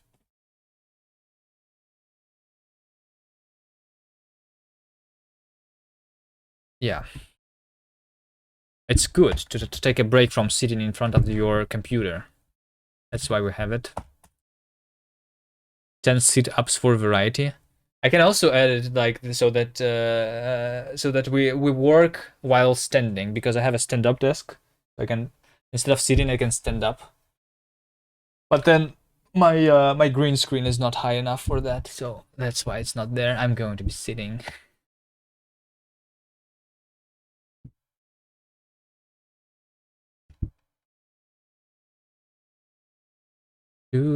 All right.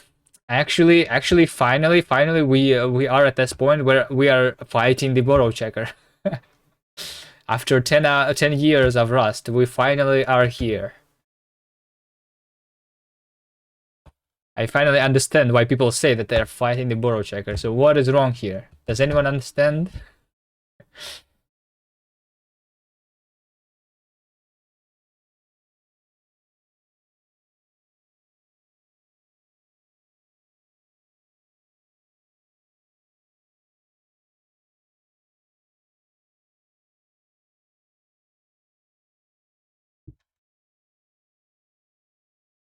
Ah, shit. Mismatch types. One type is more general than the other. Expected trait 4A, FN1s, Winbox.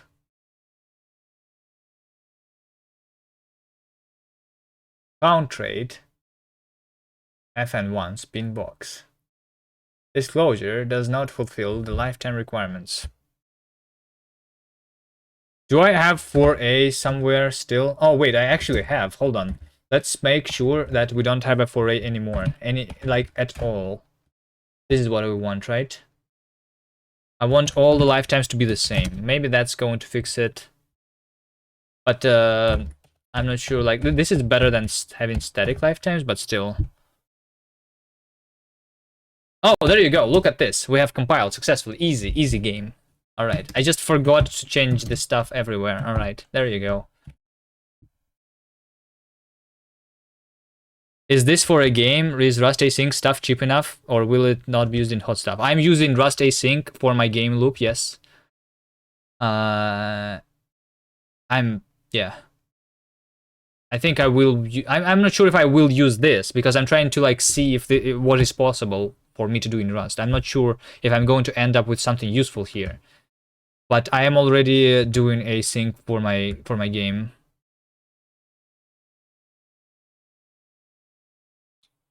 Show how can you break Rust control flow. Okay, so now we just need to run this, right? So over here, we just do this. Hold on. Block on. Because I think we just use a block on. And then we do run. Like this. Right? So what this function has, right? So we do the reset.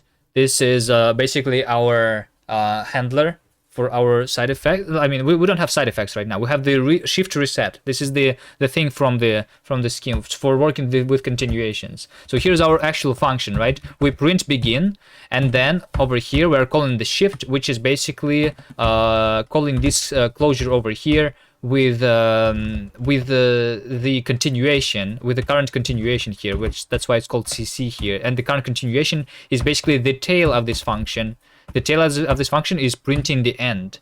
So when I'm doing over here CC await, this means print the end, and then I'm printing high. Let's see if this is actually going to work or no. So we just do cargo run. It says begin end. It doesn't say high. Hold on. 51 crate. Hold on. Cargo lock. I added some dependencies. I think. Wait, hold on. What is the biggest dependency that I have here? In cargo toml, I only have the async executor, async one shot, async trait, and futures. This one is a proc macro, which means that it's dependent on syn crate and the quote crate, most likely. I could, instead of the futures, use futures light. I think this is the lighter versions of this crate, but I'm just used to using the futures. I think their API is a little different. This has less dependencies, though, I think, because you can't just do it on a function exit without drop trait. But I can. What do you mean? Hold on. Are you saying that what I'm trying to do is not going to work?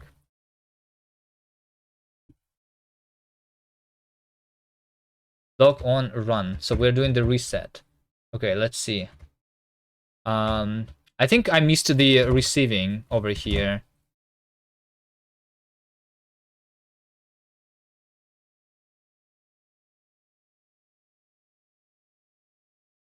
Hold on, let me do over here. Println send.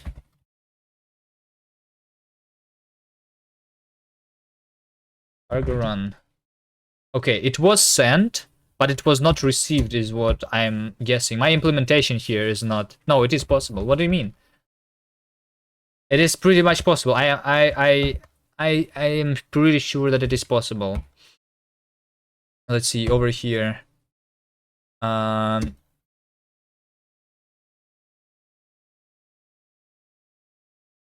on. So over here, let me see. So I'm polling my future over here, right? So let me say print polling. So this is my poll.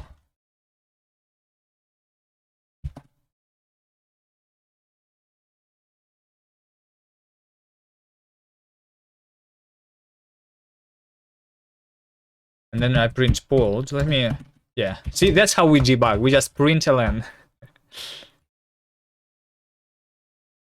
Where's the code that's supposed to run the function? This is the code that's running the function. It's called run because it's running the function.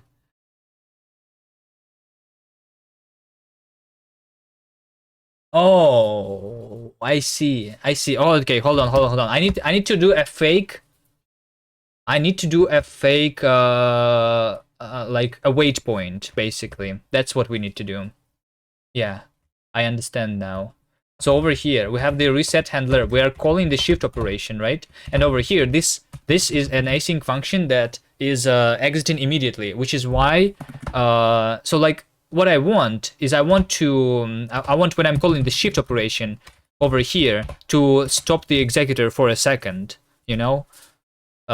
So we don't skip to the end. I want to like create a fake delay, basically a delay of 0, so that I'm going to have a pending, basically. All right. So I think what I'm going to do here is std future poll fn creates a future that drops a function returning poll. Okay. Is it in the future library? What exactly is in the future library? Poll fn takes a context and returns a poll. Okay, so over here, I'm going to ignore the context because I don't need it. And then I'm going to, for the first poll that I'm doing, I'm going to return the pending. And for the second, I'm going to return the ready. Right? So we do this. Let mood first is true, right? And then I'm going to do over here, if first, then first is false, and return poll pending. Otherwise, we return poll ready. And this function returns nothing, so just a unit like this. Okay, there you go. Wait, send, okay. Let's see if it's going to run now. Okay, there you go. Look at this. We do polling, begin. I mean, the important part here is begin, and then end, and then high. Okay, there you go. Now it works. Are you now? What is the word? Do you believe me now that it is possible?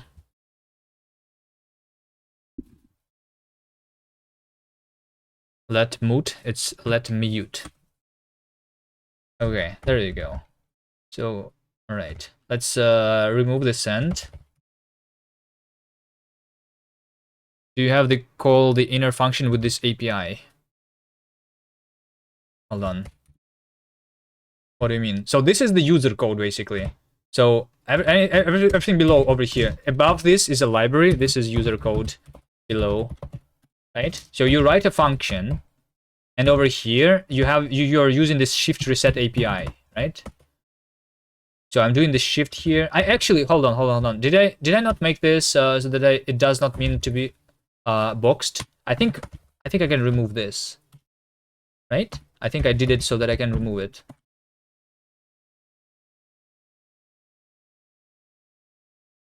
Yeah, okay, I can remove it. This is nicer, right? Without boxing.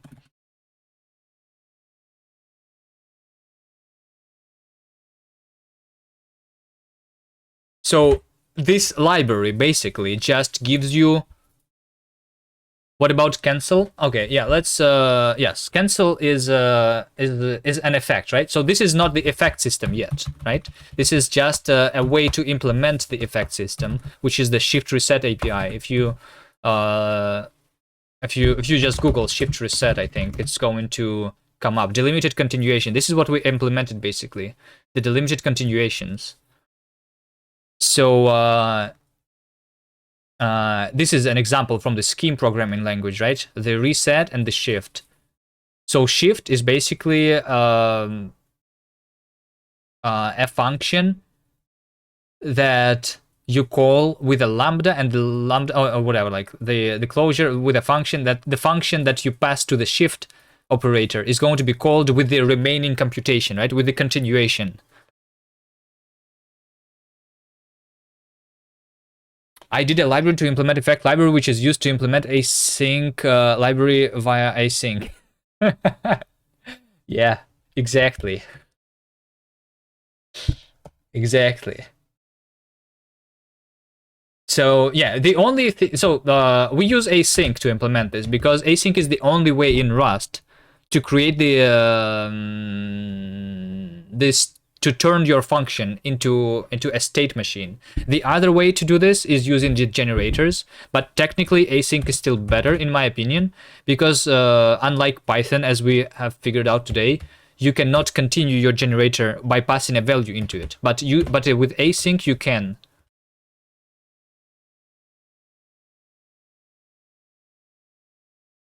Challenge for me, make a language for GC2 with effect system? Yeah, sure. Challenge for you.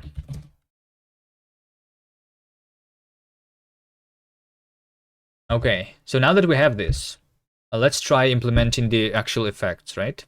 I think this is nice. Let's use this and put this into a library.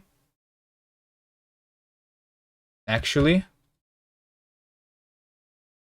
hold on. How do I select? So, hold on. If I need probably to go into the visual mode, right? I go into visual mode, then I go to the beginning.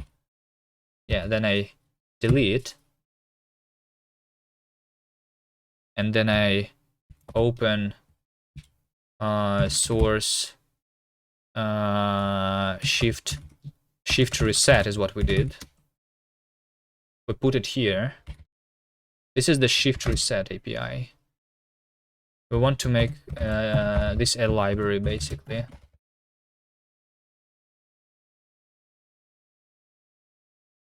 Reset executor, we don't need this. This can be private. This is the implementation detail.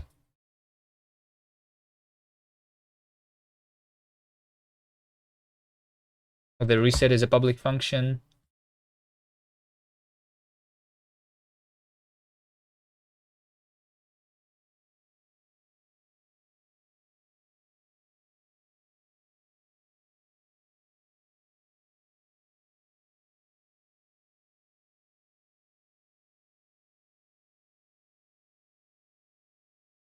Reset handler impl. This must be public because it's in the public interface, but I don't know. Maybe I will change this a little bit. We'll see. Okay, so in this one, just say module shift reset.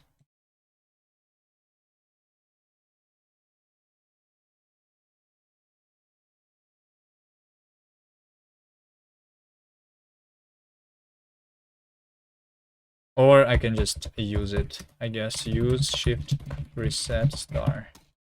There you go.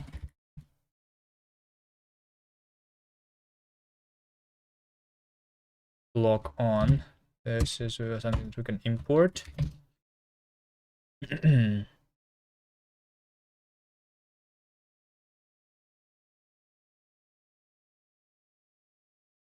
GCSH.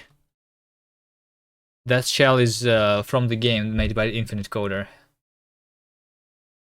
That's why you didn't hear about it, probably. Because, yeah.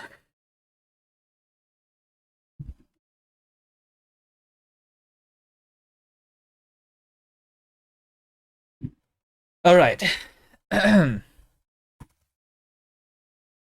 So now that we have implemented the shift reset, we want to implement the effects, right? Let's see. Open F, source F. Okay, over here we have file read, cancel. Okay, so how do we implement this? The effects, the canceling effect, for example, right? I'm not sure if I can have like this exact API that I have tried to like mock up here, but we'll see. Over here, we stopped doing this when we realized that we need to like figure out how to do the continuations at all. So now we know it. Cancel handler. So when I'm doing the cancel, let's see. We're trying to construct the handler for this, right? Let's see. Use create shift reset everything from there. There you go. Let's make this part of this. So this is going to be module F. Let's probably rename this from F to something else. Effects. I mean, this is the example of the effects anyway. So let's see. White text in your speech bubbles is transparent. I'm not sure what is transparent. Maybe because it's a bug. I'm not sure. It shouldn't be transparent. Is it transparent? Oh shit, it actually is transparent, lol. Oh, wait, no, you still activate Linux through it. Hold on. That's... Hold on, yeah, you just see activate Linux through it. Hold on.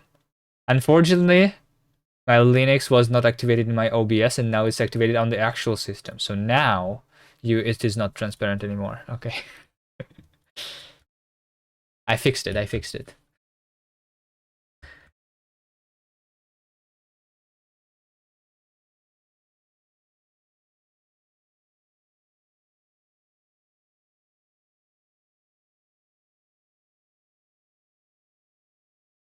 Okay, call CC is not a thing. So in order to do the handling of the cancel, right, we need to do shift. No, we need to do a reset here. A reset, and then we call a function that has that uses that reset handler, right? So over here, we say handler, right? Handler.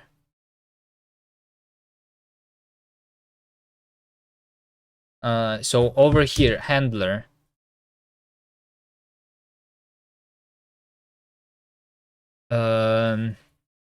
I think the way it's going to be implemented is that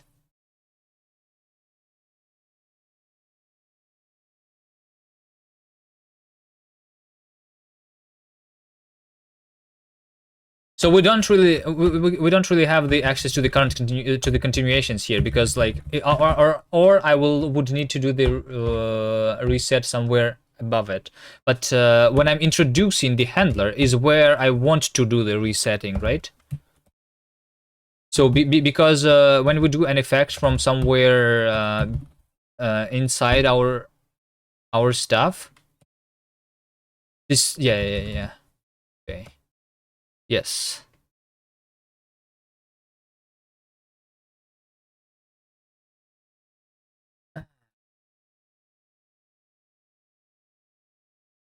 So yeah, let's just try making it work, and then we will see if we can make it look nicer. So I will reset here. Reset means that I can call handler shift here, right?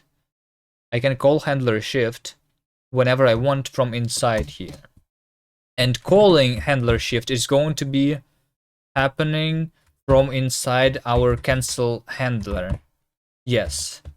So cancel handler is going to have the context inside the handler, the reset handler inside, right? I think reset handler is going to be reset handler impl specifically for A and T, whatever. Cancel. So cancel handler, we can, I guess we can cancel with any value actually, right? Cancel handler. I think our cancel API it's like the return, you know? Cancel is like the return. Like when we are returning from a function, we can return with a value. And same with cancel. Cancel is canceling, but not from the current function, but to the closest handler. You know? So in that way, it's simpler to returning. We can make this a value like 5 or 4. And otherwise, I guess we can do this over here. We can make it return an int, and by default, we will return 10, right? And because we did the cancel here, this means that this is going to evaluate to 4 and not to 10, because we did cancel the evaluation with the 4,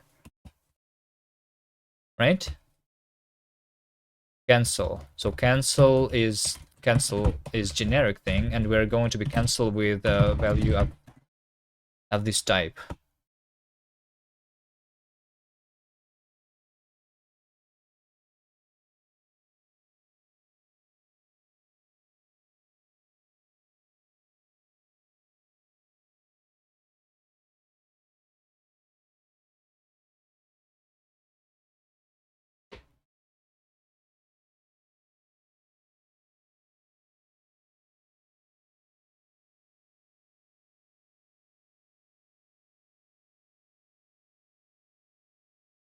Okay. That's what we wanted. This so our effect system has generic effects. So this is a generic cancel effect that can be cancelled with an int, basically. All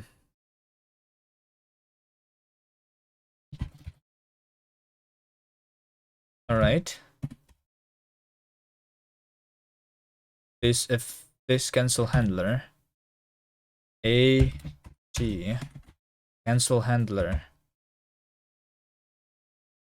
What about cancel handler? What is this exactly? I forgot. What did I write here? This is the way we implement the handler, right? I think this is the code that is going to be like generated, but I'm not sure.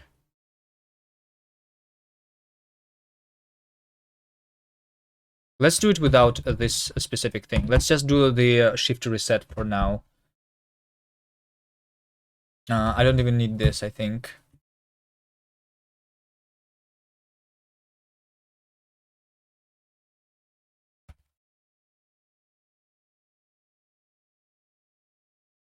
Yeah, okay. So yeah, we literally want over here to call this simple function with the context, and we want to await it. So this function returns an int, right? Which means that this x is going to be an int, I think.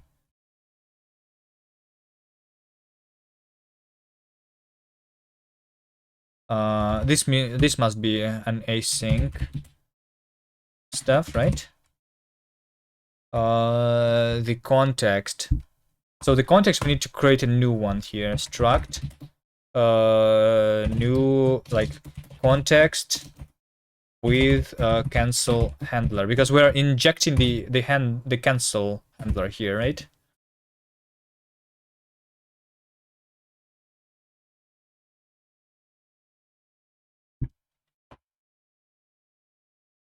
I did not do the effect system yet. Hold on, hold on, hold on.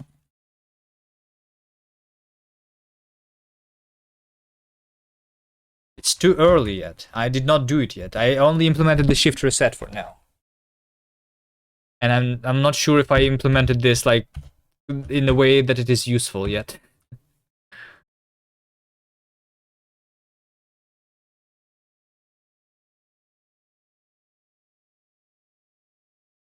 Okay, yeah, so the context that we have outside of this function obviously does not implement the cancel operation.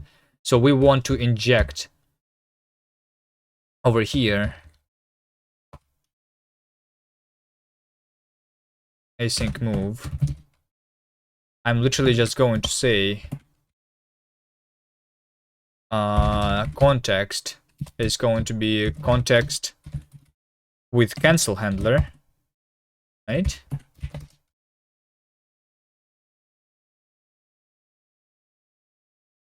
I'm taking a reference because for whatever reason I did a reference here. Sure.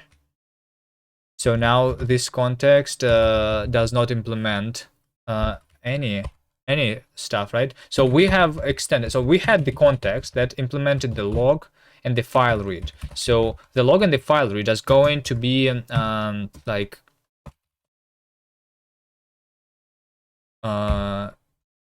are going to be forwarded to the outer contexts, basically, right?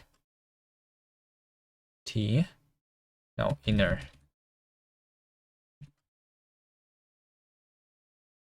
No, hold on. This is not the definition. The inner is going to be the current context.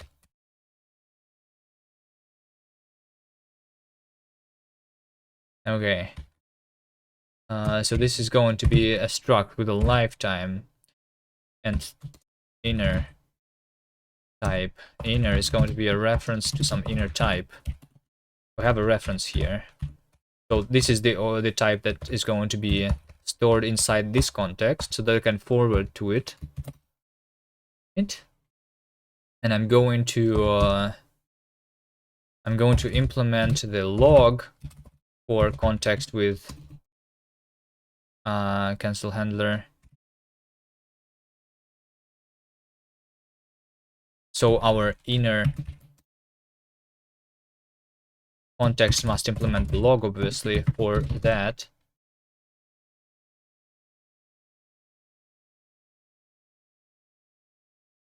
So when we do the shit, not used to Helix yet enough. Why am I not auto-completing this yet?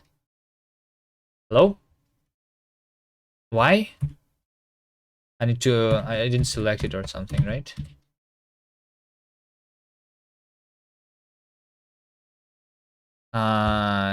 Code actions, implement missing members. Oh, this is okay. This is async trait.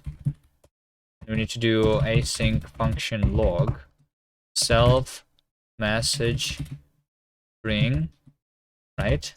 So this is just we just forward this into the inner stuff.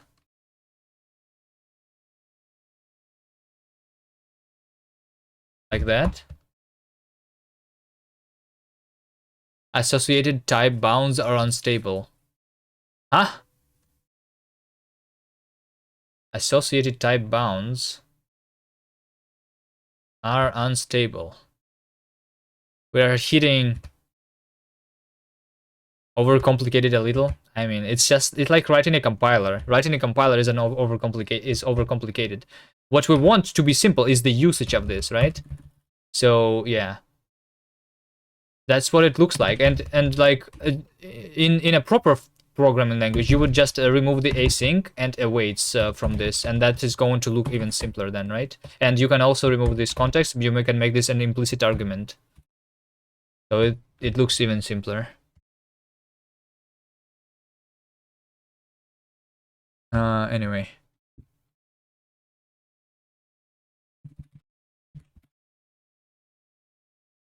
What exactly is unstable here? Associated types are unstable. Cargo check. Cannot find type inner in this scope. Oh. I just I didn't do it correctly. This inner log, this, right? That's what we want. We're implementing the trait. Trait takes 0 generic arguments. This. Async trait question send. Async method log has an incompatible.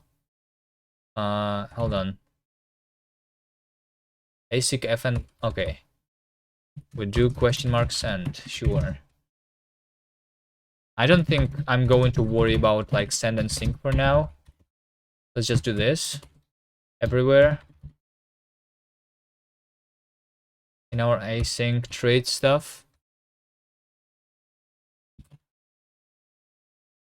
Okay, so over here, this trait does not implement the cancel effect. So we only implemented the log effects, right? So when we are introducing a new handler to our effect system, we want to basically forward all of the other effects to the previous handlers. But the new effect, which is going to be the cancel handler, is going to be introduced, right? So we're going to forward the log, and we're going to forward the file read, right? We're going to file read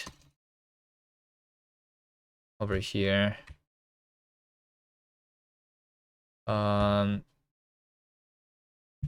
Read file path, simple as ref path returns a string. This is the API that we had. So yeah, we just inner read file path. And should we just forward? Oh, this was not a string. This was a result. Result string or stdio. Okay. So that's us just forwarding, and the last effect that we need to introduce for this function to work is the cancel effect, and the cancel is the new effect. Async trait. Async in traits is going to be stabilized soon, right? Or no? I'm not sure. Okay, so we do inner. We implement the cancel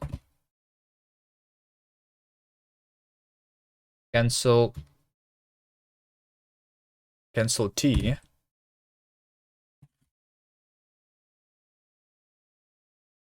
T inner cancel t for context with cancel handler. Lifetime inner.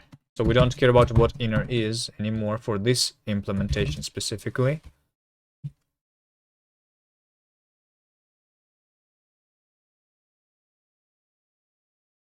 Extract type as type alias.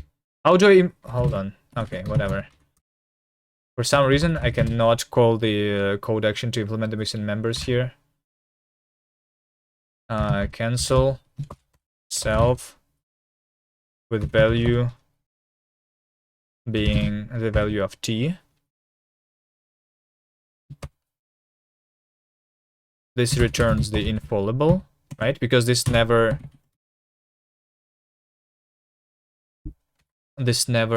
exits. This function is what we want.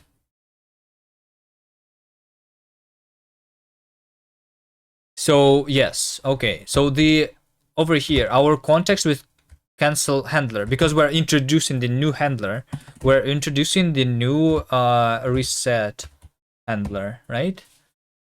Reset is reset handler impl lifetime, and the type that we return with is t.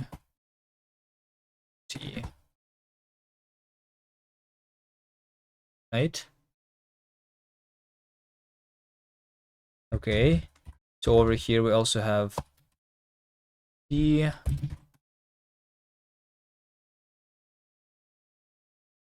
How do I go to the beginning? G Go to the beginning, to line start, GH. No. Maybe go to the first non-blank in line GS. Go to start, I guess. There you go. Inner T, inner T. No, GG is go to the very beginning. I want to beginning of the line, right? It's going to be GS. And in Vim it's a 0 or, I mean, underscore or caret is what you press in Vim. So technically in Helix is it's closer to your hands. Pressing caret is hard, and so is pressing underscore.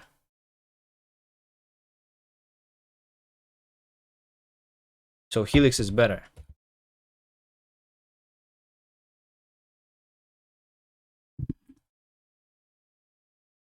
Hello,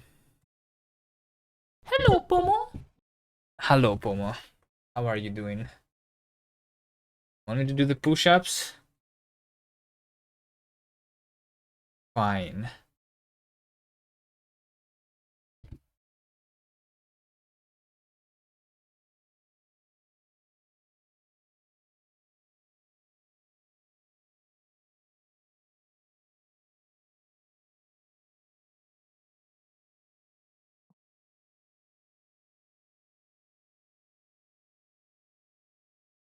Snake case? Snake case is good. Snake case is better than the other case. What do you mean? Okay. Let me do the push-ups real quick. Loading pre-rendered video?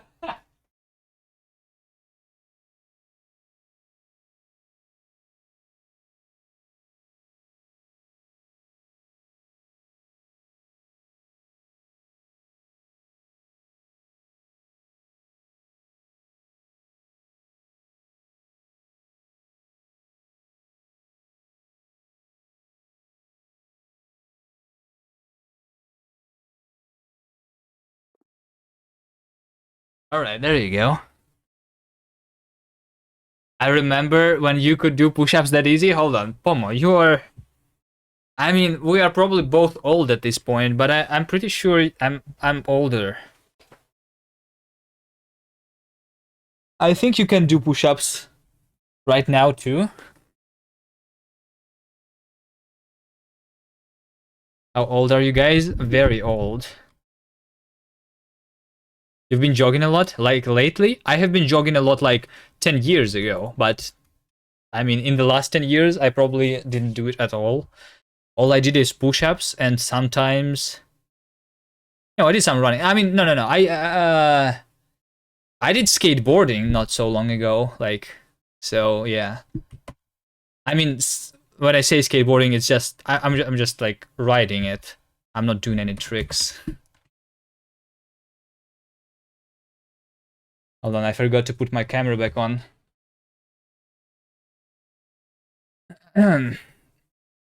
How old you look like you are in your 20s? No, I am in my 30s.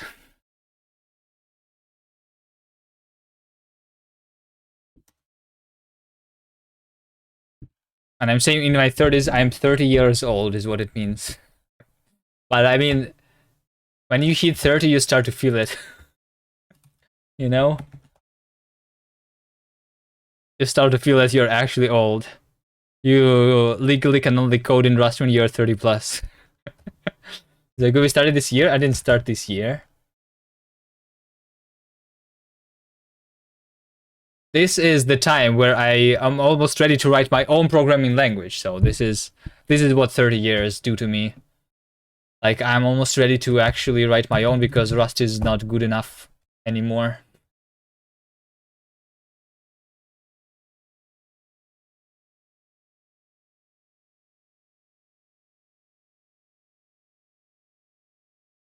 OG, WT, what does it mean? Hello there.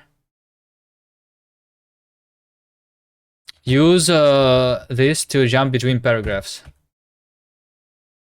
Are you sure?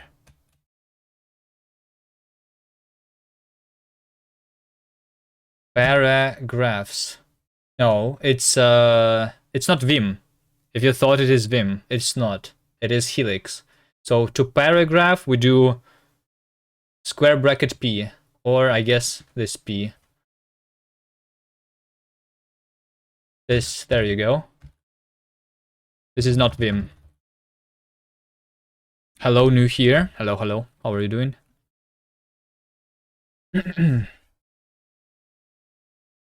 Looks very Vimy. It is very Vimy. I'm moving around with HJKL. I'm usually not using this editor though. So I'm not very good at it. I don't know all the commands yet, but there you go. Now we have the paragraphs. This is the paragraphs this is the three-seater feature, right? Okay, pretty cool, pretty cool. I will probably never use it though. I just do this. Or Control U, Control D. Yes, but that just skips too much, and yeah, I don't know.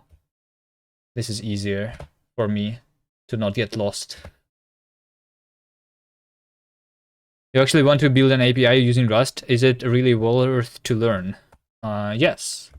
I mean, depends. Your goal is to build an API. And now, what is, like, how far are you willing to go? Like, you probably already know some programming language, right? Why don't you implement it in your programming language? Because you're not happy with it? You're willing to spend time learning something new. If your goal is to just learn something new, then learn whatever. Learn Rust. Rust is good, sure. But if your goal is to make something, then just make something using whatever you know. It doesn't matter that much, I think.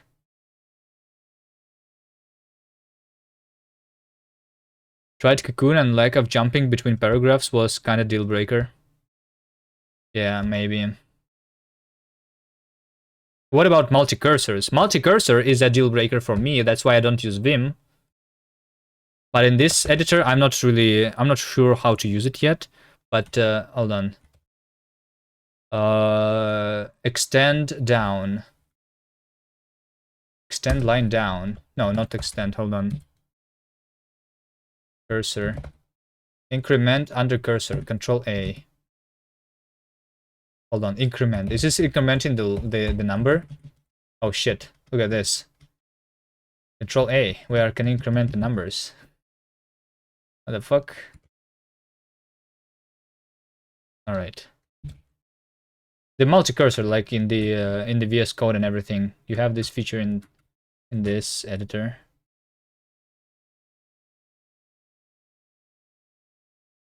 Whatever. Привет, Kuviman. Of course, snake case rules. Of course. I agree. Здорово. Как дела?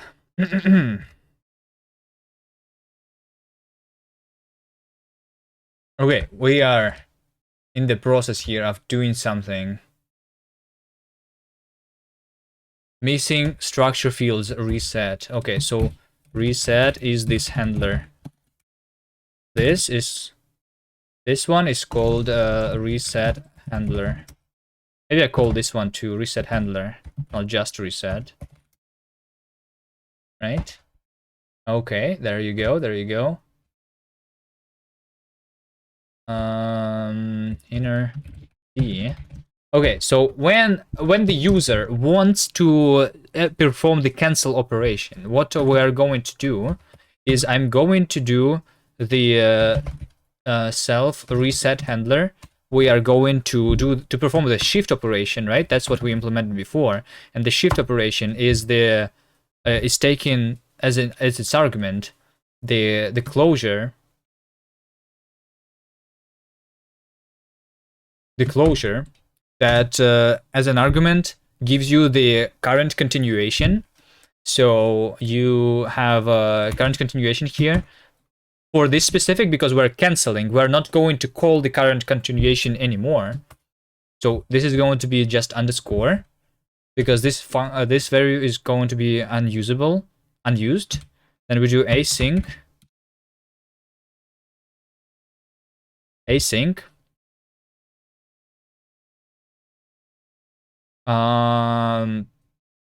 Async. And over here we do Andrei, тоже привет, привет. How many Russians are there in chat? Uh, okay. So basically, this is going to be unreachable here because we are going to over here using our shift operation. We're going to go back to the handler, right? To the reset handler, and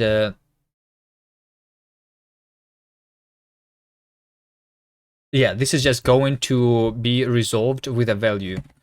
So I can just put the value here, just like that. That is all that is needed, I think.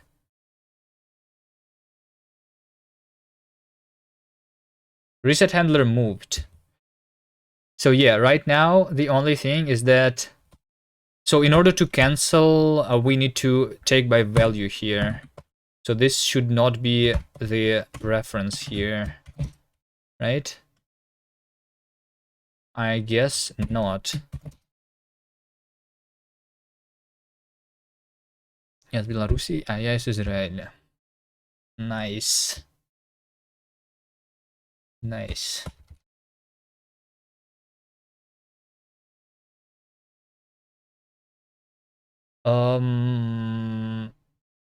Okay. So, but this means, so in order to cancel, I need to over here to move by value. So I guess this is the tricky part about effect system in Rust, the ownership system. Like sometimes your operation, your effect, like your effect handler needs to be like moved by value. Sometimes it can be borrowed. Sometimes it can be borrowed mutably. So probably for the login operation, we are going to mutate the handler actually. Like I'm imagining. And for canceling, we are going to consume it. I think that makes sense, right? Because this is not going to, like, this is infallible. This is not going to, this is a never type, basically, is what we want here. So we're going to consume it.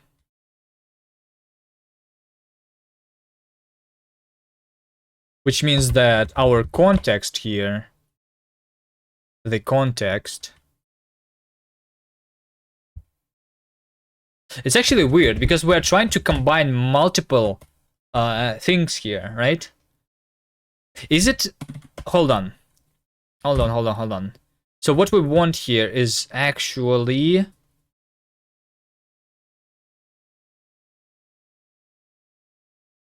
do we want to split our context into 3 different traits then?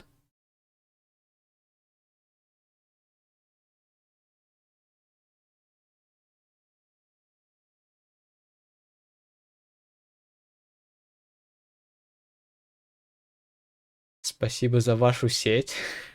What does that mean? Hold on, did you use Google Translate? What happened if we Google Translate back? Because I'm not really sure what you mean by that.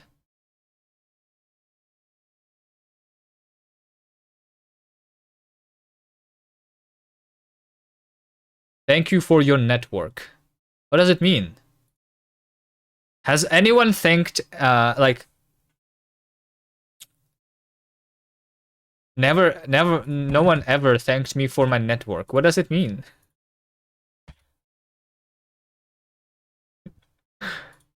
It was deep learning. Yeah, but what did you try to say though?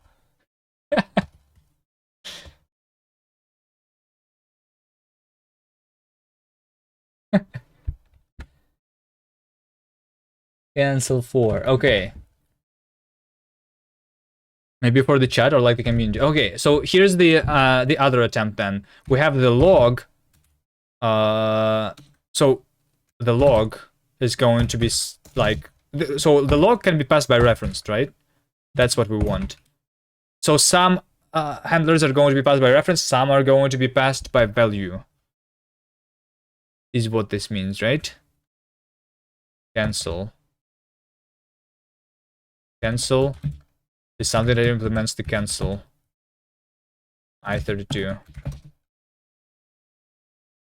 So instead of having this under one context, we have 2 contexts. That is going to be verbose though, yes. So we need to like combine those. We need to come up with a way of combining those. Otherwise it is going to be too verbose.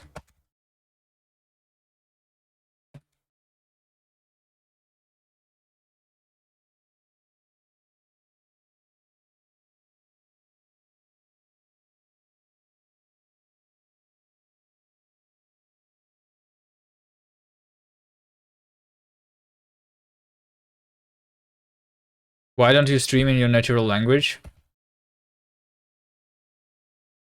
I don't know. I started streaming because I was participating in game jam. So we use Rust, this language here that we're writing.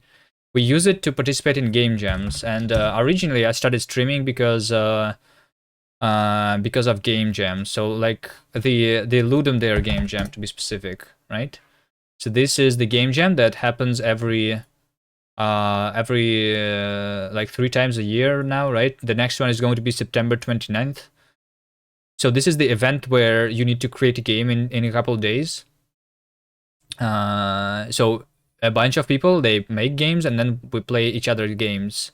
And it is more fun when you see other person play your game, obviously. So this is why it exists like this. It's like most fun on streams, basically. So that's how I started streaming. And then I just continued working. And this is an international event. It doesn't make sense to do this just in Russian, right? Anyway.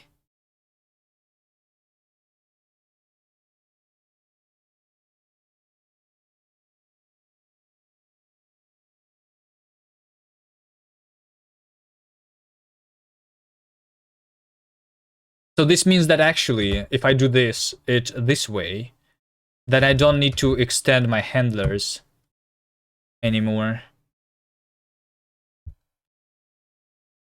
So we do... So I don't need the inner context then, right? Because I'm just literally passing every single handler as a separate argument then. And like over here, we're going to have log, which is impl log, and we have fs impl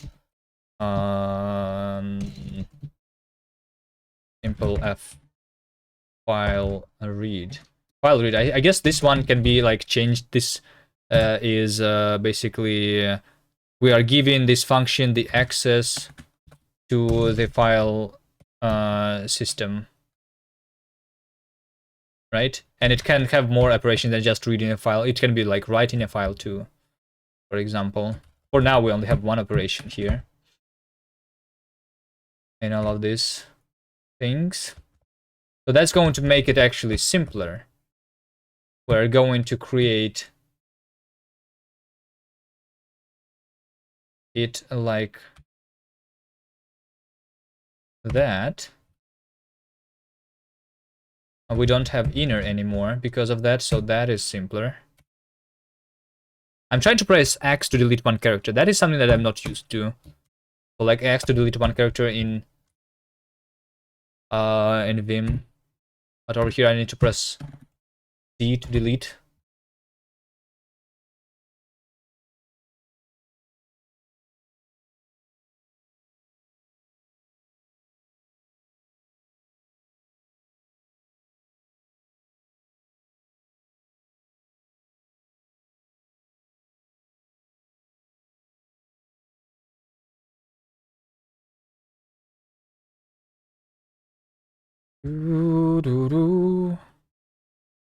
I started streaming because I started watching you, and I'm also streaming in English, and I can use English so much. But I use English so much because I'm so used to English keyword layout. I am watching because I can see he does the way I would have it to be. Wait, what? I can see he does it the way I would have it to be. What exactly would you do exactly like I am doing? The effect system? Are we doing the effect systems here? You're trying to do the effect system yourself or what? Or are you like talking about something else that I'm doing? Also, like speaking about you being used to English keyword layout, I think like originally I did a lot of things in English like all the time. When I was like young, I was playing games, and I was always using the English version instead of like my native like language. That's partly how I learned English, you know. And by streaming, I also learned how to speak English more because I had a lot of practice like listening to English and reading English, but like speaking is harder, I guess, a little bit if you don't have practice.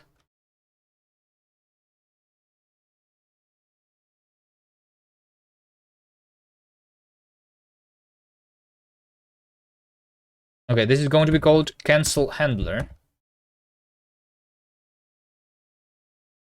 Yeah, I still see like I still do some Vim keybinds. Cancel. This is the cancel handler. Okay, cancel. Cancel. Okay, so we have the log and the cancel handler passed into the simple function, right? Okay. We don't have any errors, we only have the warnings now that functions are never used. The simple function is never used. All right.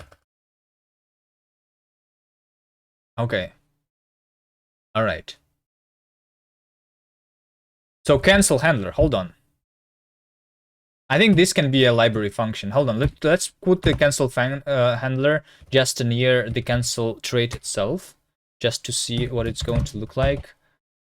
We have cancel handler, because I think these things mostly can be like generated. This is boilerplate code over here, I think. So this can be generated with proc macro, and also this reset and constructing this handler itself, right? So what I want here is I want to be like something like handle. I want, instead of like specifically, so the reset is the implementation detail here, right? So we instead do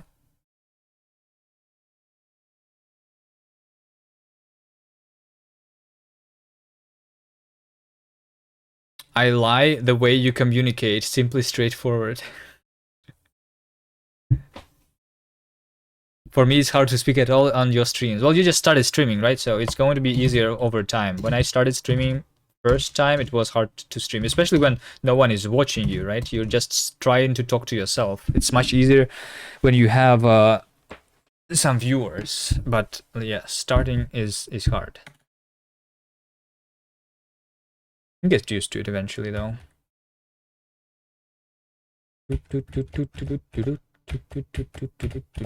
Okay, I need to extract this into a function, right? Bum, bum, bum, bum, bum, bum.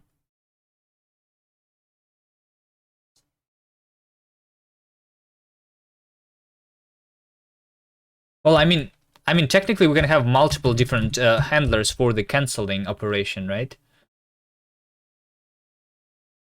Just like we can have multiple implementations of the logger.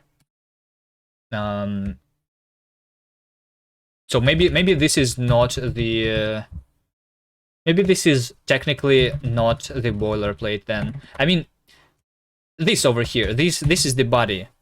This is the actual handler. So I only want the user to be writing this code over here, right? And this.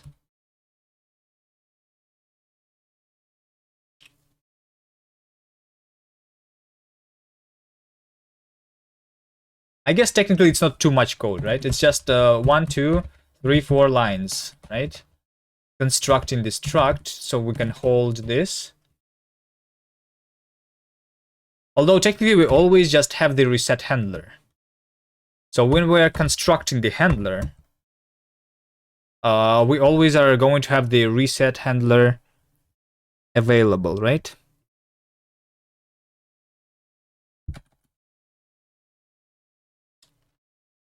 Don't you enjoy talking to yourself? Always a pleasure finding someone of equal intellect. Yeah, I mean, it's just it's not like you don't enjoy it. Like sometimes it feels weird, you know. Sometimes it feels weird talking to yourself. So like you probably are used to talking to yourself, but not out loud. And talking to yourself out loud is the hard part. You know.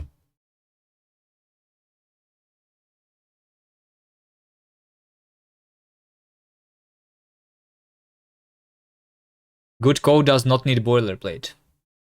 Yes, that's why I'm trying to think how to reduce the boilerplate here. Anyway, we didn't even like test if this works yet, right? So let's get the first working thing here. Okay, let's do dbgx. Right? So over here, I'm calling the function that is called simple. This is a function that logs hello, logs world, and then cancels with the value of 4. So this means that this will never be logged, and the value of this is going to be this. So this is the cancel operation, which is kind of similar to return, but we are returning not from the current function, but to the closest handler of the cancel operation. So yeah, if I had like 2 calls to the simple, for example, we could also do that. Hold on, technically, yes. Speaking about calling this multiple times is also going to be hard. Because right now I made this cancel be consumed. Right? Over here, we're taking it by value. Which means that this is going to be invalid code.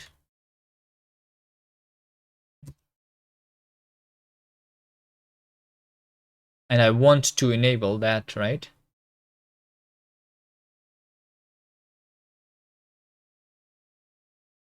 Yeah.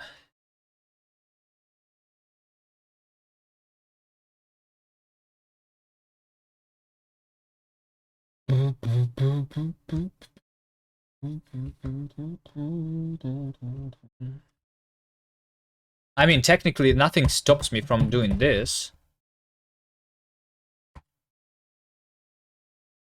Oh, no. Something stops me. And that something is the reset handler.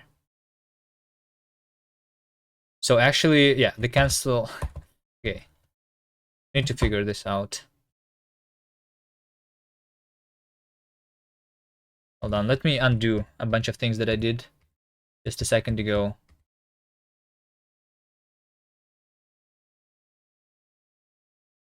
No. I think everything needs to be just one context.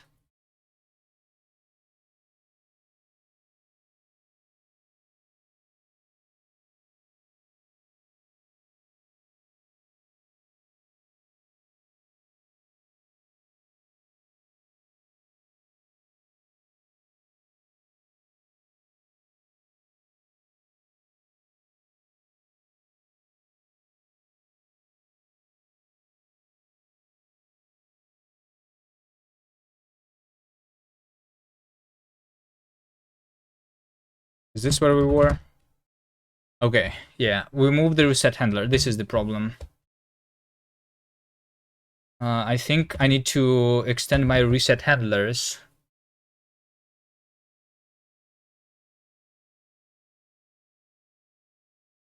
Because right now my shift reset, I can only call the shift operation once.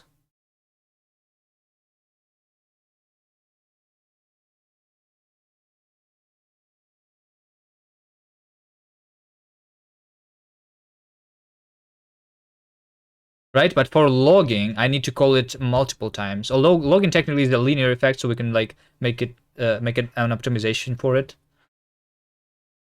Kind of.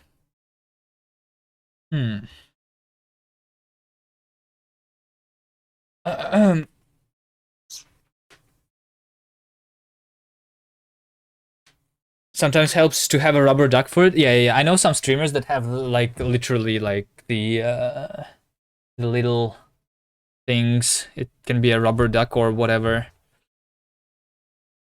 Like a fairy plushie would probably also work very well, right?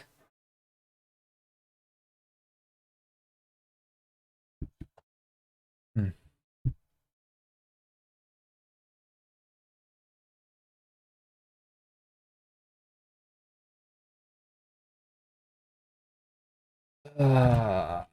Reset takes ownership.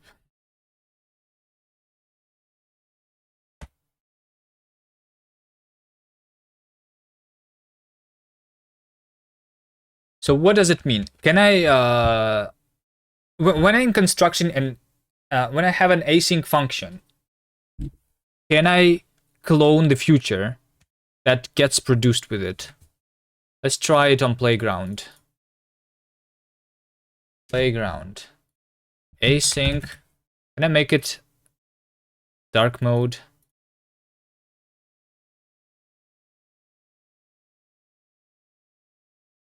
There you go. Can I make the other parts dark? Hello? Okay, whatever. Async function. Foo. Right? Whatever. Let's make it just this. So future is foo. Right? Future clone. Is that possible? Clone is not found for the opaque type. So futures are not cloned. I cannot clone the async functions. So if I could clone async functions, that means that I could call the continuation multiple times. I'm not sure that's what I need. Why did I even search for it? Hold on. Rust clone async function future. Can I clone a future? The problem is that a not yet started future is the same type as a future that has already started. The future transforms itself in place. So while in theory a future could be cloned, that would place severe constraints on the state it's allowed to keep during its whole lifetime.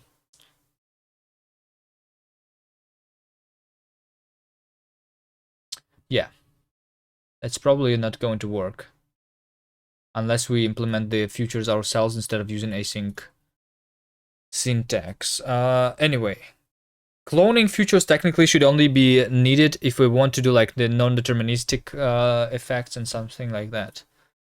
But we only want to continue the functions like once at most. What is so what? Yeah, the reset handler. Okay, I think I know what I want, right? I think I know what I want. So the continuation must be continued at most once. That is the thing, right? But if I don't use the continuation, that I can then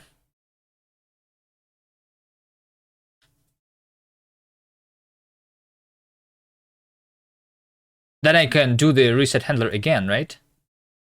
Hold on. Can I? No.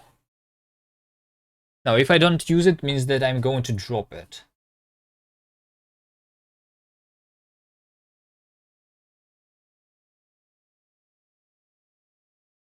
Okay, I mean, specifically, if we're talking about the cancel handler, since cancel is only going to be called once, literally, we can make this thing like ref cell. If we were working with the regular reference, we can make a ref cell option reset handler impl here, right? And I can do over here. We're going to do reset handler. We are going to borrow mute, and we're going to take, and we're going to unwrap, and we're going to shift. So that is how we're going to do it, right? So reset handler is going to be ref cell new some reset handler, right? Ref cell, let's import that. So that is going to work then. The unused return value of shift that must be used. Yes, we need to await this. Okay. And over here we do dbgx. All right. So this is one of the ways, but then we also have the log and the file read. Let's do this. Let's do this. Run effects is probably not needed. Main combined. This is user code, right?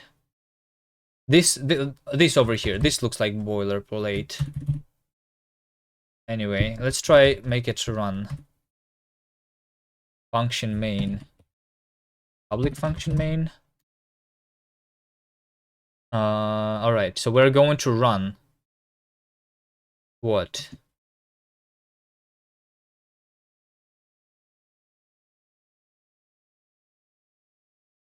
I'm going to do to run the combined with the context that implements log and file read, right?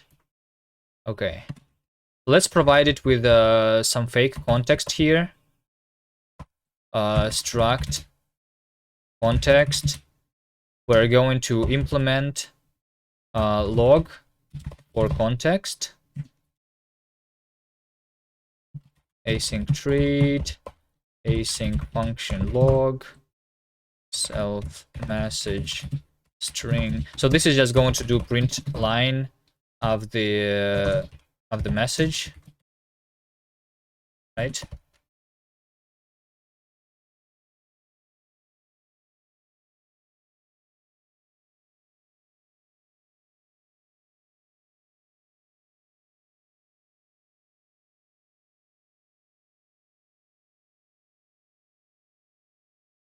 Okay, it's because we need to do a question send. There you go. So yeah, then we do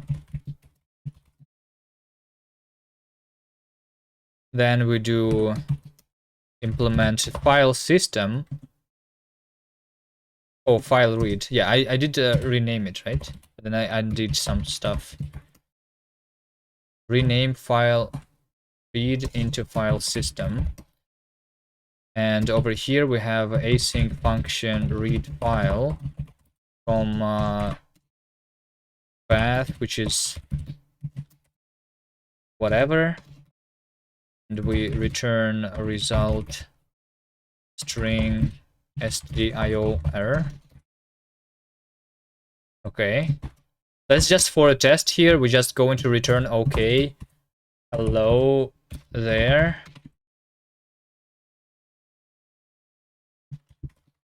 You owned. So this is fake file system. That is no file system actually. Okay, and we're going to call combined. This is our like function that we used for testing, using our context like this. And this is an async function, so we need to do an await here. And this is going to be async function main that we're going to call. How do I open the buffers? Open buffer picker. Oh, there you go. Source effects. What does this star mean? What does this star mean over here? Is this mean that we have warnings in this file? Okay, so we have main, and main we're going to block on instead we're going to block on effects main, right? So on that main function. Okay, let's try and run this code. Okay, there you go. There you go. So look at this. Passwords are hello world, hello there, and then we write hello, and then we write world, and then we see that x is 4, right? So that is exactly what was supposed to happen. Let's take a look at that code again, right? This is our combined function. Let's get rid of the boilerplate, put it somewhere else. This is the boilerplate that I need to think about how to make it less boilerplatey.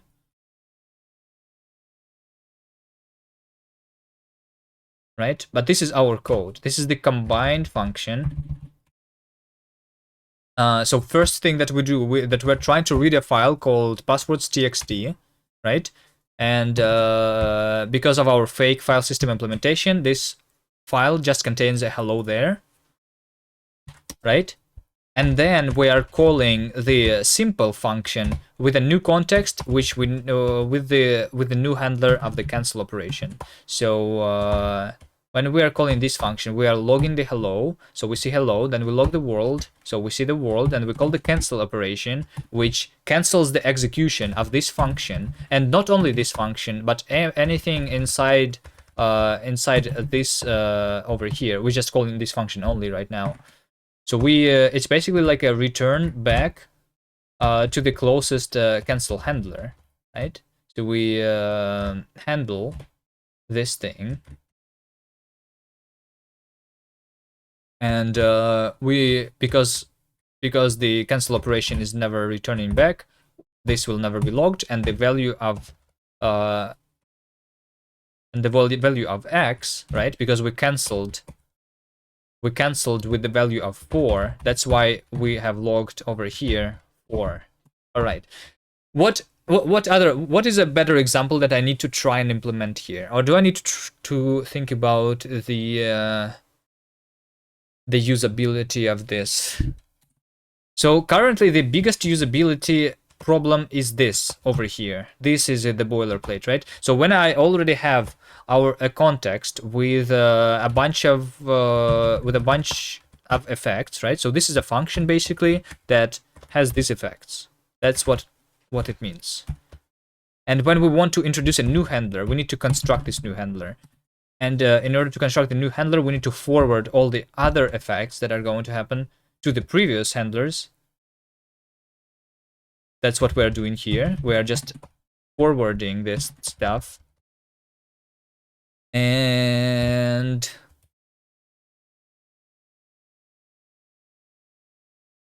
for the new handler that we're inserting, we write the implementation actually.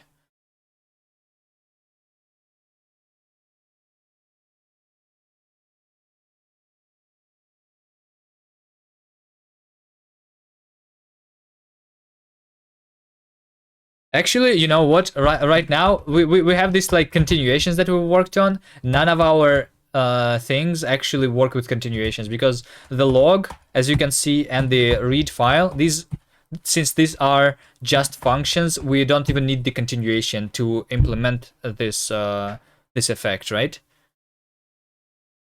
So that is actually already optimized because we don't need to construct the continuation, I guess.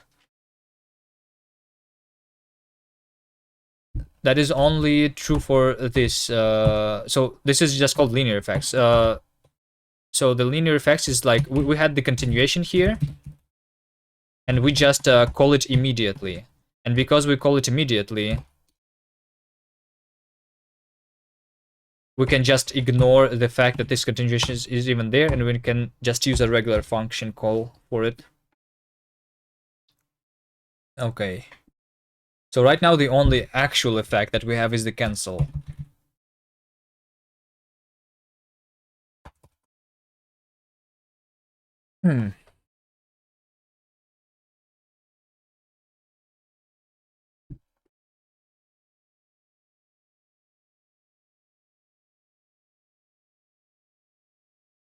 So, I mean, we can implement async await using this new effect system, right? So we're going to have async await inside async await.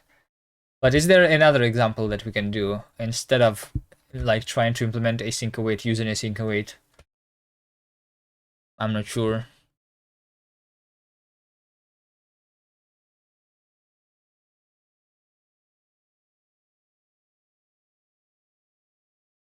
Okay, anyway, I think this over here, this problem is completely unrelated to the effect system. So we have basically, I want an easy way. We have an object that implements a bunch of traits, and I want to be able to easily have this function, right? Function extend context with, right? So we have a context that is implementing log and file system, right? And we also have the cancel handler, which is something that implements the cancel, right? So I want to combine those into one object because I think it makes it more usable. So I want to have a one thing that implements both log and file system and cancel, right? I want to be able to write this code. So how do I implement this function? Cancel T. This is also a generic stuff, right? Cancel is a generic thing.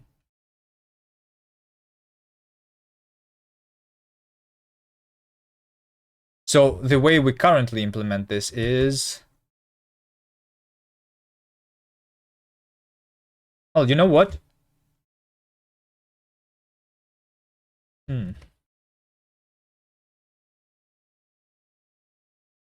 Yeah, and also I want this function to be like more generic, because sometimes we want log and file system, right? Sometimes we have something else.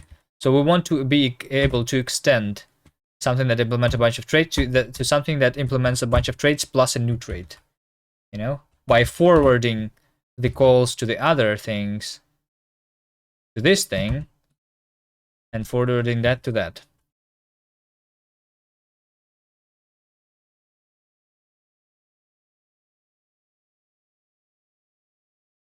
I think I have an idea how to do this. A very rough idea. The idea is very rough though.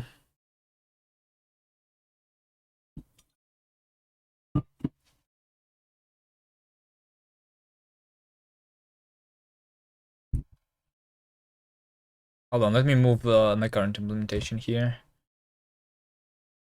So yeah, instead of having context with cancel handler, I want to have only the cancel handler, basically, right? Struct cancel handler. So this only has the reset handler, right?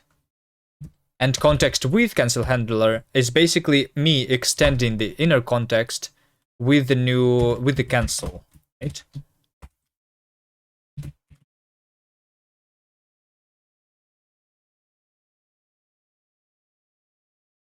That's what we're doing here.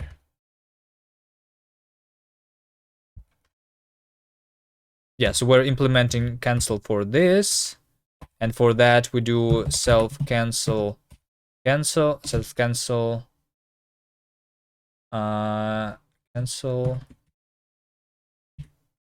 cancel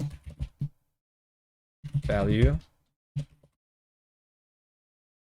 So this is the implementation of the actual cancel handler, right? So we do here implement cancel handler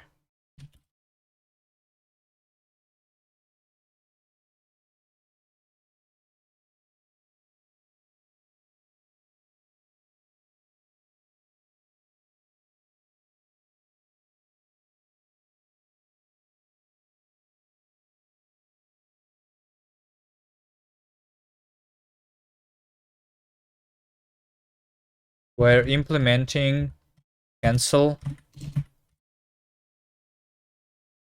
for cancel handler, right? This is async create send.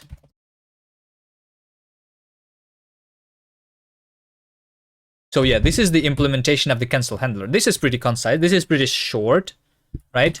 And this is the boilerplate when I'm trying to extend. This is just the syntactic sugar that I want, basically, so that I don't need to pass 10 different arguments to a function, and instead I only have one argument.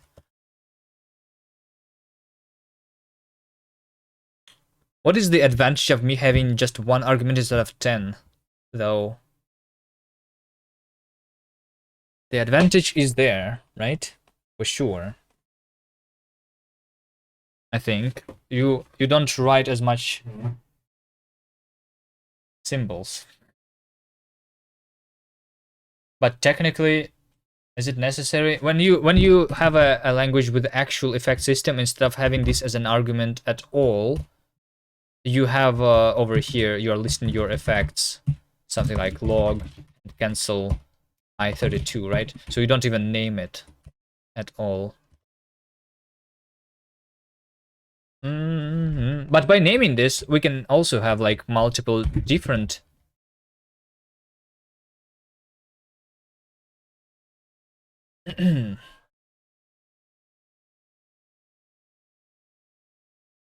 hold on, is there, like, literally, is there an advantage to doing this? I'm not sure yet. Let's do this. So this is the implementation of that. extend context with cancel handler. So over here we return context with cancel handler. ctx cancel mismatch types.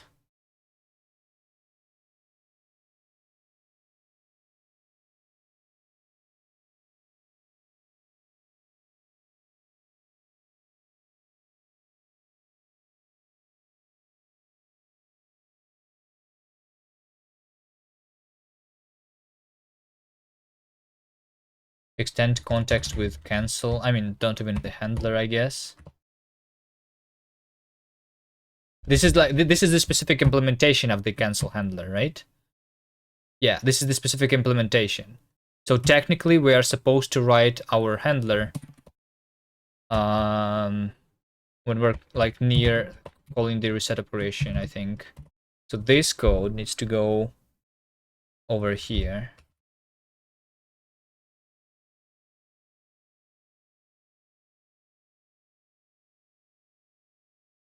So over here we're creating the context and we are going to call extend context with cancel. So we're extending the context with cancel handler,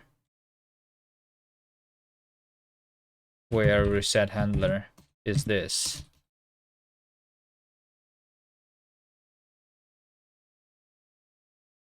Right?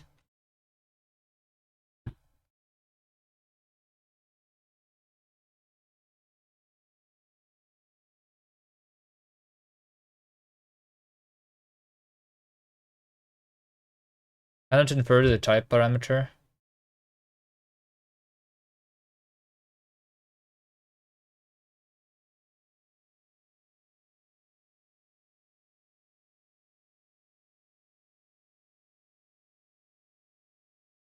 So this is not supposed to be the cancel handler. This is supposed to be a generic cancel. So this is going to be a reference to the cancel, not cancel handler. We don't even know what that is.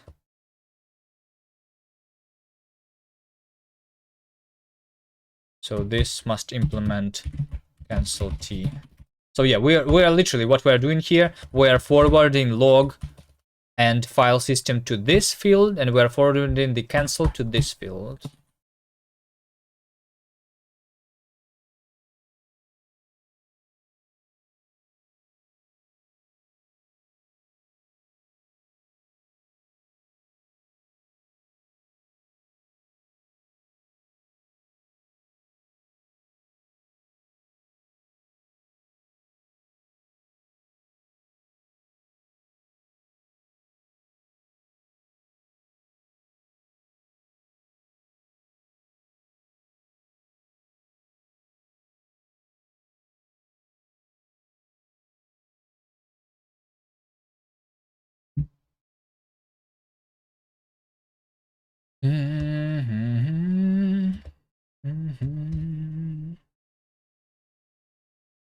So what's the problem here right now?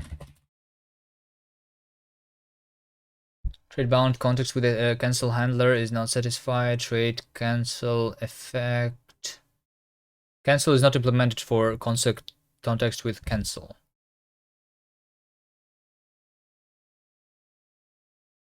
Yes, but why not? Because the last argument is something that implements cancel. So this is the implementation here. We're implementing the context with cancel handler. What do you mean? Rename context with cancel. What do you mean? I am implementing it over here.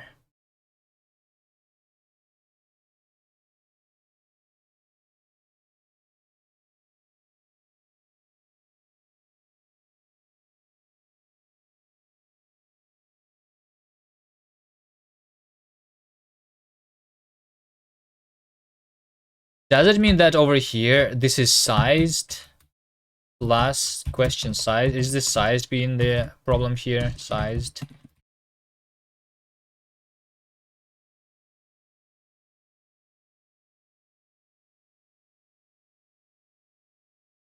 No, hold on. Hold on, wait, hold on. It's because hold on. What did I even write here? Look at this. T is cancel T. Yeah, so I need to do and to call this one C or something. C, but we are canceling to T, right? So we have T here. So we're implementing cancel T. That value is going to be T. Okay. Captures lifetime that does not appear in the bounds. Okay. So over here we also add the lifetime. This lifetime cannot be specified. Yeah, the signature doesn't say whether it's borrowed from CTX or cancel. I want to borrow both here. So we're going to say the lifetime here is a lifetime here is A, the lifetime here is A. Shit.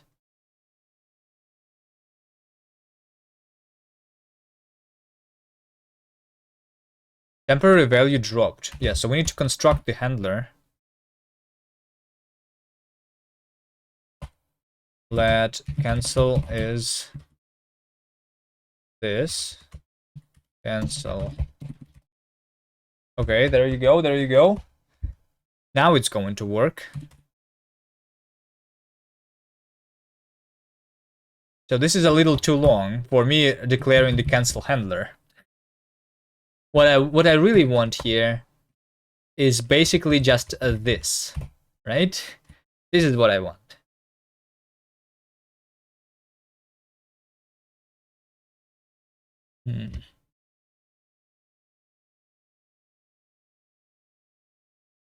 What's wrong here? Parameter T might not live long enough.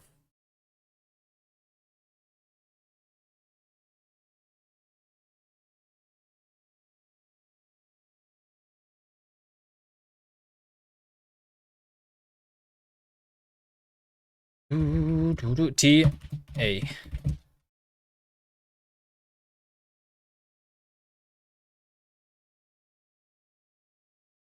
A T A. Over here, A. There you go. No more problems. Remove unused import. There you go. No more warnings even in the code.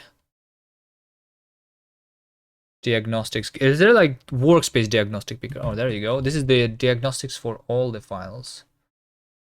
FRS file not included in model tree. Hold on. Does this file even exist? This file doesn't even exist.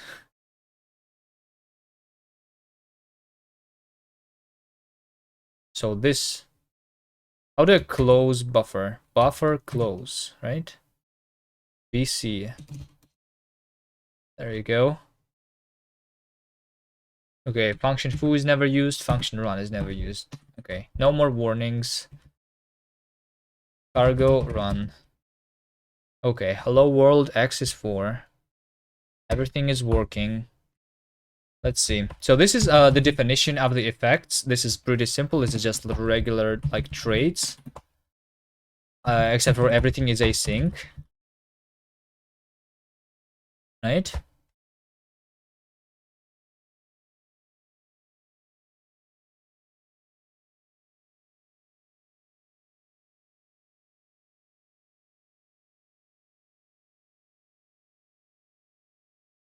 Let me commit that. Basic, yeah, alright. Working question mark. So we have something that resembles an effect system, right? Let me though try and compare this to the more explicit approach. And more explicit approach is basically naming every effect handler. Right? So maybe it's actually a good idea to be more explicit here. Is it? I am not sure. But we basically, so what this means is that, like, in Coca, for example, right? you have over here a function that is calling console. I mean, the function that has access to the console, right? This means that the console effect signifies that the function may write to the console. So, but what it means for us is that instead of having the console effect, we instead would have console as like the as an argument over here, console, right? I mean, how much different is that? So if I make everything its own argument, we're going to be able to name them, right? So over here we have log, which is something that implements the log, and then we have cancel, which is something that implements cancel. Cancel with an int specifically, right? So this way we can name the handlers too. So one thing that Coca has, for example, right? So we can easily have two arguments that implement log. So we can have two different loggers, for example, right? What you would have in Coca is you would duplicate the effect multiple times. They have that in the examples here somewhere.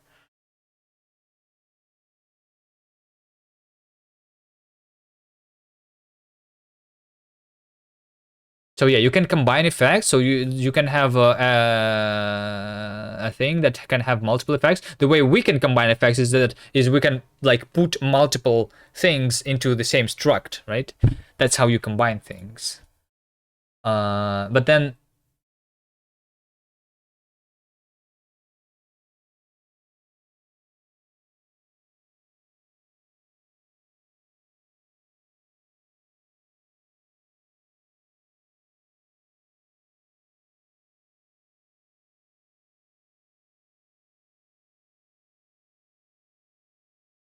where is it?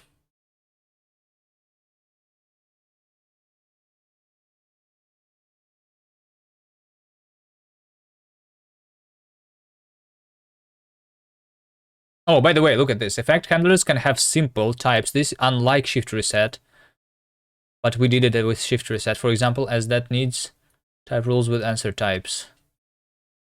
The type of shift depends on the context of its matching reset.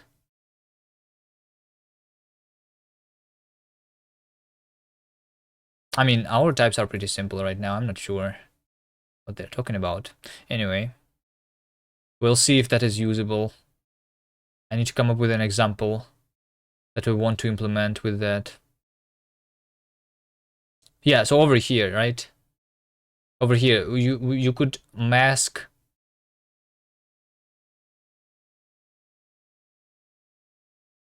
They have the mask operation. So the reason they do a mask is because is because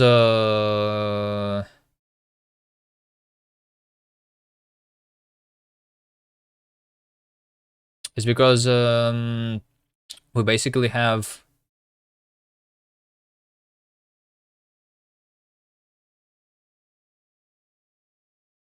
two operate. Oh yeah, over here, right? So we have two handlers.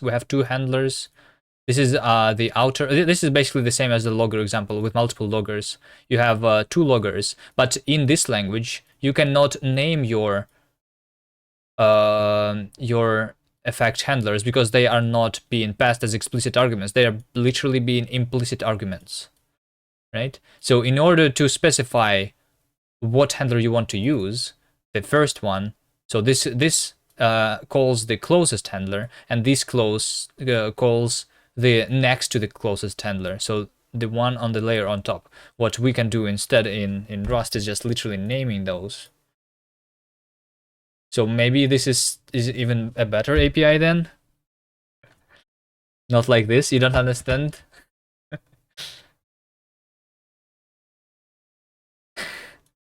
So this example is not very good, right? But the reason why they do it is, look over here.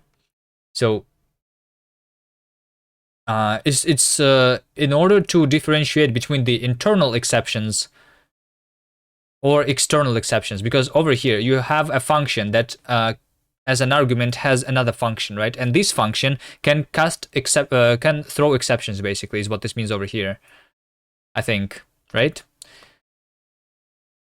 This is shadowing with unshadowing. Yeah, kind of. It's like, yeah. So we shadow the closest exception handler and pass the exception to the next exception handler. Although it doesn't have to be an exception, obviously. Like over here, we're doing just logging.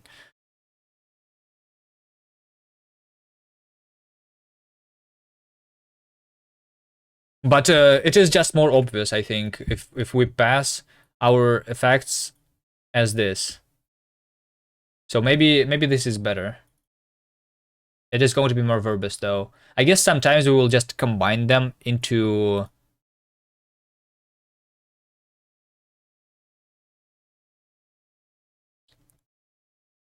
a single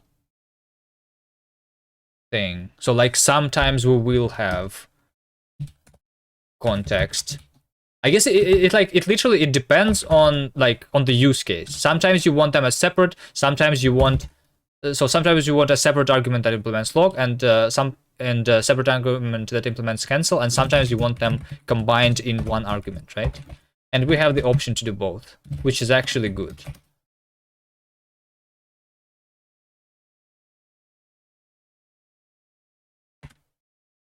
But extending this function is very verbose, right? And this is not very generic.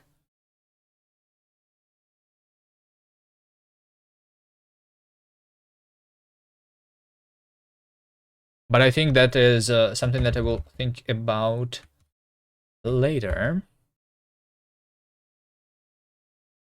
Log.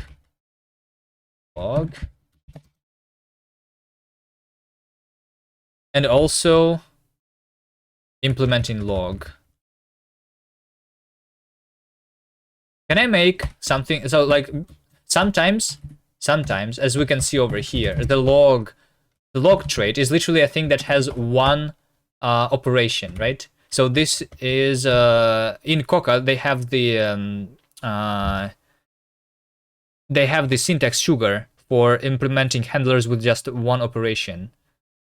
They also have a syntax sugar with something that implements just a getter. But we don't have getters in Rust, so that doesn't matter. What I mean is that this trait log, async fn log, is basically the same as as trait so implementing log is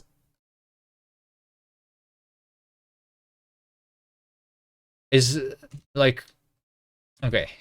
What I'm saying is I want instead over here, instead of writing log.log, I want to just write log hello, right? So this is just a function. Because this trait only has one operation, we can just make it a function, right?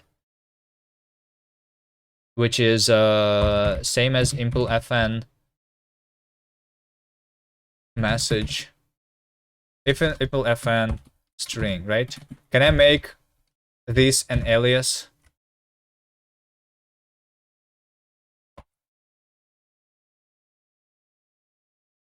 Specifically, I want to make an alias to fn. So log is fn string, and then I can do impl log.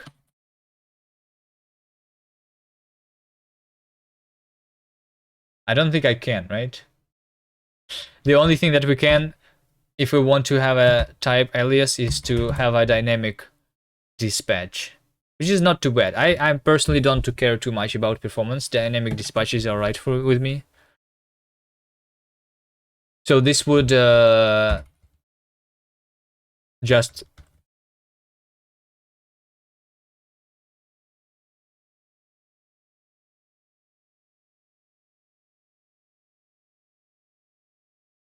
make it easier. Crabs, pixel hamster. Hello, hello. We have a lot of crabs on the screen. Yep.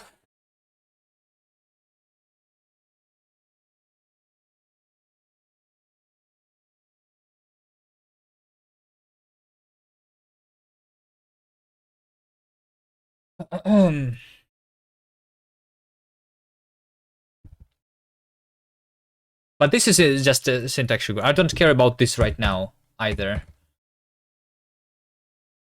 Right now I don't care about this. We can do a log.log. And over here we do cancel.cancel. It's okay.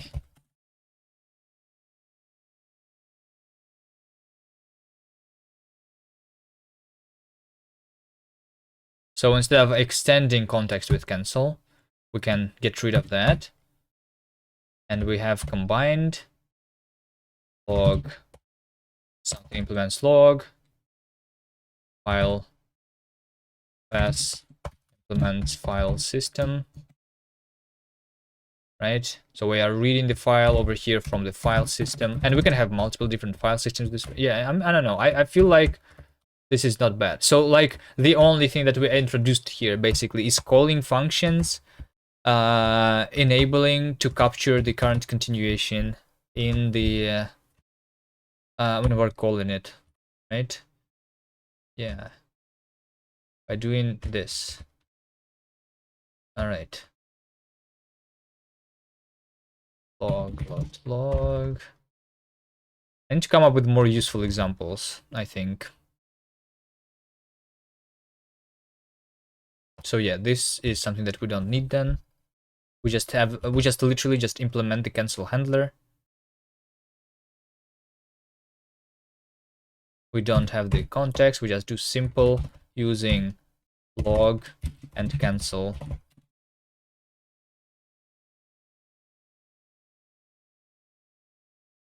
And over here, I guess we can pass two of the same contexts here because we implemented it for the same type. But we can, okay, hold on. No, I can do this better. We have the logger and we have the and the file system is going to be implemented for pass, right? Struct pass. So over here we pass the logger and we pass the fs like that, right?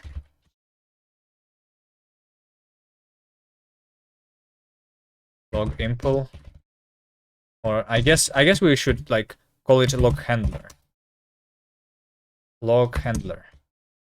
And file system handler, because the other one we call the cancel handler, so it makes sense.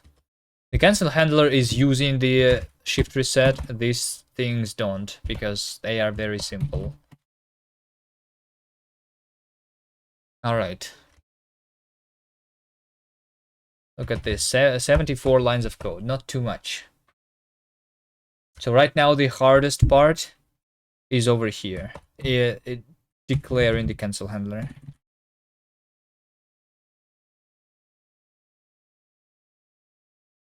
Okay, fine. Effing mad. Let's see what other examples they do. Or maybe, what are the examples? Hold on. What are the examples? I think in the anti-lang they have pretty good examples here. Let's see, language tour, algebraic effects, useful effects. So effects are a very broadly useful feature, yet the previous examples have been rather abstract. Here are some practical use cases for effects. So one of them is the state effect, which allows you to basically it gets you a variable. All right. I don't think.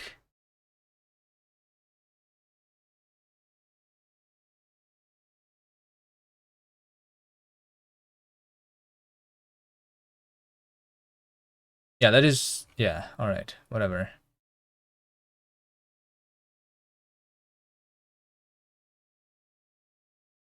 Hold on. If we are doing the log and the cancel like that, I mean the log and the file system like that, technically we don't need those to be async then, because that is like we're not using the continuations here, whatever. This is not even an effect then.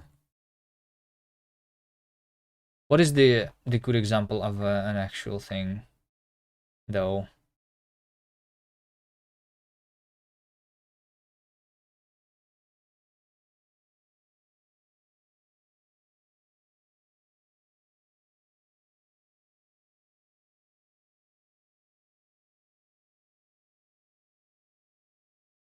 Expected value. This is the this is when you resume multiple times. We cannot do that.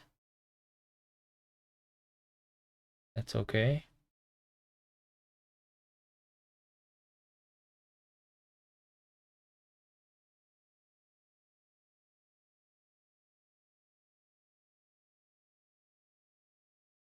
I think the ultimate test is going to be the thing that I wanted to do yesterday for the game, actually, right? So my use case for this effect system is literally, where is it?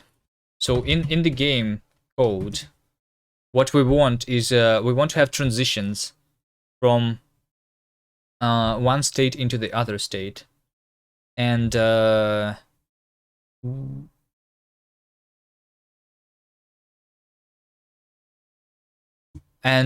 for drawing the transition, like the crossfade, for example, or something else. Where is it? Where is it? Crossfade? No, it's not here. Transition. These are different transitions. This thing over here. All right. So this is what we have. We are basically in the game right now, standing on the entrance to another level. Right. Our game is split into levels. So we're standing on the inner level. We are pressing a button and we go inside the inner level. So we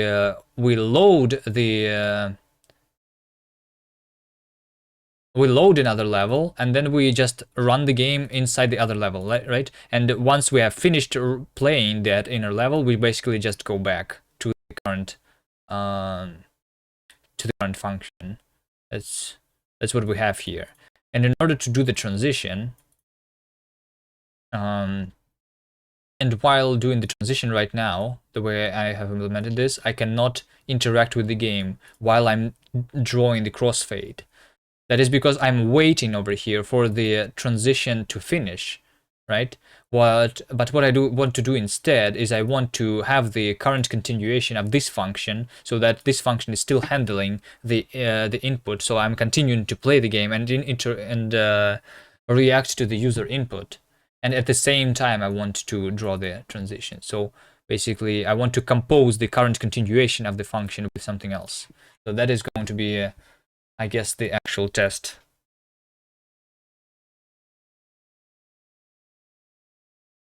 So the effect system is going to be used for transitions in the game.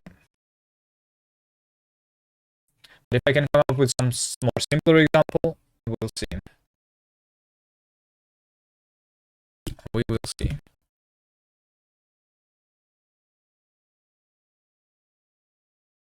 Cargo run. Okay, well, I mean, this works. This works, and this is probably simpler when we have everything as its separate argument. Separate effect args. Probably easier this way. Okay, I think I'm pretty happy with what I ended up having here. Probably can be I will continue experimenting with that, but I think for today this is going to be it. So who's doing Rust?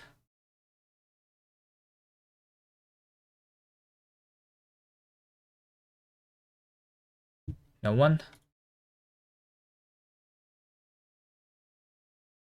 A learning Vim as IDE writing Golang with the Rust deck. Stuff in Rust and maybe broken.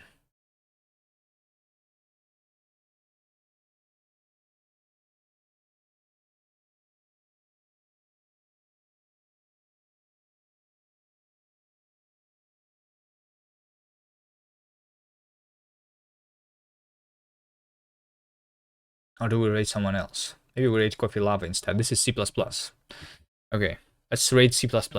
We like C++, right? Right, guys? Right? Hello, little bro. Okay. You hear the difference?